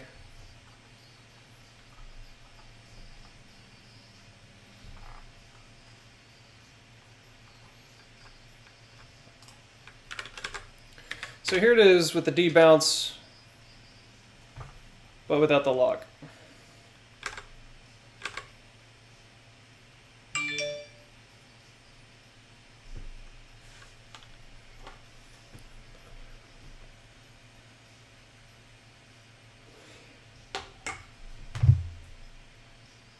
It's pretty close to with the lock enabled and the debounce. Here it is with the lock and the debounce. And part of the reason that we want to have the lock is that, I mean, if I do get the debounce applied in all cases, we could do it without the lock, but I'm a little nervous about that. Especially if it doesn't, I don't think the lock is going to have any effect. And it's just going to ensure that we don't somehow accidentally screw up that guarantee. It's a 1 second difference. I mean, that is not nothing, but it's not really the heart of our problem. I'm going to real quick see what happens if I just turn off the watch mechanism, because we're manually triggering. And we're manually triggering whenever we create the write. It's debouncing before the lock. We're manually triggering before we do the write, or when we do the write ourselves. And so in that case, by removing the watch call, we could see. Okay, so that's interesting. So with the debounce involved, we're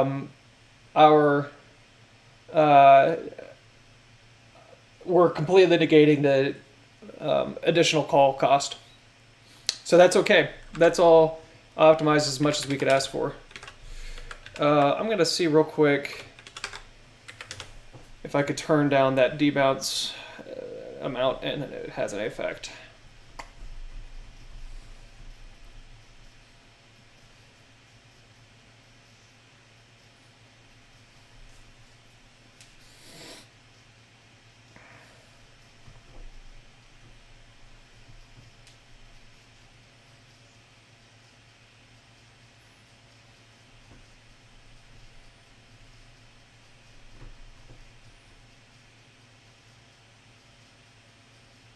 Huh.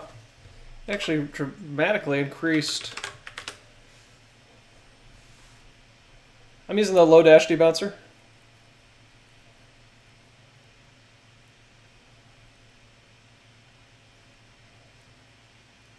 So turning it up to 1,000, a full second of a wait time on the debouncer increases the fixed latency, but increases also the number of situations it catches. So it looks like 100 is a sweet spot. 100 milliseconds. 10 was too slow. It was missing moments. Full 1,000 milliseconds was just too much latency, but 100 milliseconds seems to be catching enough while still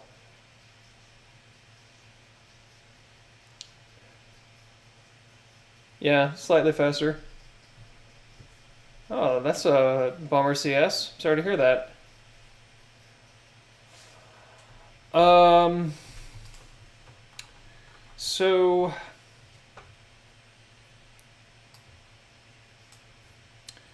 I think we have optimized the redundant calls as much as we could ask for.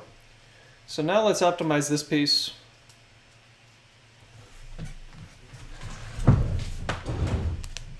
And the way we'll do this is by first fetching all of the relevant index states.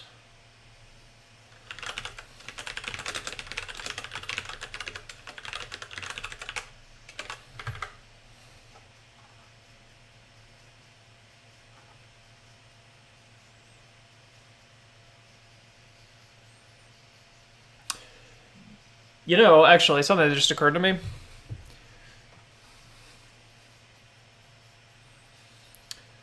There's actually a combinatorial aspect of this. There's X amount of databases indexing other databases, and then each database has Y number of indexers running. So, 10 databases indexing other databases, if they each had 10 indexers, this loop right here would get called 100 times. There may be an opportunity to improve on that by grouping together their behavior, but you really need each indexer to run separately, so it may not be more efficient than what we're about to do. But let's first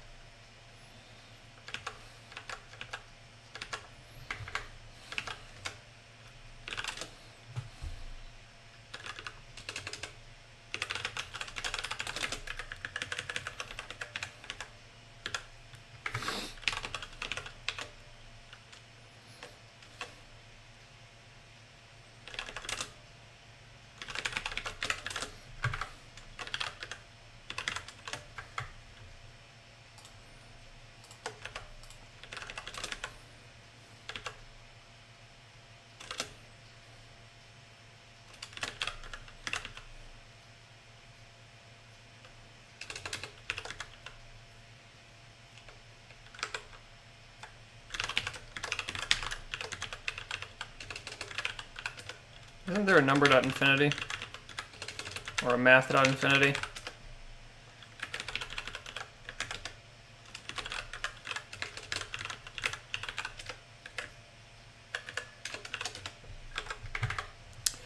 Fine.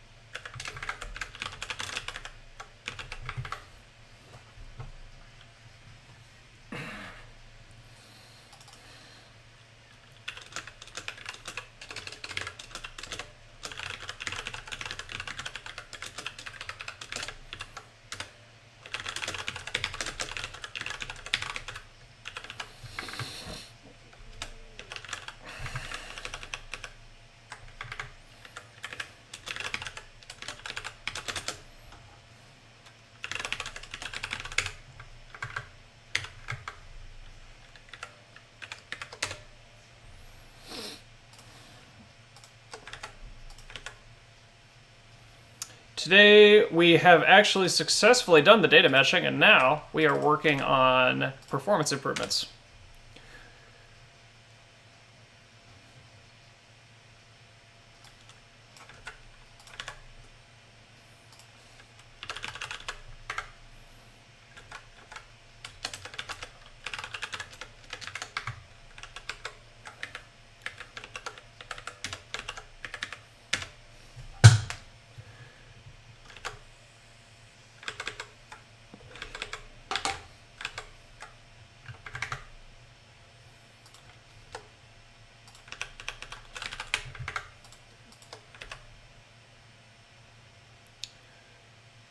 did it say the start was not defined? Line 153. There.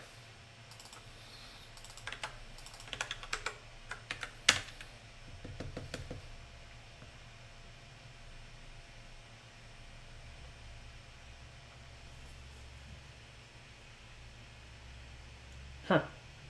I screwed something up because it just got way slower.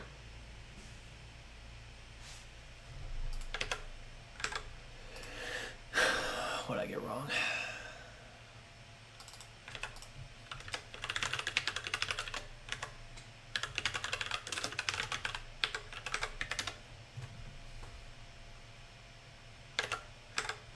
Lowest start is always 0.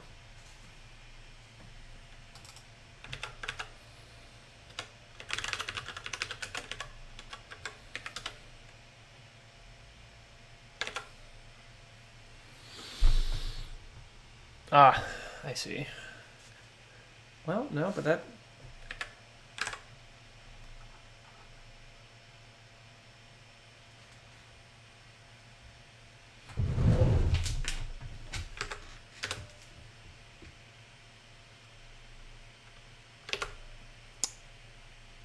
Why are we getting some nulls in our index states? Because the index states ought to be getting updated for every one of them.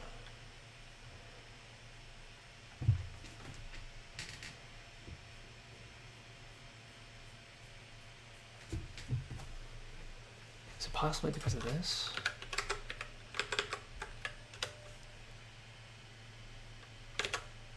No. That's odd. I gotta use the bathroom.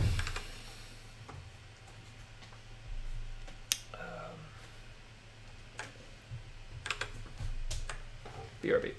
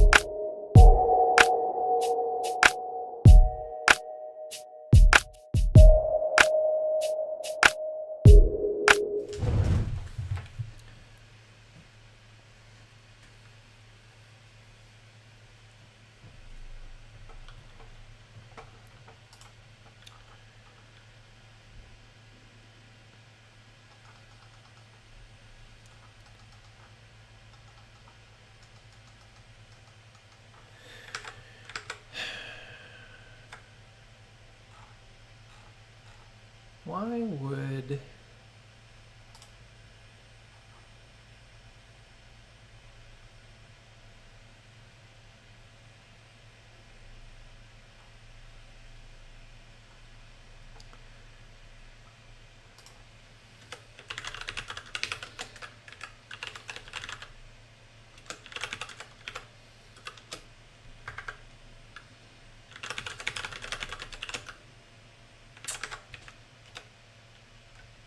We're getting these index states of null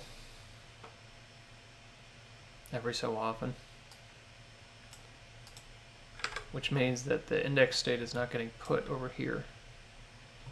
Why would that be?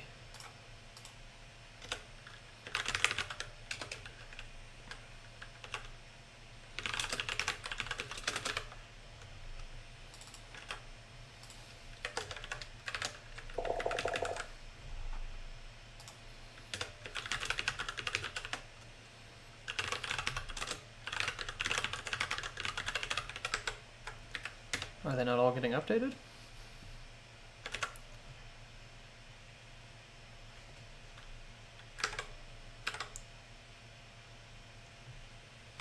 Okay, those numbers make no sense.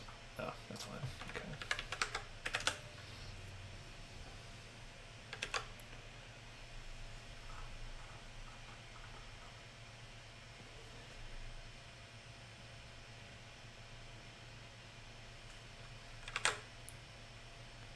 Something's wrong.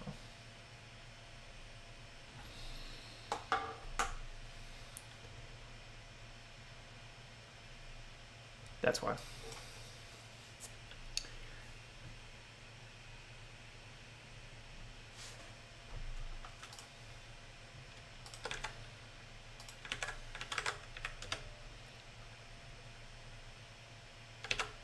Still seeing nulls every once in a while, but that may be actually correct.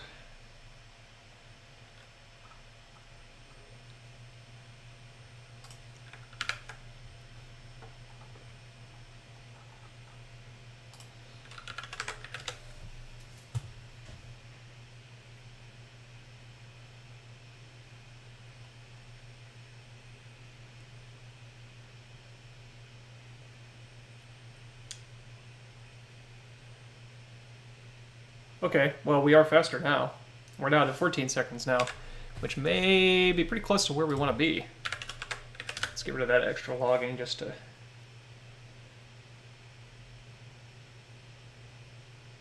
Yeah, we're definitely getting closer.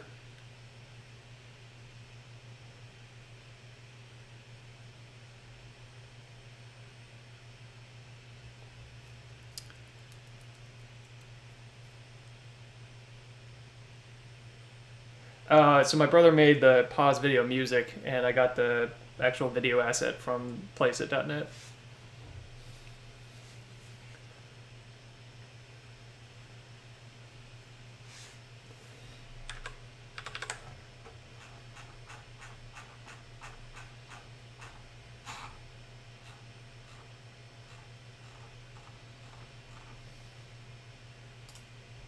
Yeah.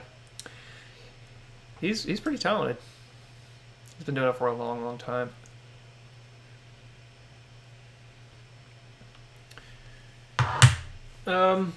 Okay, so we're down by over 50%. Our baseline was 42 seconds, and we're down to 15. So that's a good start. It's actually, what is that? It's a factor of more like 250%.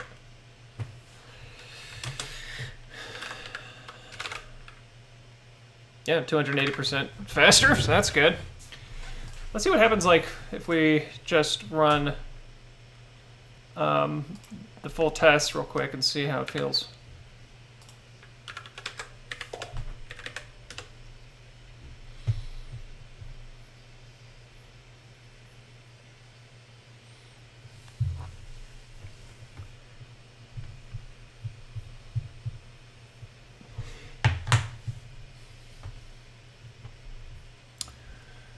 So that's obviously much better. Let's run for all the servers and make sure we didn't, all the topologies, make sure we didn't break anything.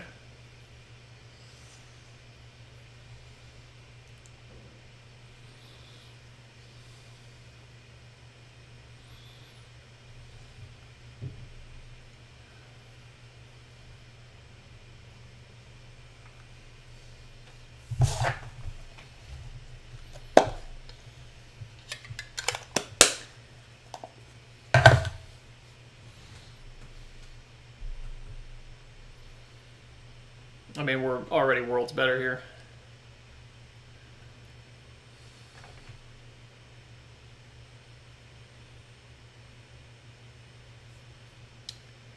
Yeah, it now running all three tests now takes the exact same time as running one of the tests used to, which, not surprising.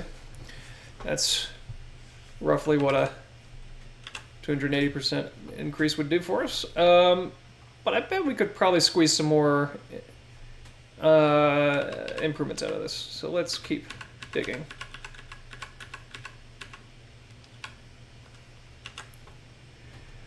Because that is... So that's the amount of time it's taking. It's taking about, what, 15 seconds per test? Let's actually chart this a little bit.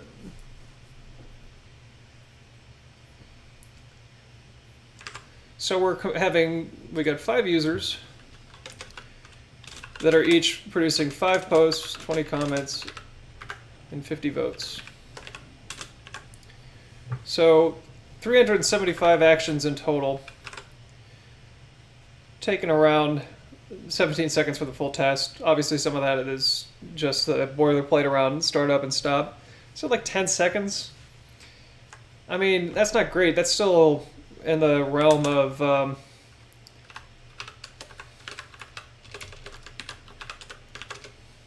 how many actions per, you know, basically 3 actions per second.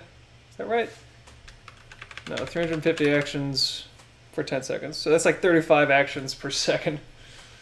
That's pretty darn bad. It really ought to be more like 3,000 per second.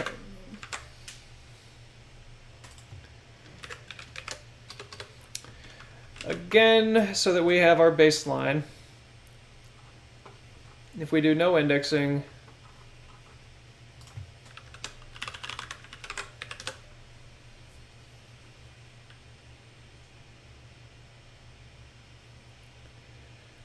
takes only 5 seconds.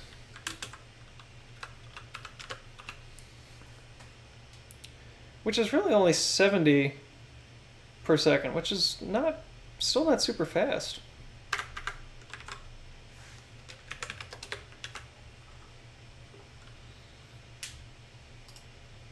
I want to be faster than that, right, Matthias? I mean, let's go to our APIs real quick. And I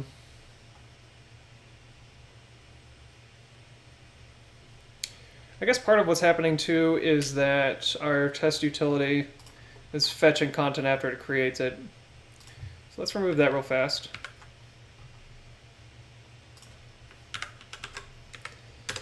We're down to about 15 to 17 seconds.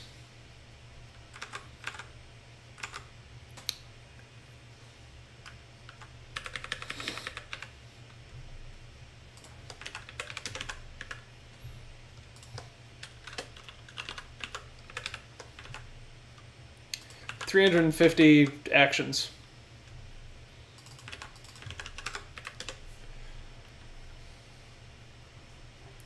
So I've turned off indexing now, and I'm testing. Actually, have I turned off indexing? I haven't. Yeah, we still got some work to do here.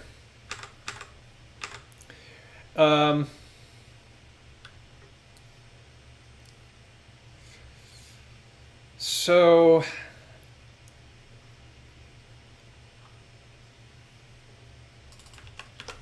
I'm going to turn off any code that is related to the indexer.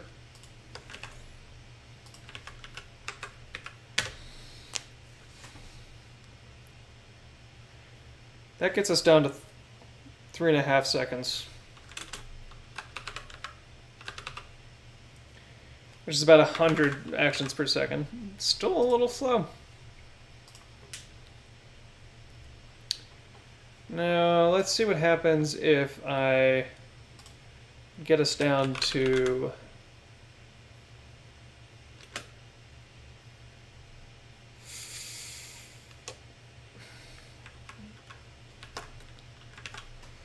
I'm going to have to turn off the commenting and the voting for this to work. I guess I could do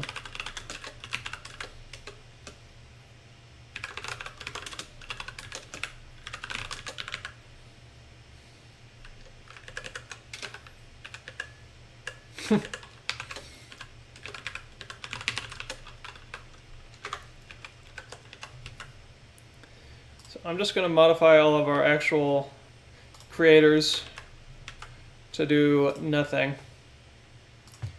and get a baseline of like just what the kind of like networking overhead is doing to us.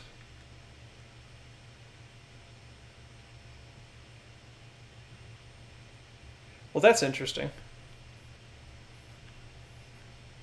I wonder if our RPC layer is responsible for some of this cost. Because it took 3 seconds to do a bunch of calls that did nothing. That's not a good sign.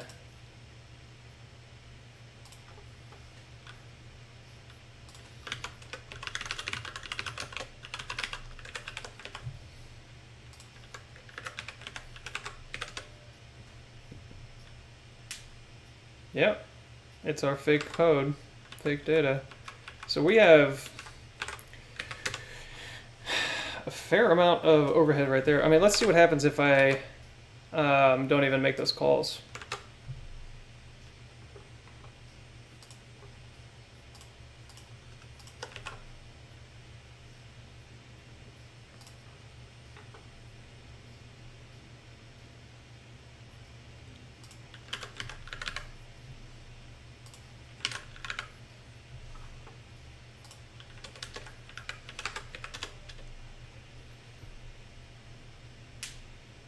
Okay, so that's not notable. That's just 100 milliseconds of difference. So it's not really the RPC layer. That may just be our baseline for some of the other setup and things. Let's double check that there's nothing weird in our...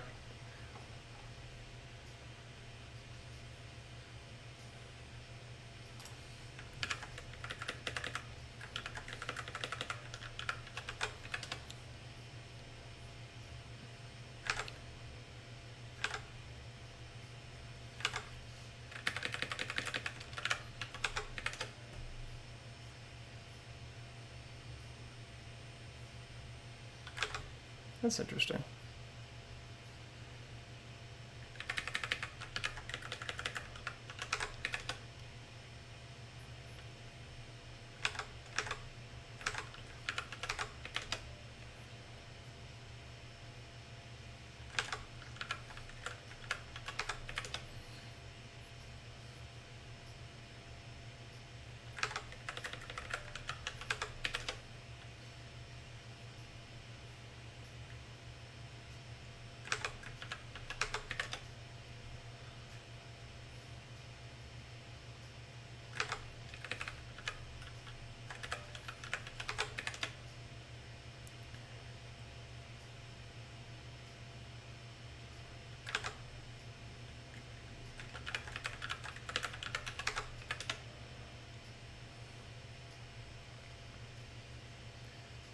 I'm getting a whole half second just doing 50. Oh,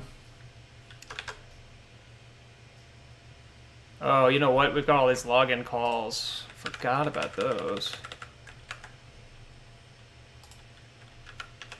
That's going to skew the results a little bit too. Significantly.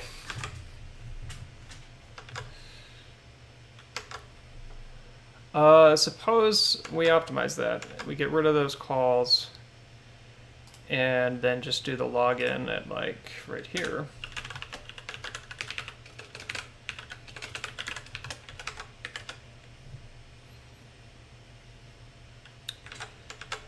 Okay.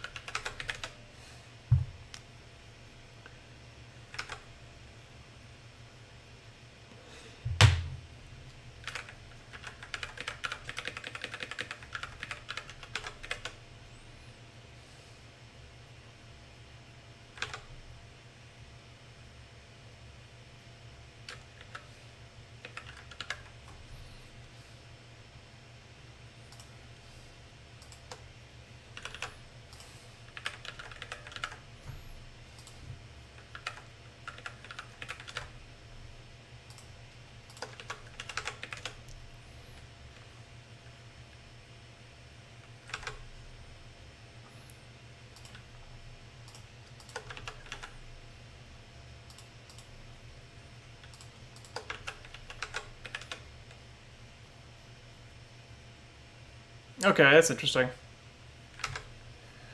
So our baseline speeds up how much by taking out those login calls?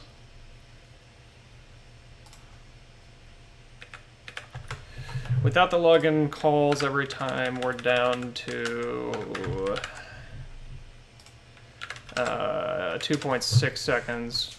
And with it, goes up to 3.2. So that's adding a little bit of overhead. 2.6 is actually not a fair... You know, I should stop using the time function and I should switch over to doing an in-code measurement.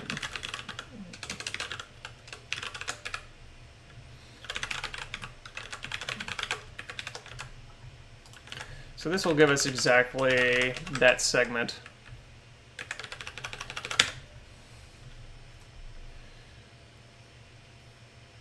So 1.167 seconds. If I get rid of all the logins,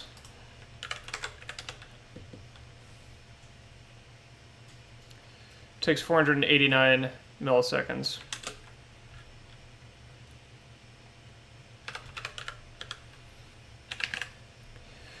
Which puts us at around 715 per second. And then let's turn the indexing back on.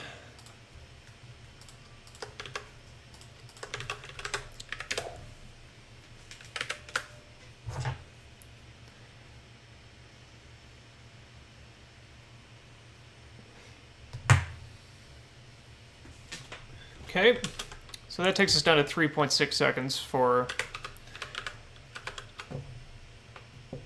So, just shy of 100 a second. I would still love to have that be closer to 500, if not more. So let's see if we can do some more optimization here.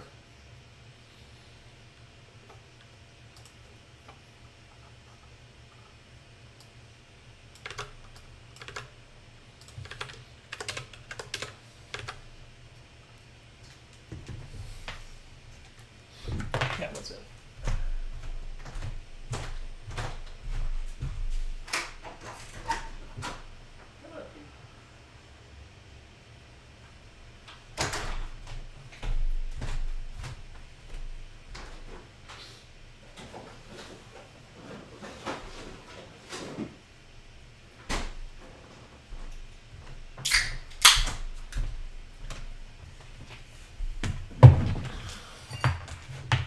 Yeah. Oh.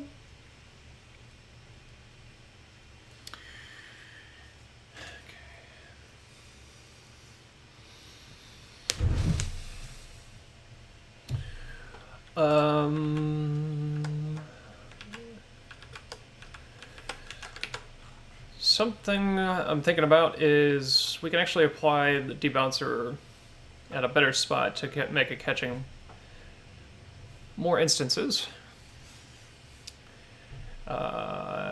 Because it's calling on database change. Actually, no, I don't want to do that.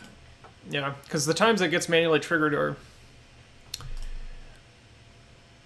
Yeah, I'm going to leave it.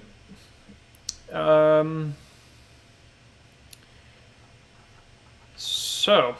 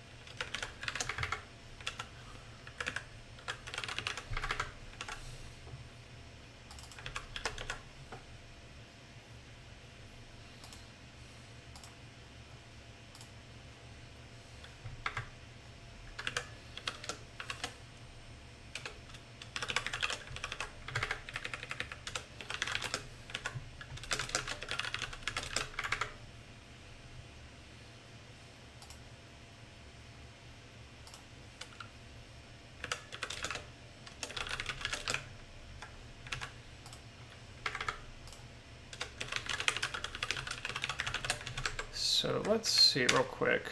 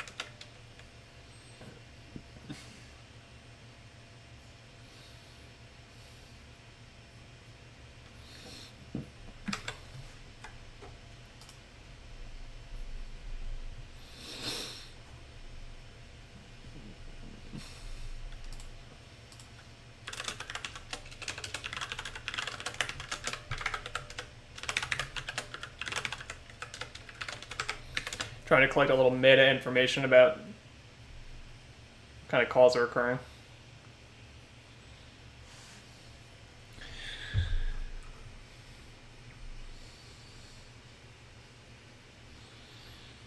Okay, interesting.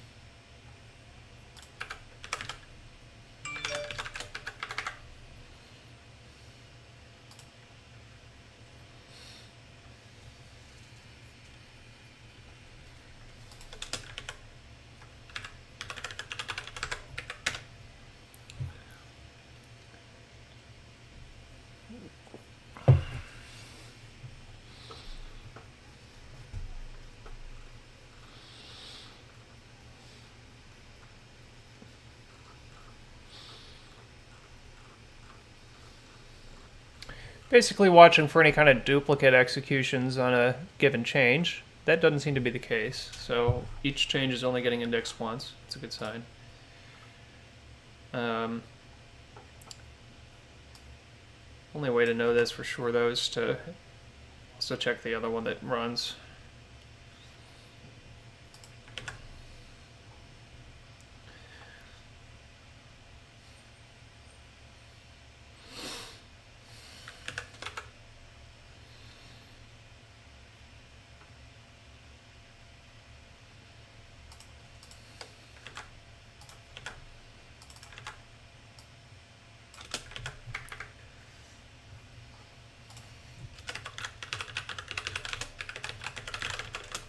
Ketchup probably shouldn't. It might be running. Let's take a look and find out. Indeed it is. But not. Yeah. Nothing weird about it, though. And certainly not affecting the loop that we're testing, so I'm going to go ahead. I'll leave it. Okay. So, you know what? No, I'm going to take that out.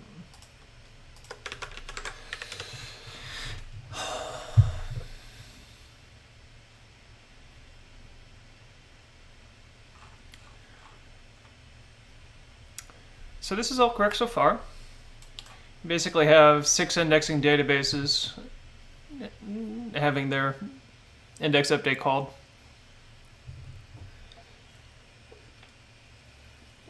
Now checks being 24, also correct, because each of them has 4 indexers it's running. And then it looks like in these cases only 2 of the indexes are actually updating. So there's no excess occurring now.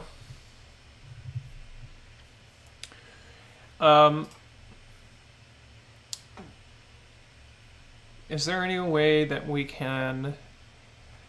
We do have another opportunity to reduce the number of create history stream calls by doing exactly what this is doing, but moving it outside of the update indexes call. And doing it for all of the indexes at once. Which would reduce us from 6 calls on it to 1.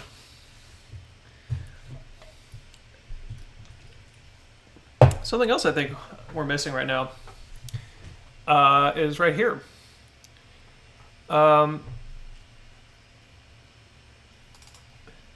Because we could slice this to be start minus lowest start.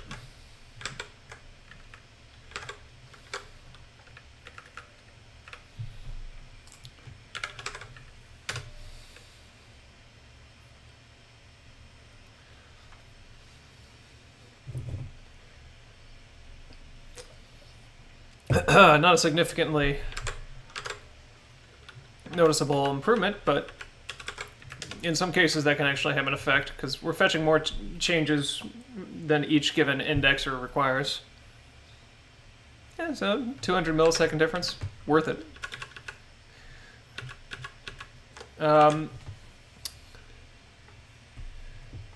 So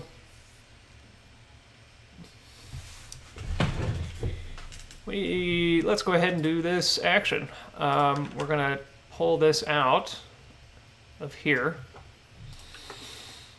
and move it here.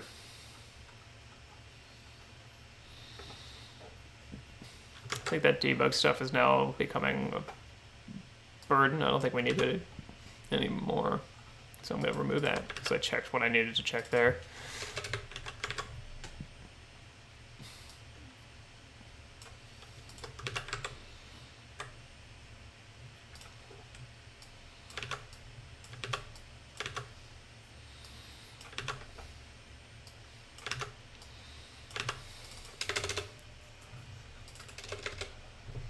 Okay.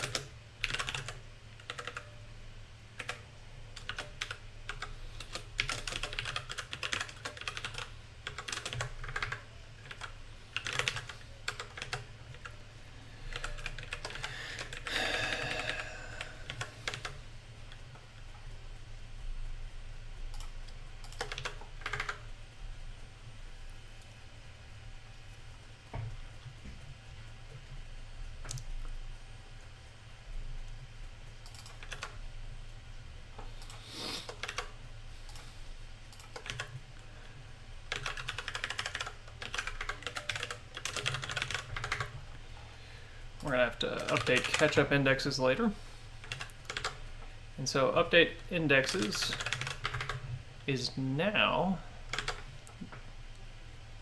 going to be passed in changes as well as the index states.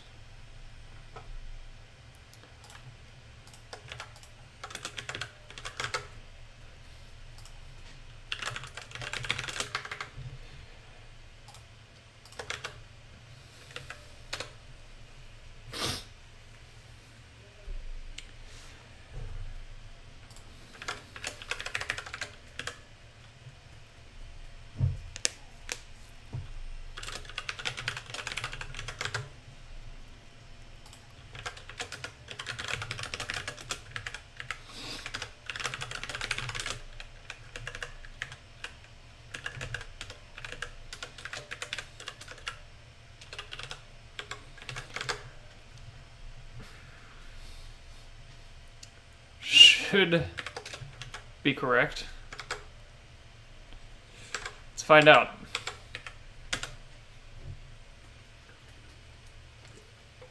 It is not.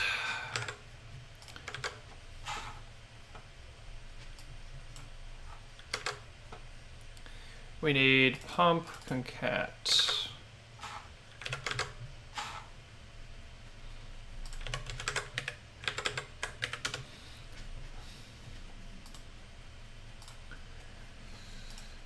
Okay, that's in change to dB.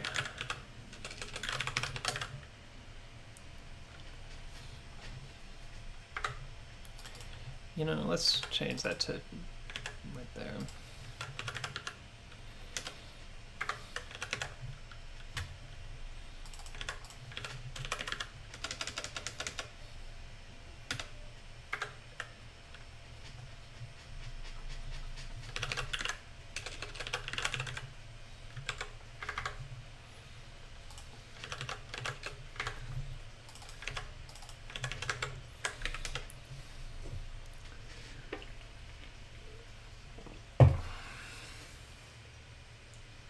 And that gave us absolutely no perceivable performance improvement.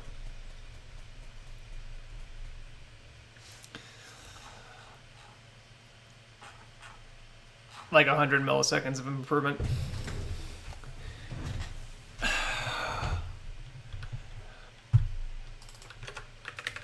That's surprising.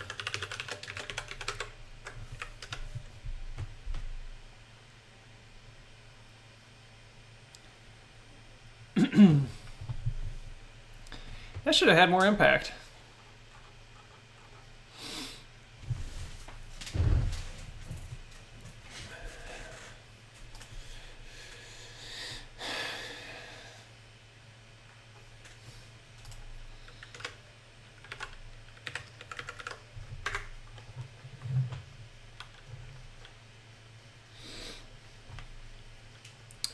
I haven't seen Beeper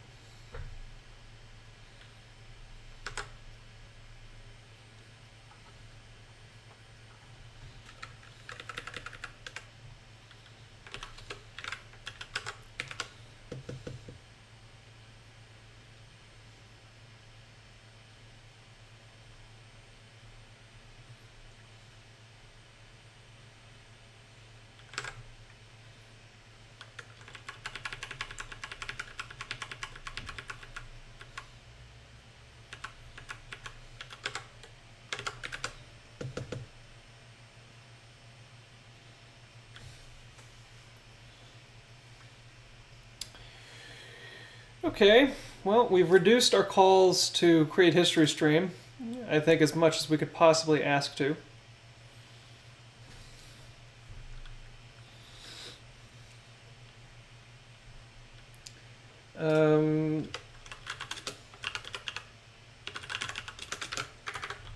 Let's see real quick.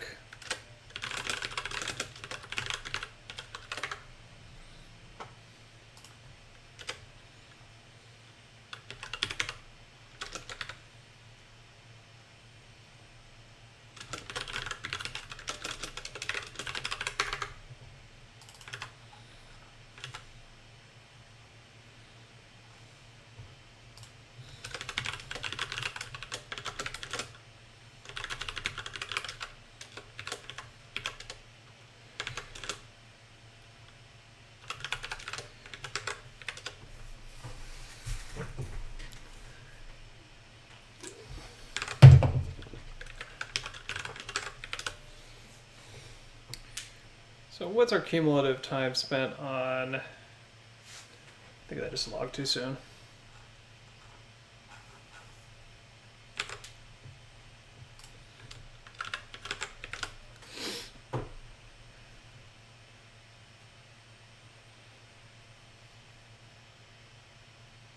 No, it's just not logged at all.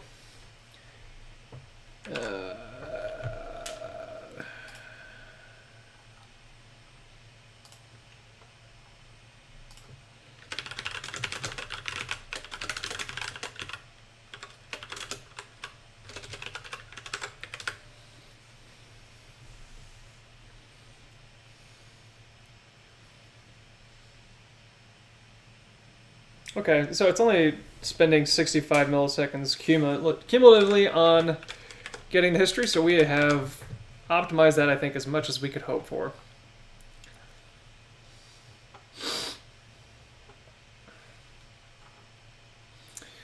So actually, let's now look at how much cumulative time is being spent on the actual indexing.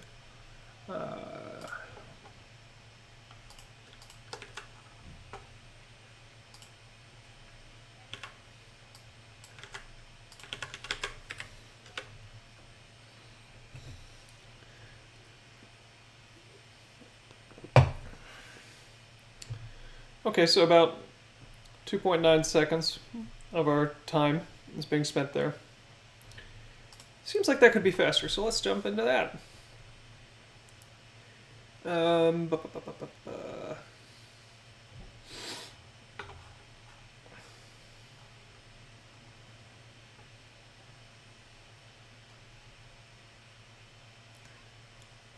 No, probably one of the things we could do is reduce the number of times we're putting that updated metadata.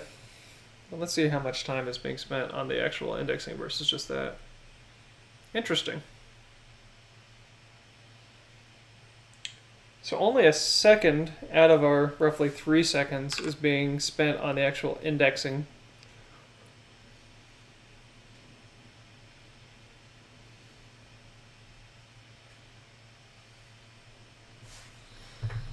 Just out of curiosity.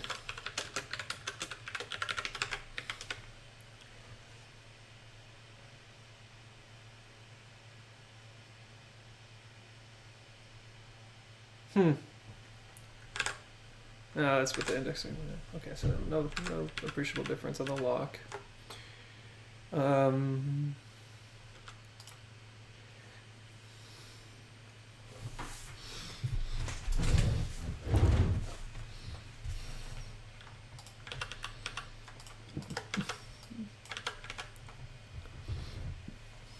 wonder how much this date allocation is hurting us.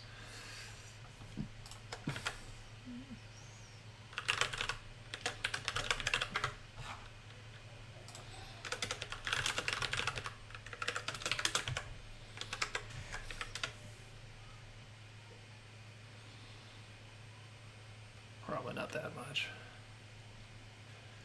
No.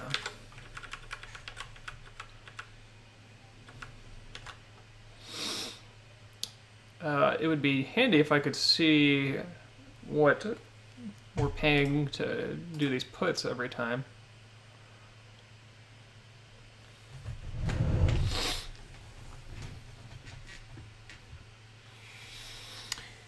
Okay, so let's start by moving this outside of the individual change updates.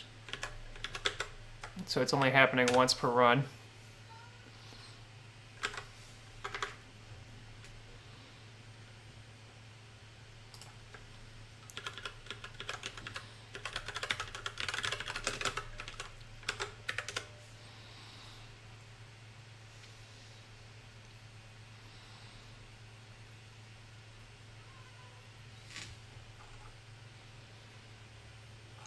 Does have an effect.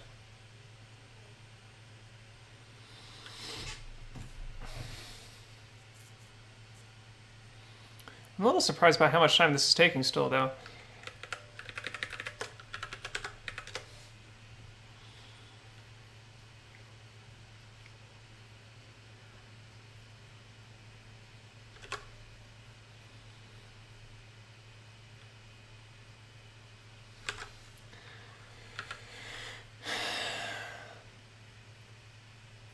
That seems overly long. Removing that may actually not be giving us a correct test.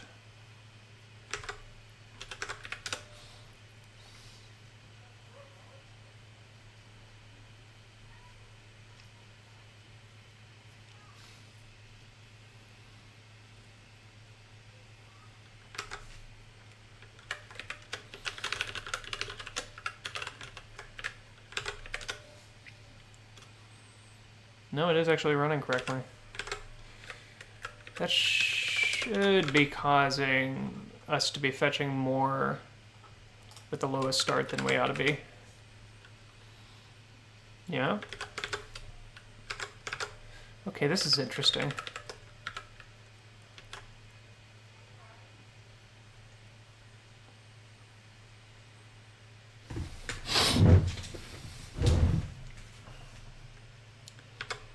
So that suggests that put right there, yeah. Okay, so at this stage, the history fetch is basically negligible whether or not we're using the greater than or less than or not. But if we do this index state update, it's taking about 1.5 seconds to get in that part of the cycle. But if we remove that, it goes down to 27. So it's taking cumulatively about, a second and a half to do those updates. I wonder if it's entirely possible that this put is triggering the indexing process. Like, I bet if no, I can't do that.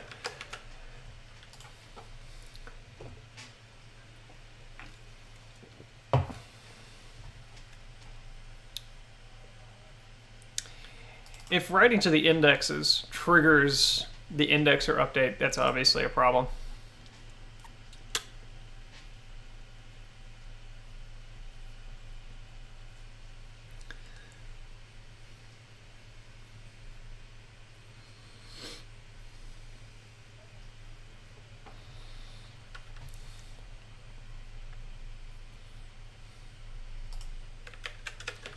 We can actually, let's log out all the changes that are getting processed. And that'll tell us pretty quickly what all is causing the indexer to run.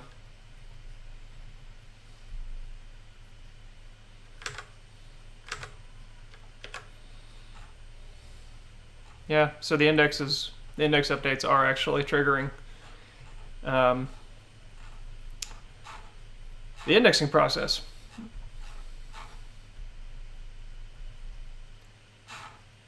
Oh, that's actually... Is that ever going to Huh.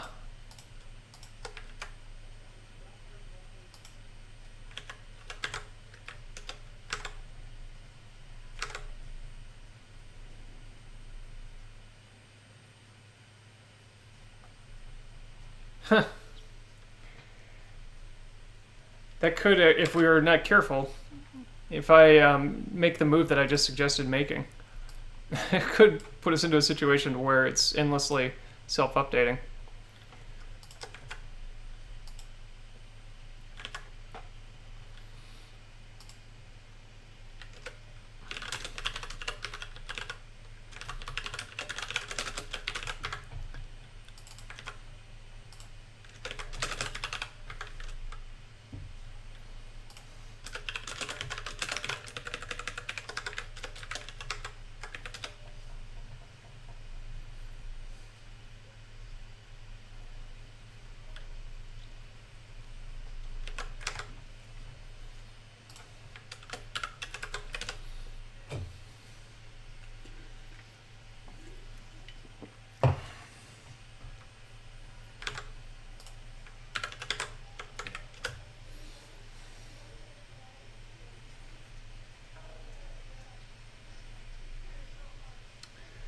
Okay, we're down now to 2.8 seconds.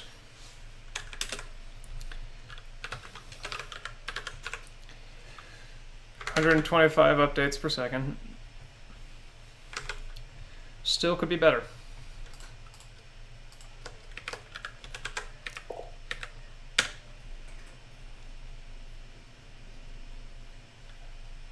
No, I'll never finish.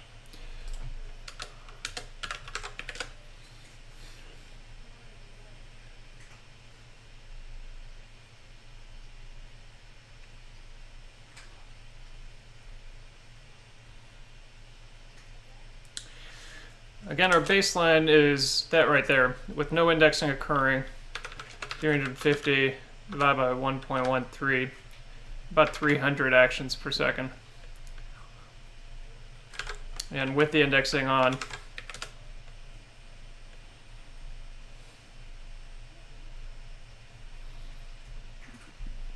we're at about 100 per second. And about half of that is because of the indexer. It would be great if the indexer didn't get triggered by index changes, but I don't know if we have a way to do that more efficiently than we already are. Because you actually have to look at the changes and decide whether or not there's something that need to be indexed.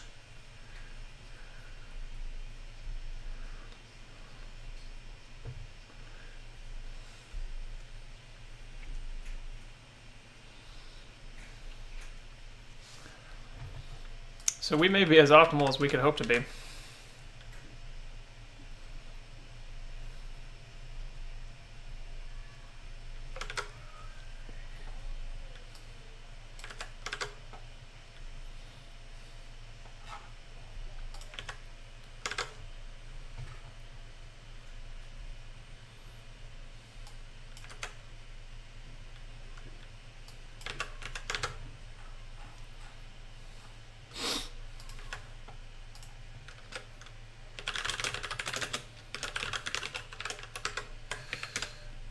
Throughout the entire run, those puts to the index by themselves are responsible for 740 milliseconds.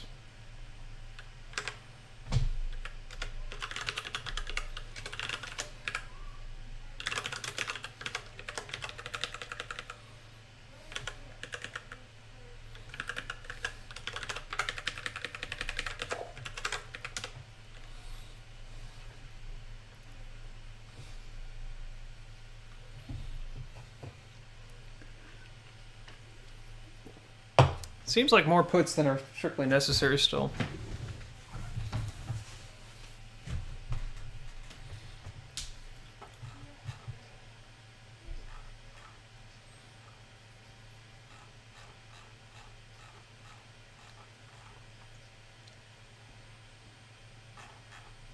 They're each less than a millisecond each, and yet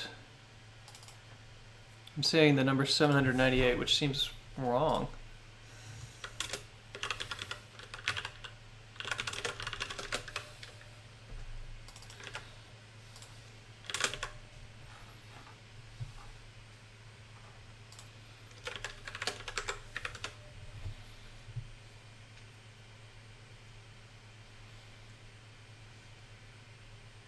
No, that's about right. So that's getting called 1,100 times for 350. That's actually about right.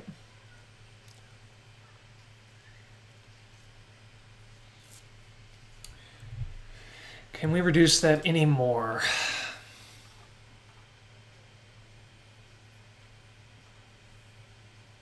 No. That's as optimal as that gets.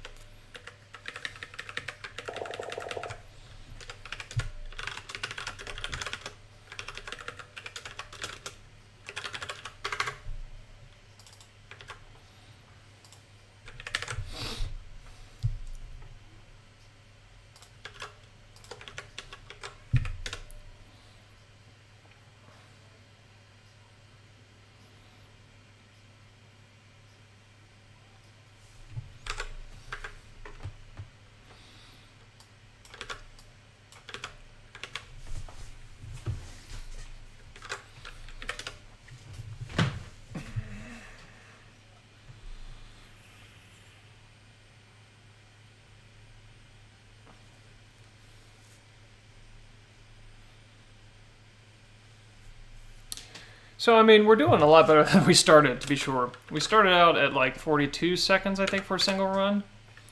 So we were 20x faster than we were at the start. It's a good start. I'm not sure this can get any more optimal than it is now.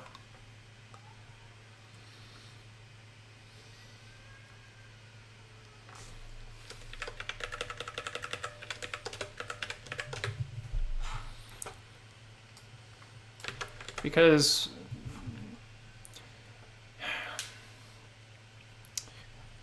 the cost of the actual index call, can't avoid that.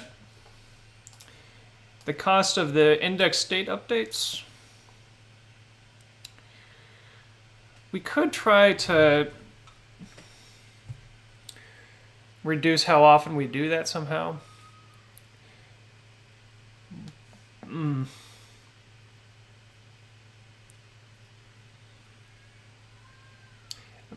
Like we could debounce that update.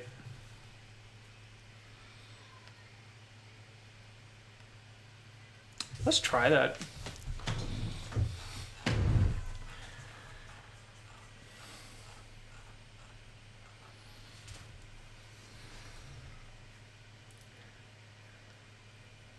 Yeah, let's try that.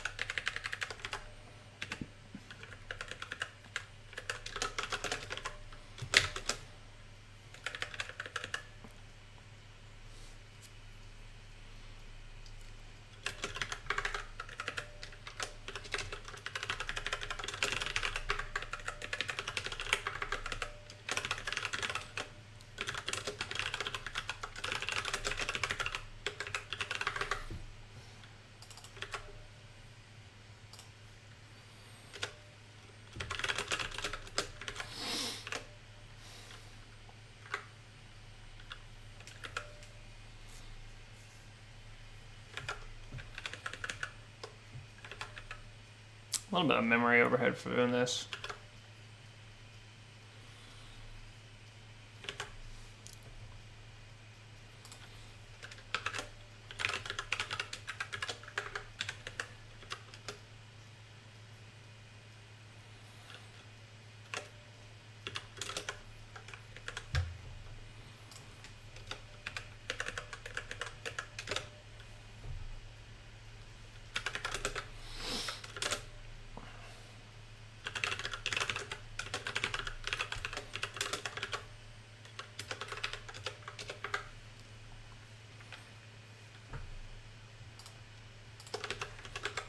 Let's see what that is for us.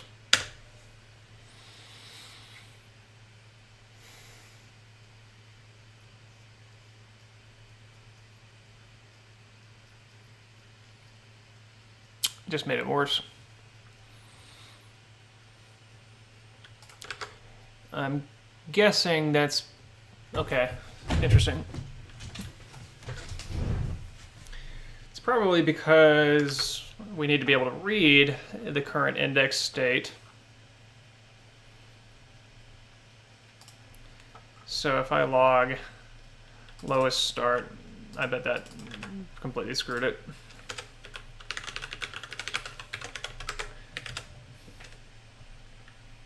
Yeah, that's what's wrong.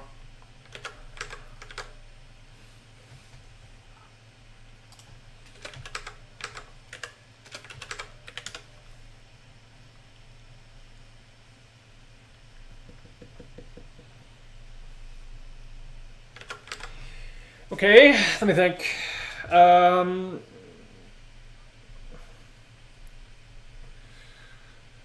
Could maintain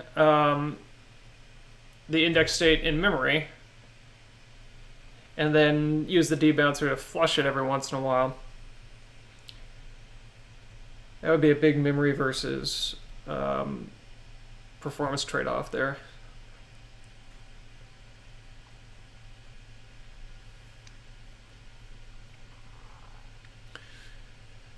How do I feel about that?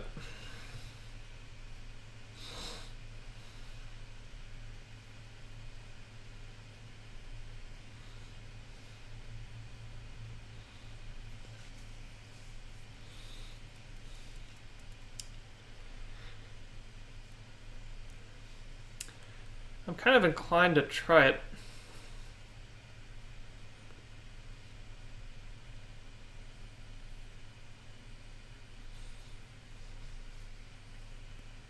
But it adds some complexity as well.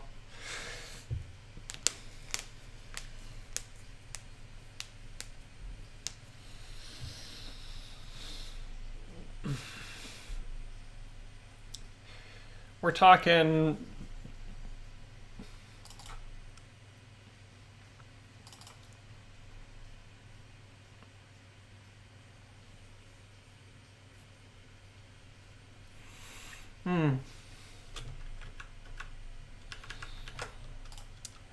let's try it.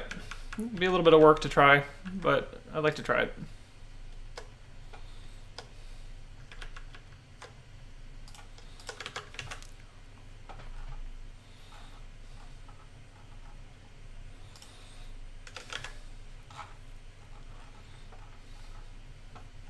Would also reduce the reads. It should be a pretty significant performance improvement. Will have some cost on the memory usage, but I'm willing to do that.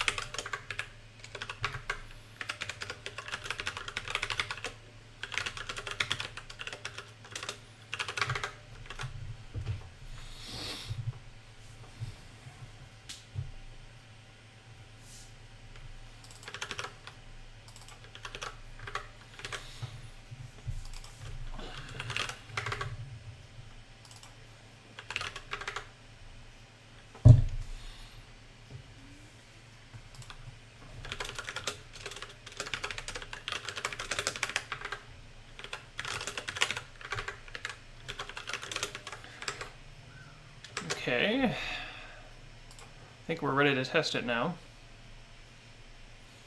Yeah. All right. See what we get. Okay, line 292.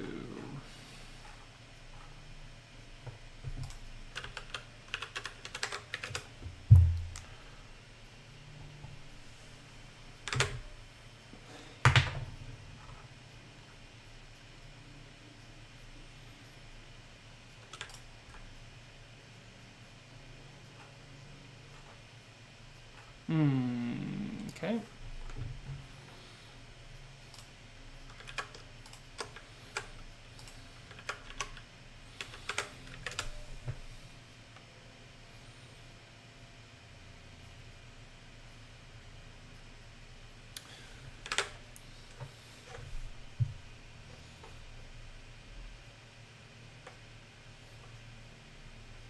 Okay. Didn't seem to work. Why not?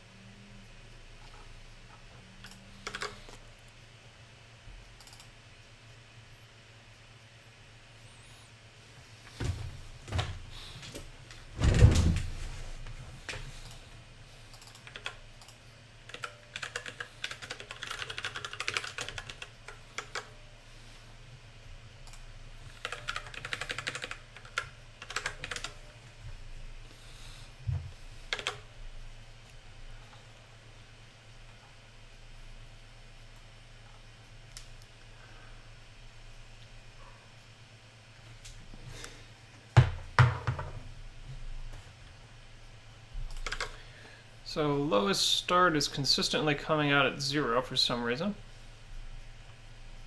Let me use the bathroom real quick.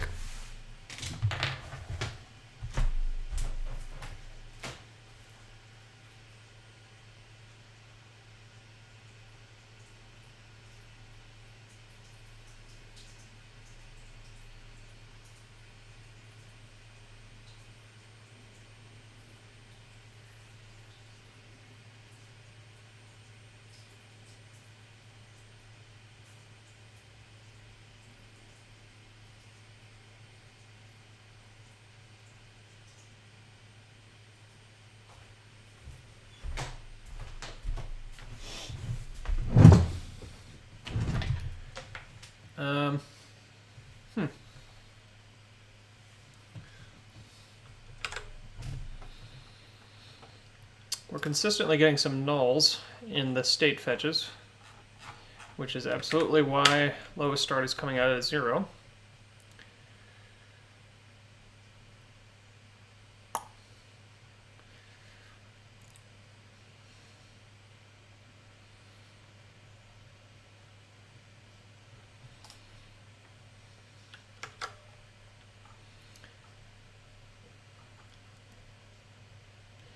Shouldn't continuously, it shouldn't be possible for a null to keep showing up like that.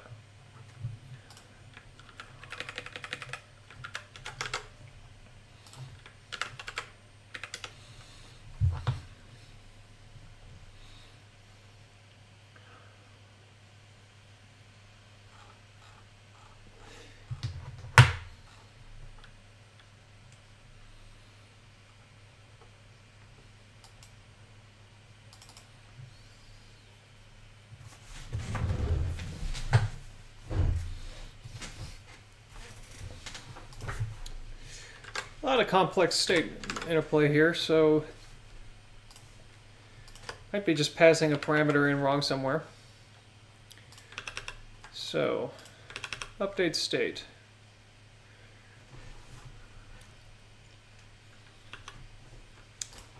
That might be... What if we just do...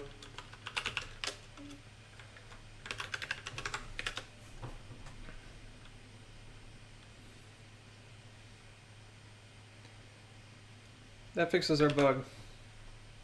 A little surprising, but okay.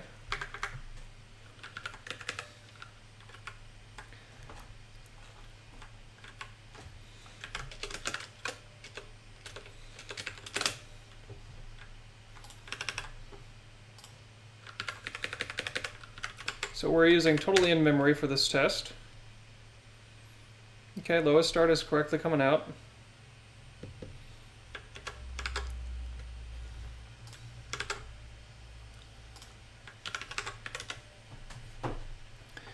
We were at around like 3 seconds earlier. That takes us down to 1.8 seconds.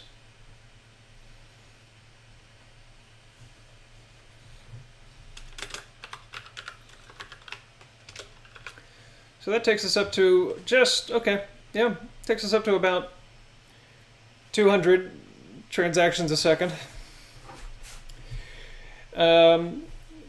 We're getting around 300 transactions a second without the indexing. So it's not bad. It's definitely, there's some costs that we just kind of can't avoid.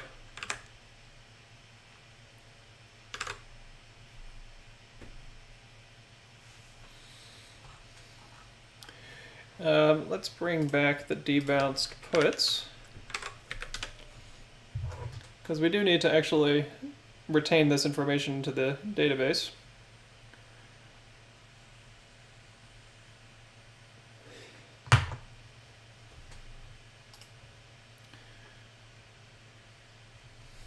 Okay, well, that's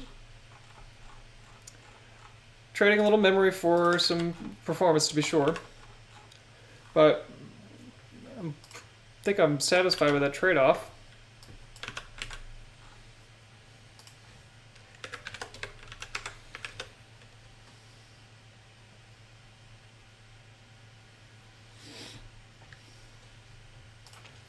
Let's get the catch-up code back into a working state as well.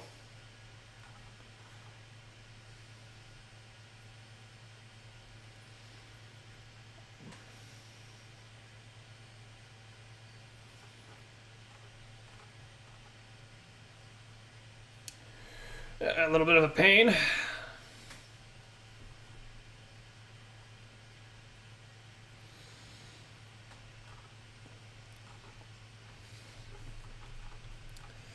So we need to be able to call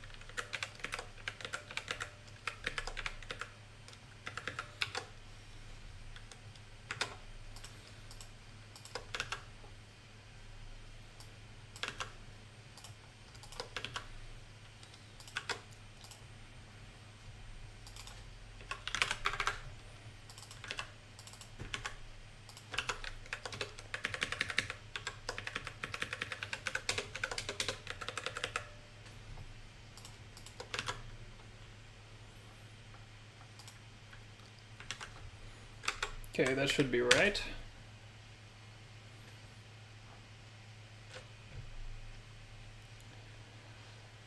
Okay. So I believe that leaves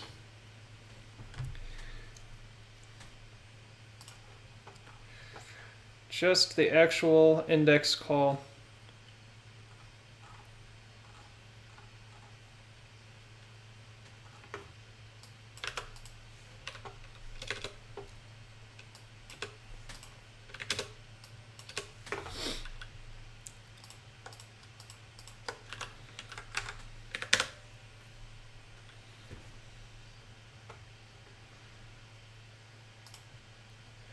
So if we actually disable that,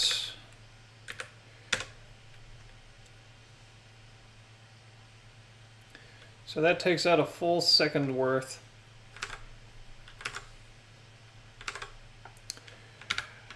So maybe we can improve that performance a little bit. Let's find out. So the index call,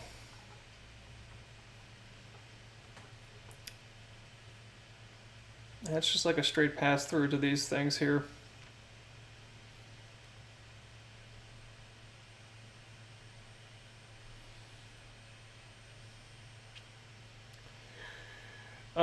Probably on some of these, we don't actually need the lock, or we could, yeah, let's try futzing with the locks a little bit. Like this right here, don't think we actually need it.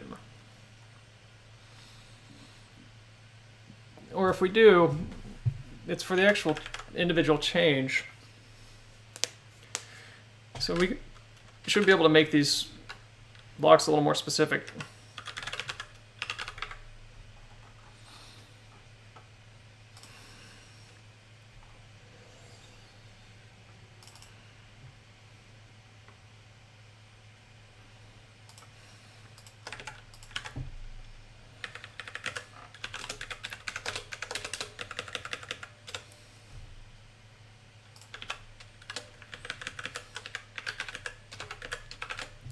We can basically turn these locks into row level locks.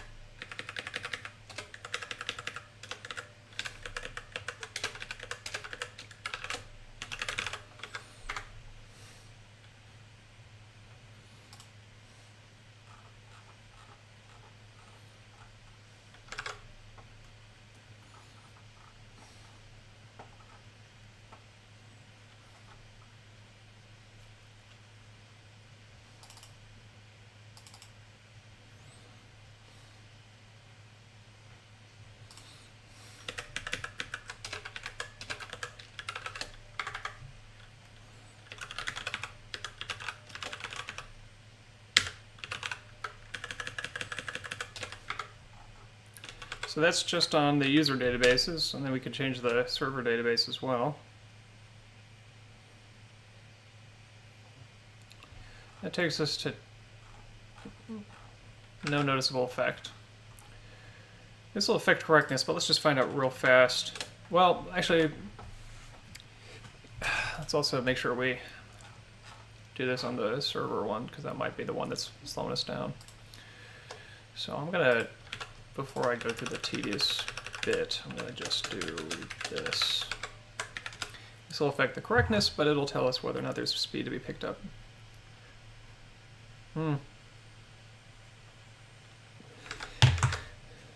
Apparently there is. Let's see if just having the locks at all. Entirely possible that the row level locks are... No, okay, so that's actually encouraging. So we should be able to pick up some speed by... So notifications don't need a lock at all.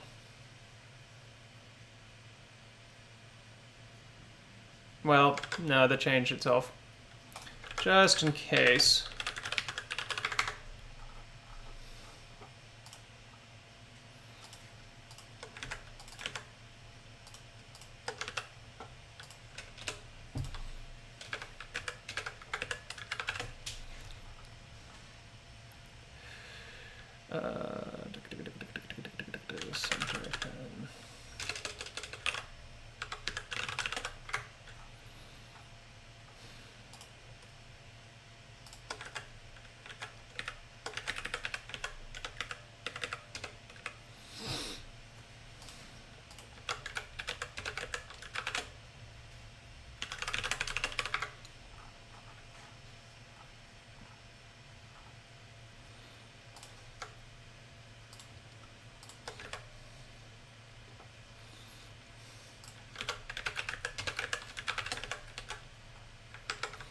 Okay, what are we up to now?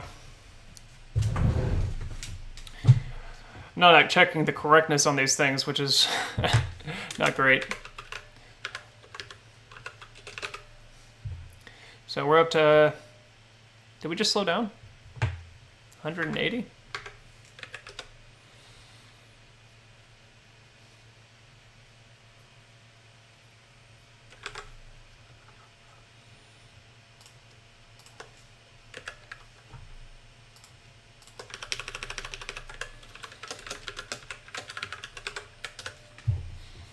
The row level locks are actually required, so there may not be anything we can do about that. It's a minor cost, 100 milliseconds for that old time.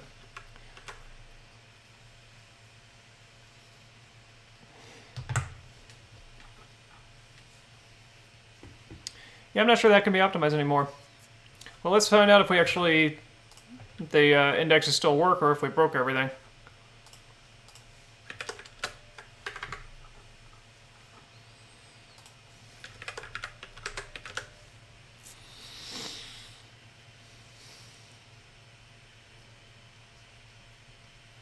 May have broken everything.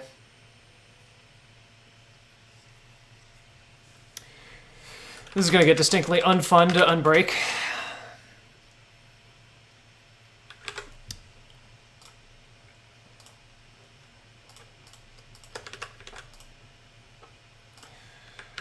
Let's bring this bit of the code back into its original state, because that very well could be the cause of the break. Okay, create post URLs not defined.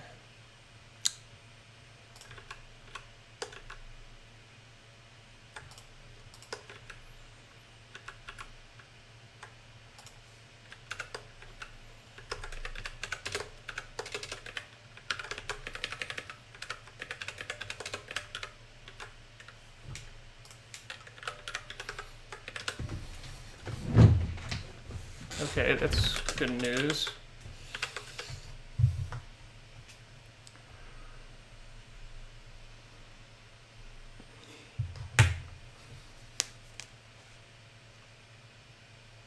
That's not good.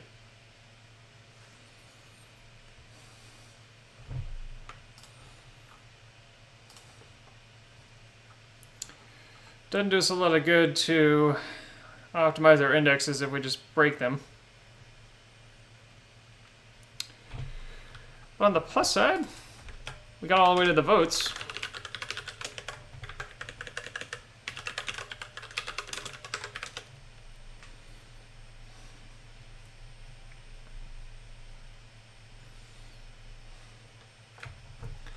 So it seems like votes were the only thing that broke. Let's confirm that.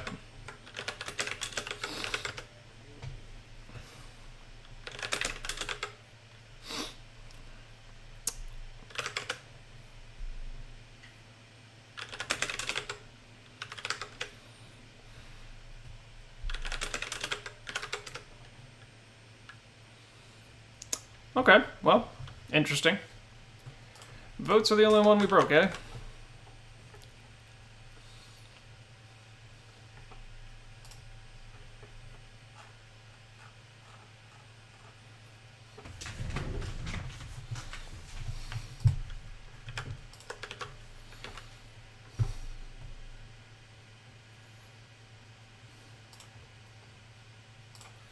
Let's see if it was the lock that somehow screwed it up. Nope.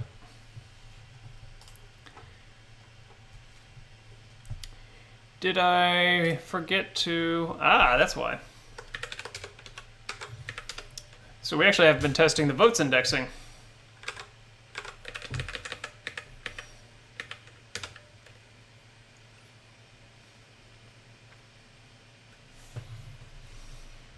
Ah, that means our benchmark timing has been wrong.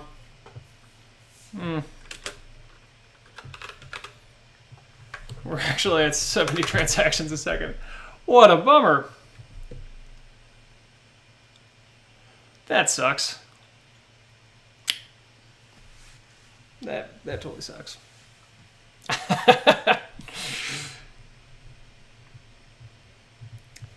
It's Still feels like it's slower than it should be.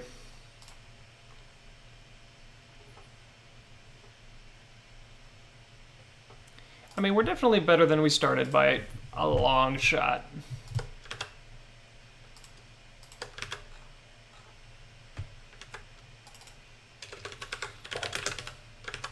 Let's make sure all of our topologies tests are still in good shape.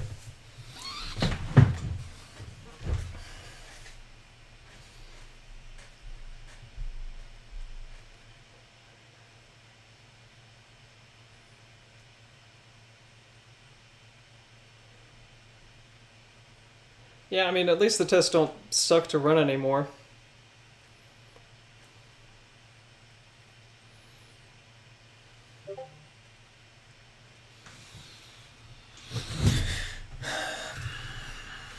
Well, let's go ahead and commit, because there are improvements here.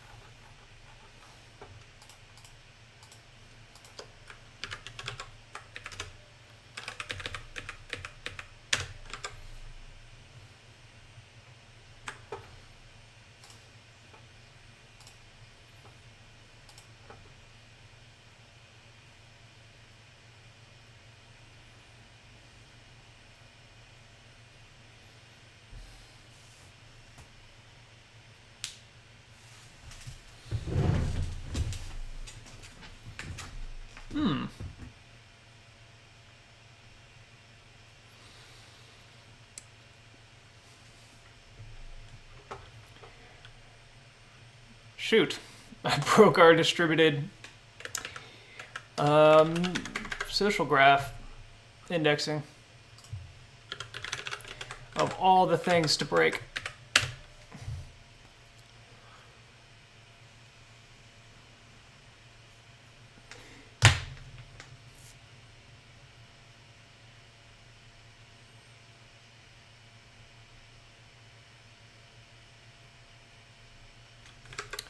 Wonder if the catch-up code got broken.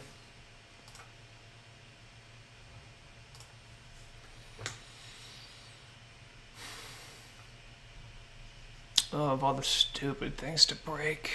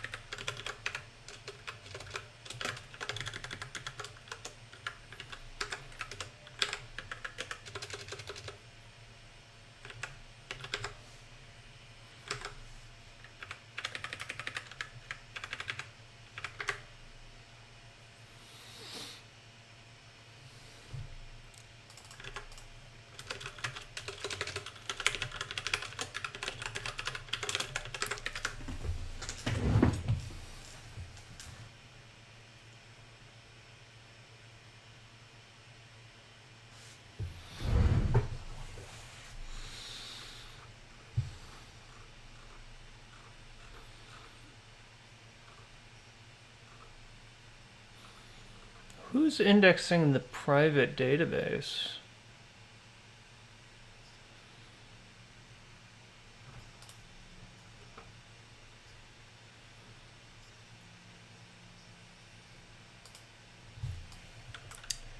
That's wrong.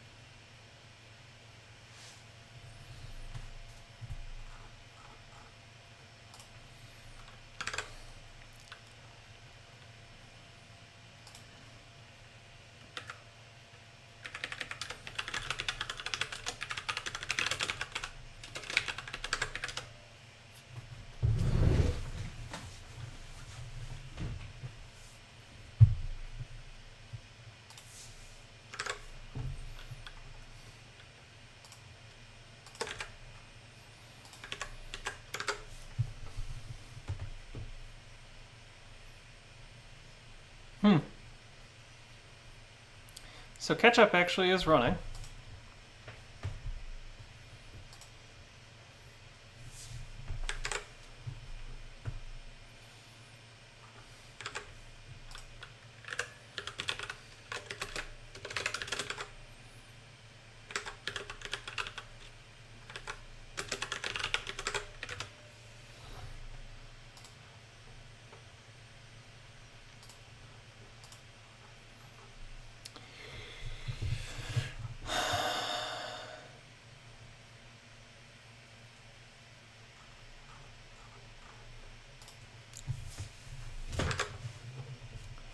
Let's get a little more information about what catch-up is occurring.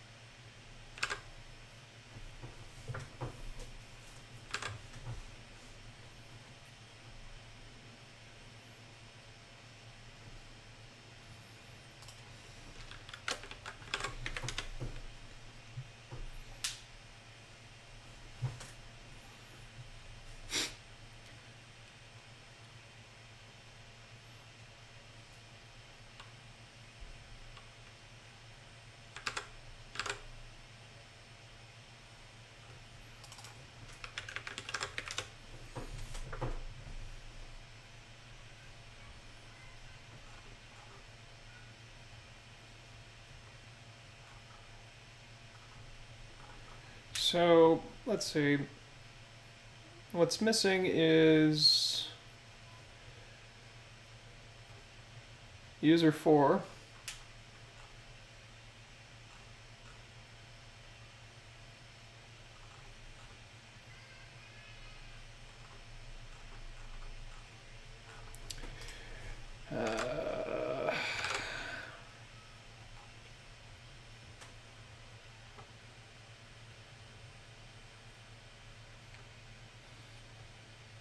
Need to know who we're fetching for.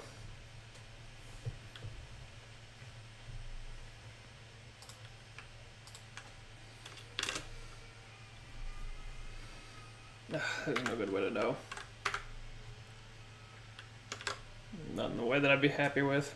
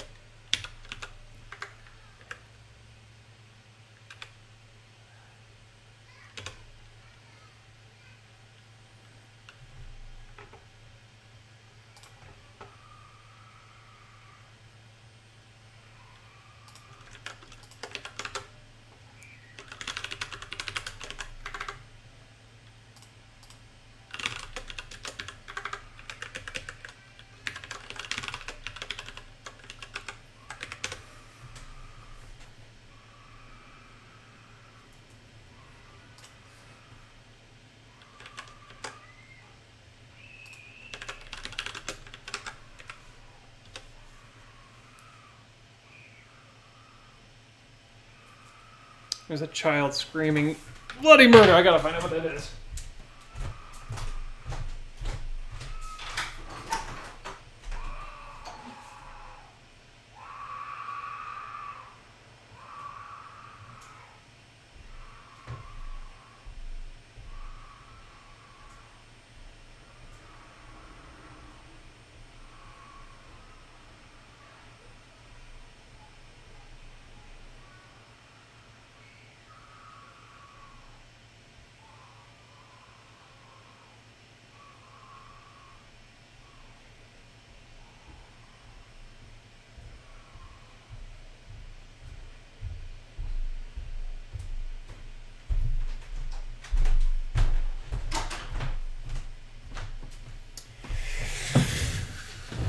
Woo!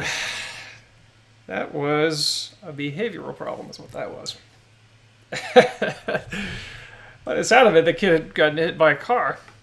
But, no. She was just trying to get her way.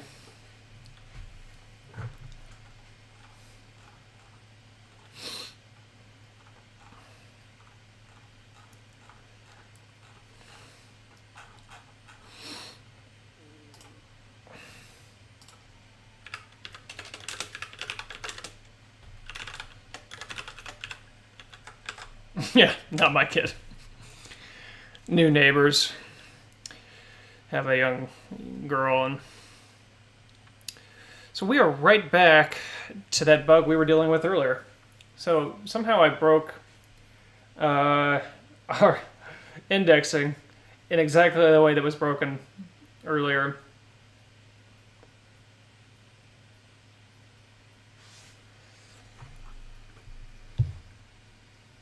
Which suggests to me that the catch-up code is broken.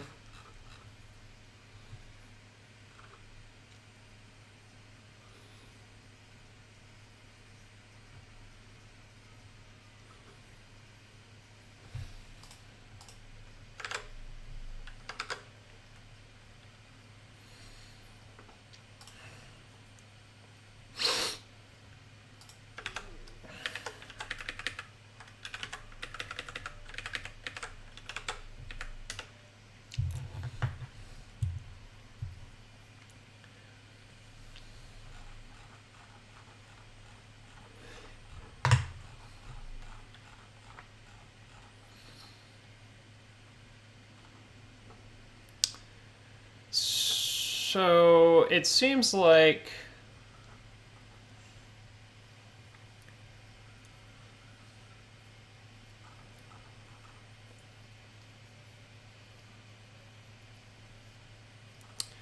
it is hard being a kid. I'm not being a hater or anything.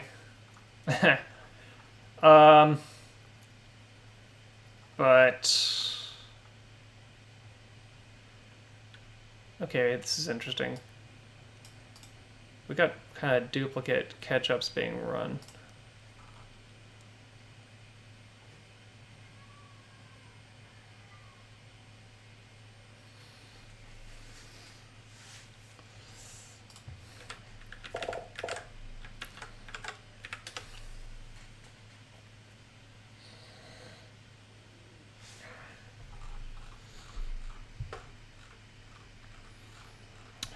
Yeah, I'm not being a hater. The difficulty being a child or anything, but she's definitely learned a bad behavior there.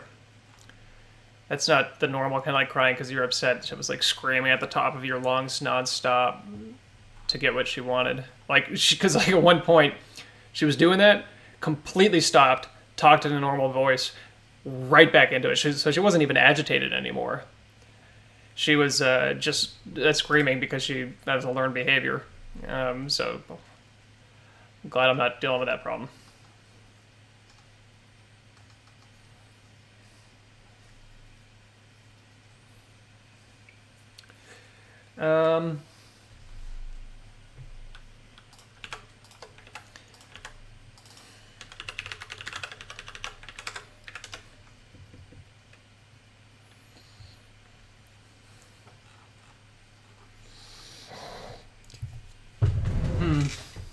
Kids are problem. Yeah, I mean, she could. Who knows what she's dealing with? I'm not trying to judge or anything. I'm just saying there's definitely kids dealing with some problems.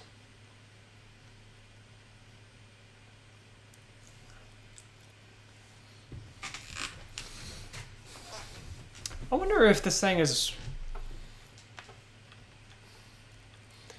like it's not actually running catch up as much as it should.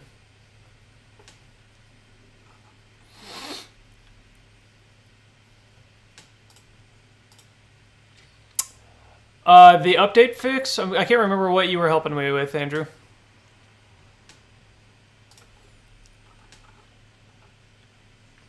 We managed to get all the way to everything working. Yeah. Yeah. We got everything working. Our distributed indexing working. And then managed to...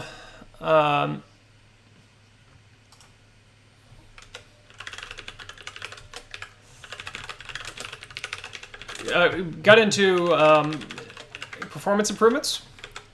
Managed to get like a 10x improvement, but re-broke something. So now I'm debugging what I broke. Probably better than 10x, probably more like, let's see. We were at like 42 seconds earlier. Yeah, flew too close to the sun. We were at like 42 seconds earlier, and I think we're down to like 6 to 8 now. I guess that's not quite a 10x, actually. We'll have to time it again once it's working.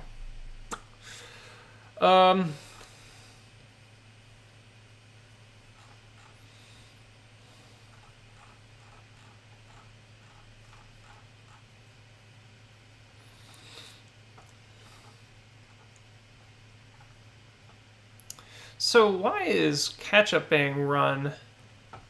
Let's start with that. Catch-up is being run more than it should be.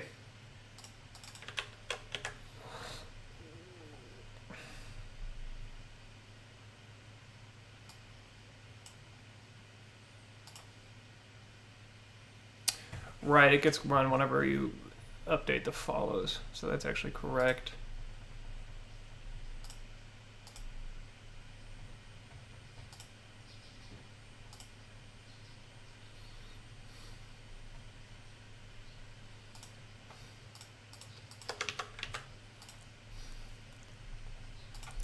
Okay, so it's not being run more than it should be.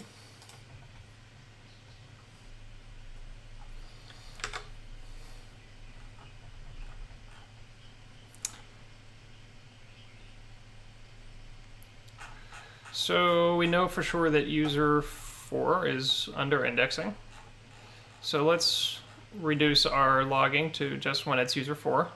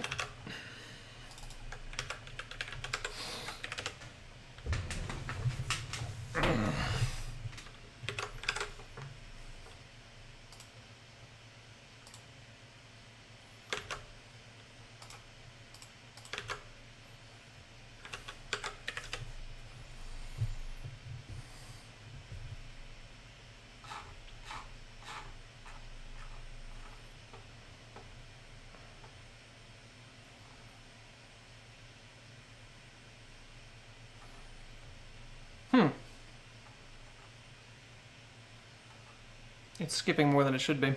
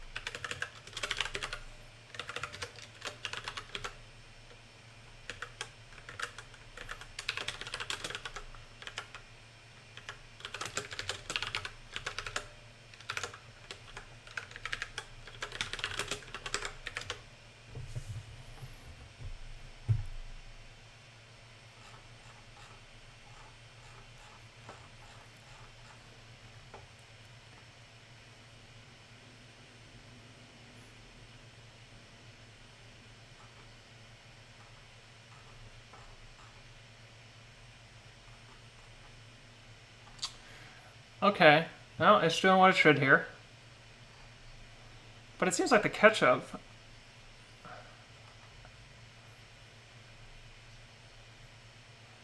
It's all coming out with no changes. Why would that be the case?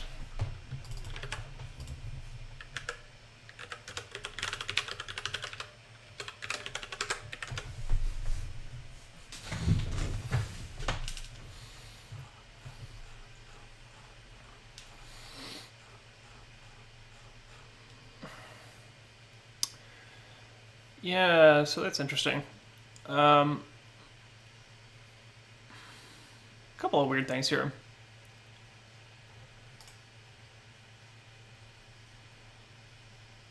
One is that, oh, you know what? That says return. It should be continue. I wonder if that's actually our bug.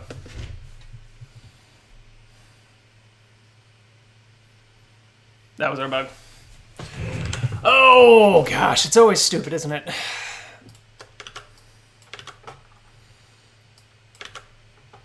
All that work just to find a return when it should have been a continue.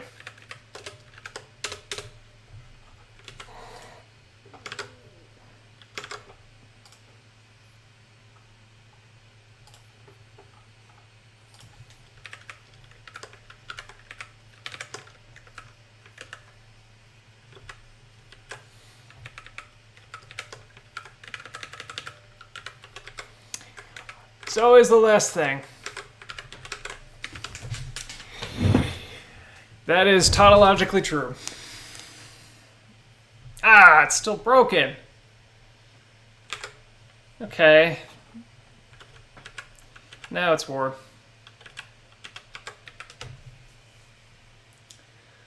Who's broken?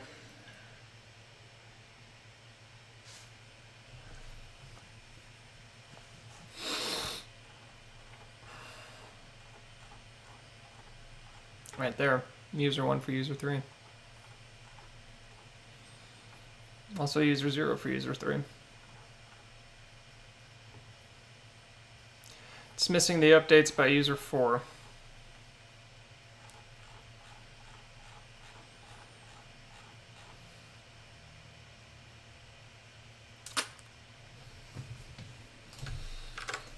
Let's bring back the catch-up code just in case.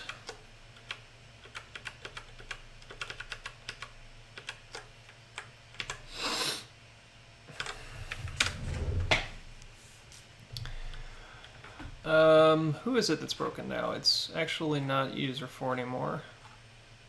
It's user 1.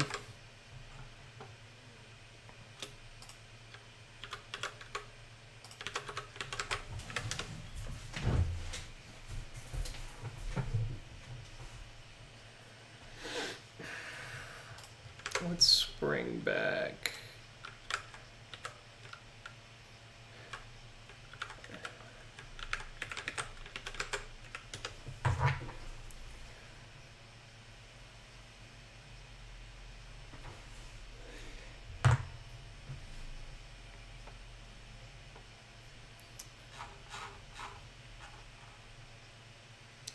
So in fact, user 0 is missing it, so we'll go with user 0 instead, since it's right at the top, a little easier to track.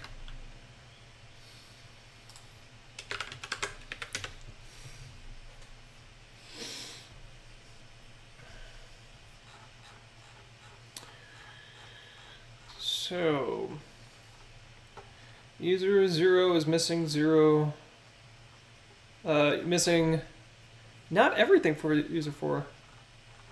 Let's see, user 0 for user 0 is missing user 4. User 0 for user 1, also missing 4.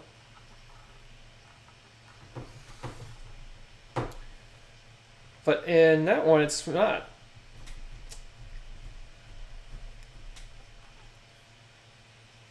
So it's inconsistent, and it's only missing it for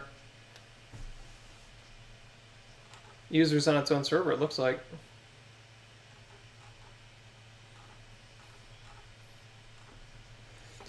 User 0 for itself, it's missing user 4. Well, okay, let's look through here.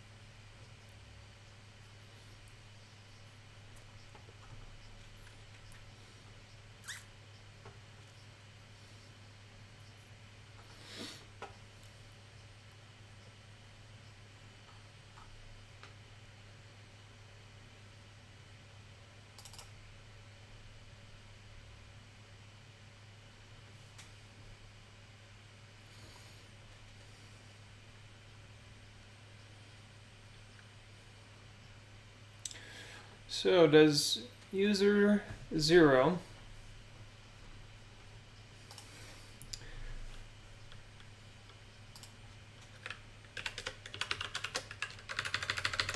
ever run catch up on user 4? That's the first question we need to ask.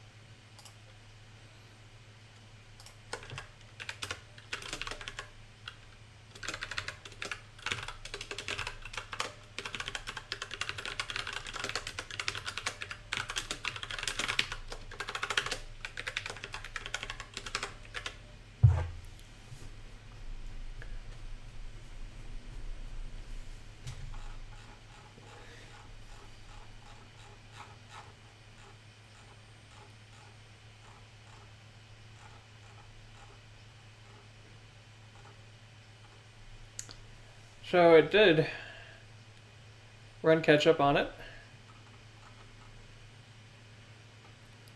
And when it did, it only got a couple of entries. Let's, for the sake of certainty,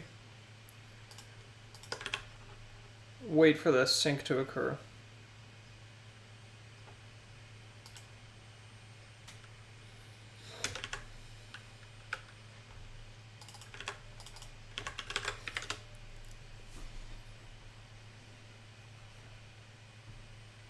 That's not the problem.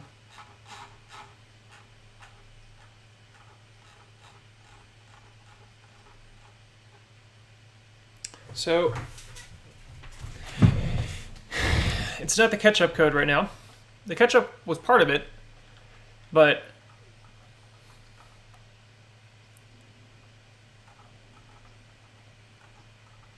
I wonder if it's possible. Yeah, so like user 4's follows are after catch-up occurred.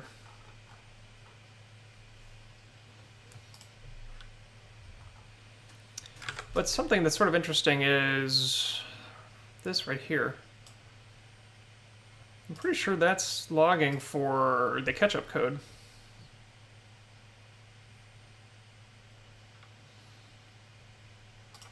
Yeah, it definitely is.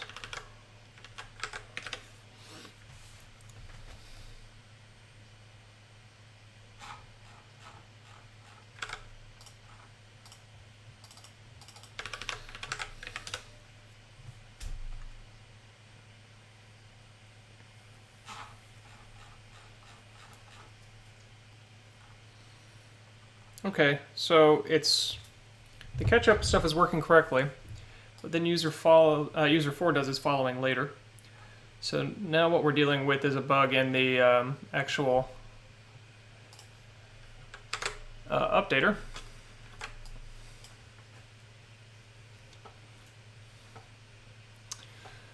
Let's test something real quick. Is there any chance that our when all synced is not sufficient?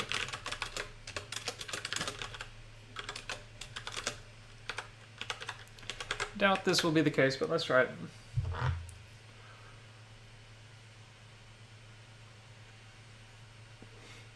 Uh-oh. That was it. So our when all synced is not working correctly. But now we know exactly what the problem is, so that's good. May have been more than one problem. Okay.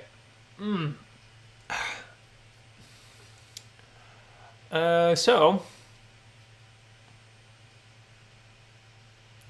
let's get rid of that excess logging.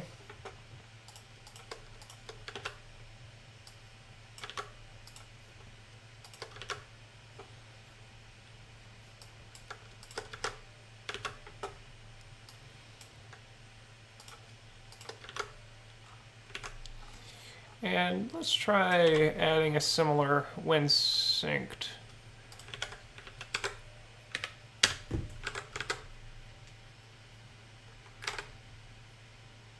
Okay, so that's not doing it.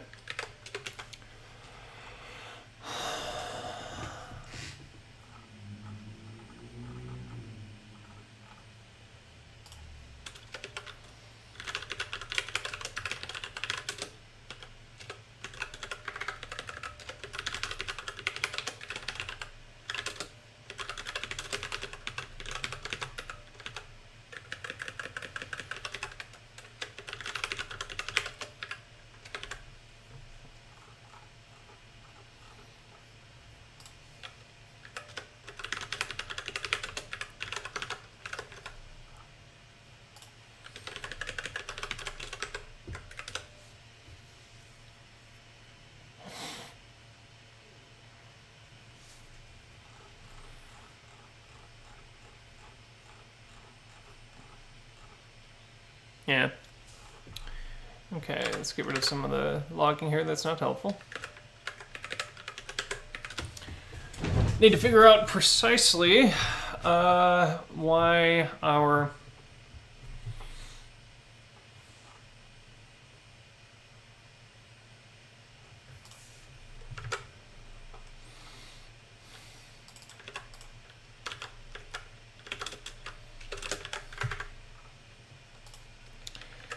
may just have a little bit of a timing gap.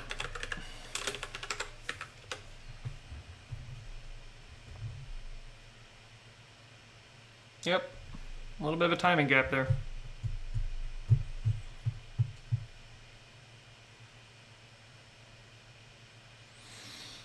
Well, this is a debug method.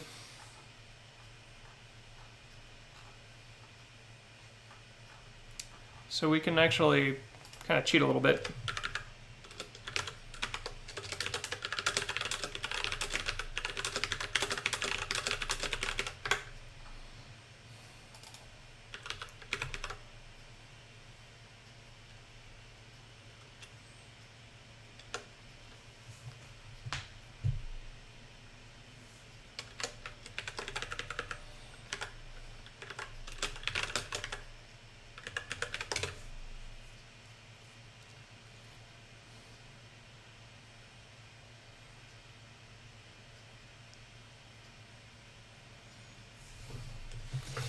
And what I'm going to do is sample it multiple times.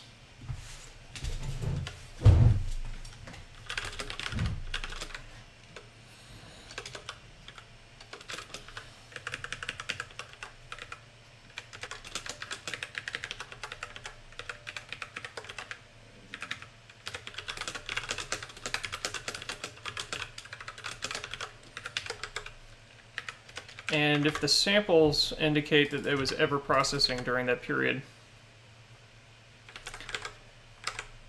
we're going to consider that an indication that indexing is still occurring.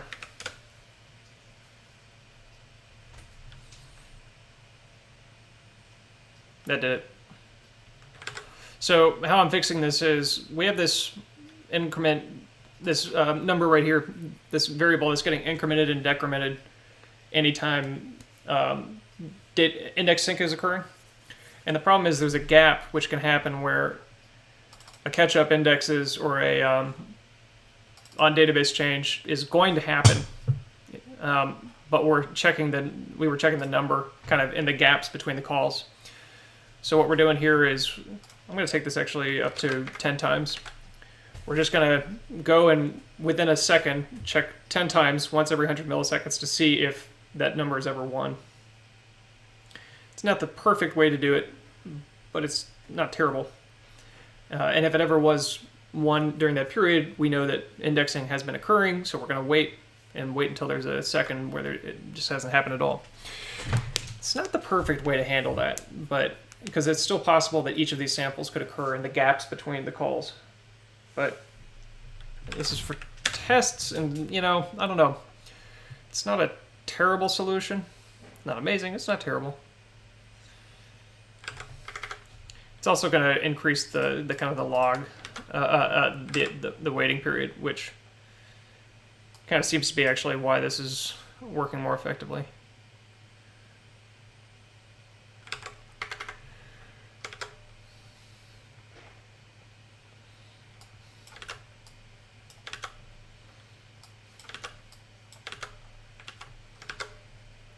A better way to do this would be to basically have some kind of a flag that we reset. Like, actually, let's do it like this. So,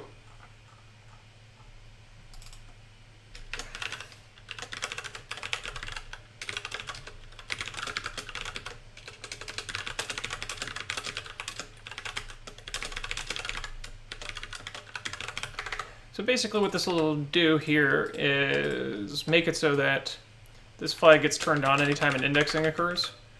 And so then the bit of code that's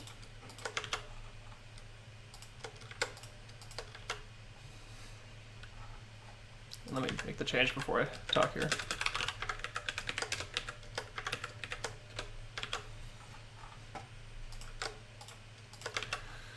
So when all synced is going to do it like this. While did index recently, we'll reset the flag here.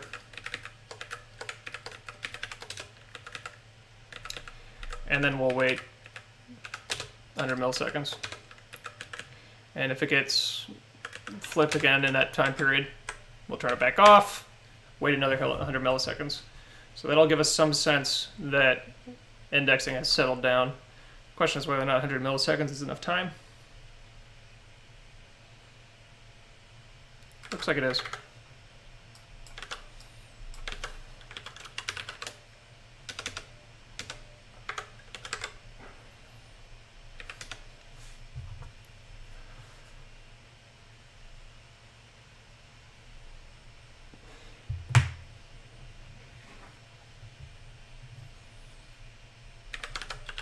So we were roughly 42 seconds originally. What are we now?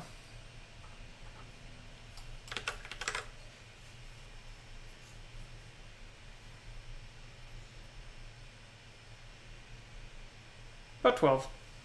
Oh.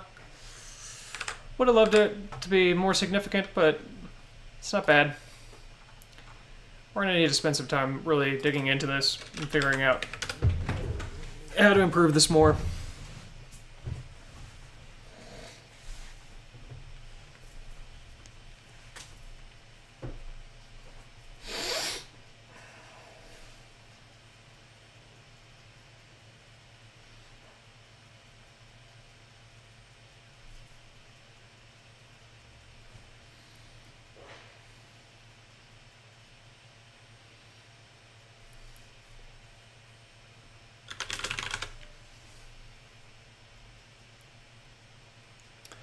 I don't think I need to change queue. Oh gosh, another failed test. Who breaking now?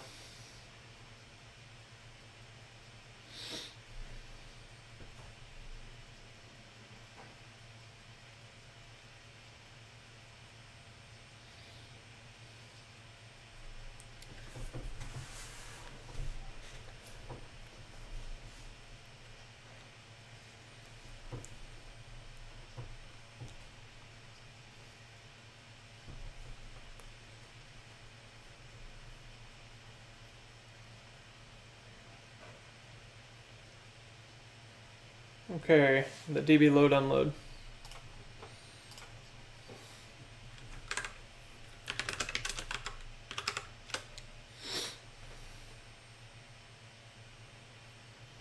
Line 32.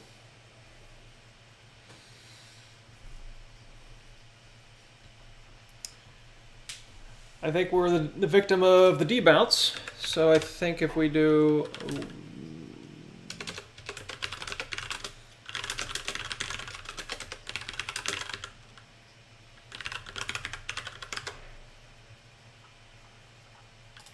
So I think if we wait for sync, that'll fix it.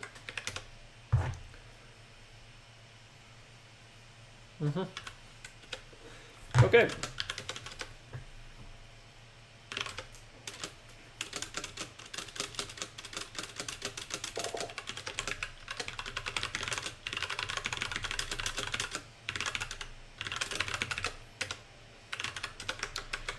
You know what time it is. Citizen.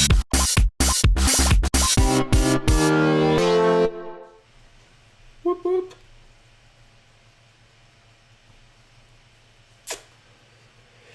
Yeah, still not, you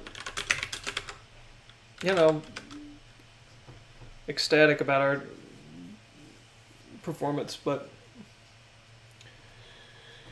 it's definitely better.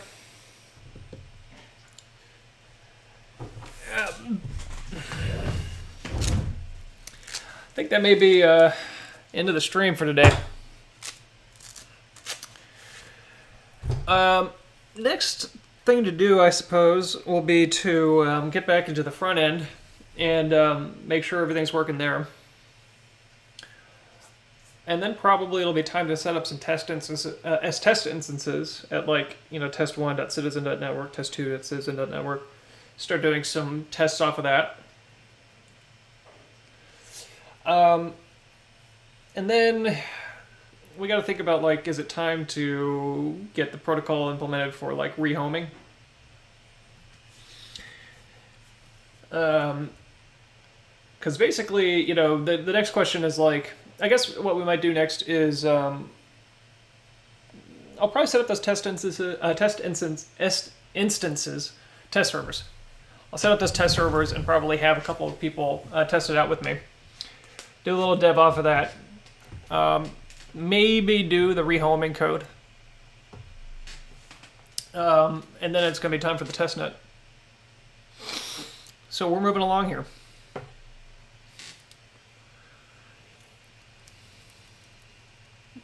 Yeah. Cool. Anybody have any questions for me before I wind down the stream?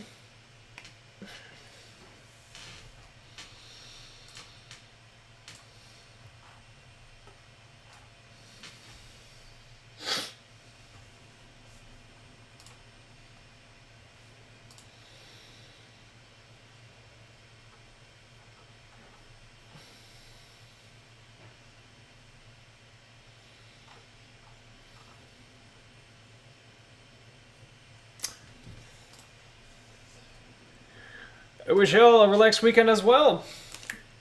Don't know if I'll stream on the weekend. Maybe I will, maybe I won't. Depends on, like, how much of a break I need. So yeah. Maybe I'll see you on the weekend. Maybe I'll see you on Monday. But have a great weekend yourselves. And I will catch you next time. And of course, time for the outro. Citizen.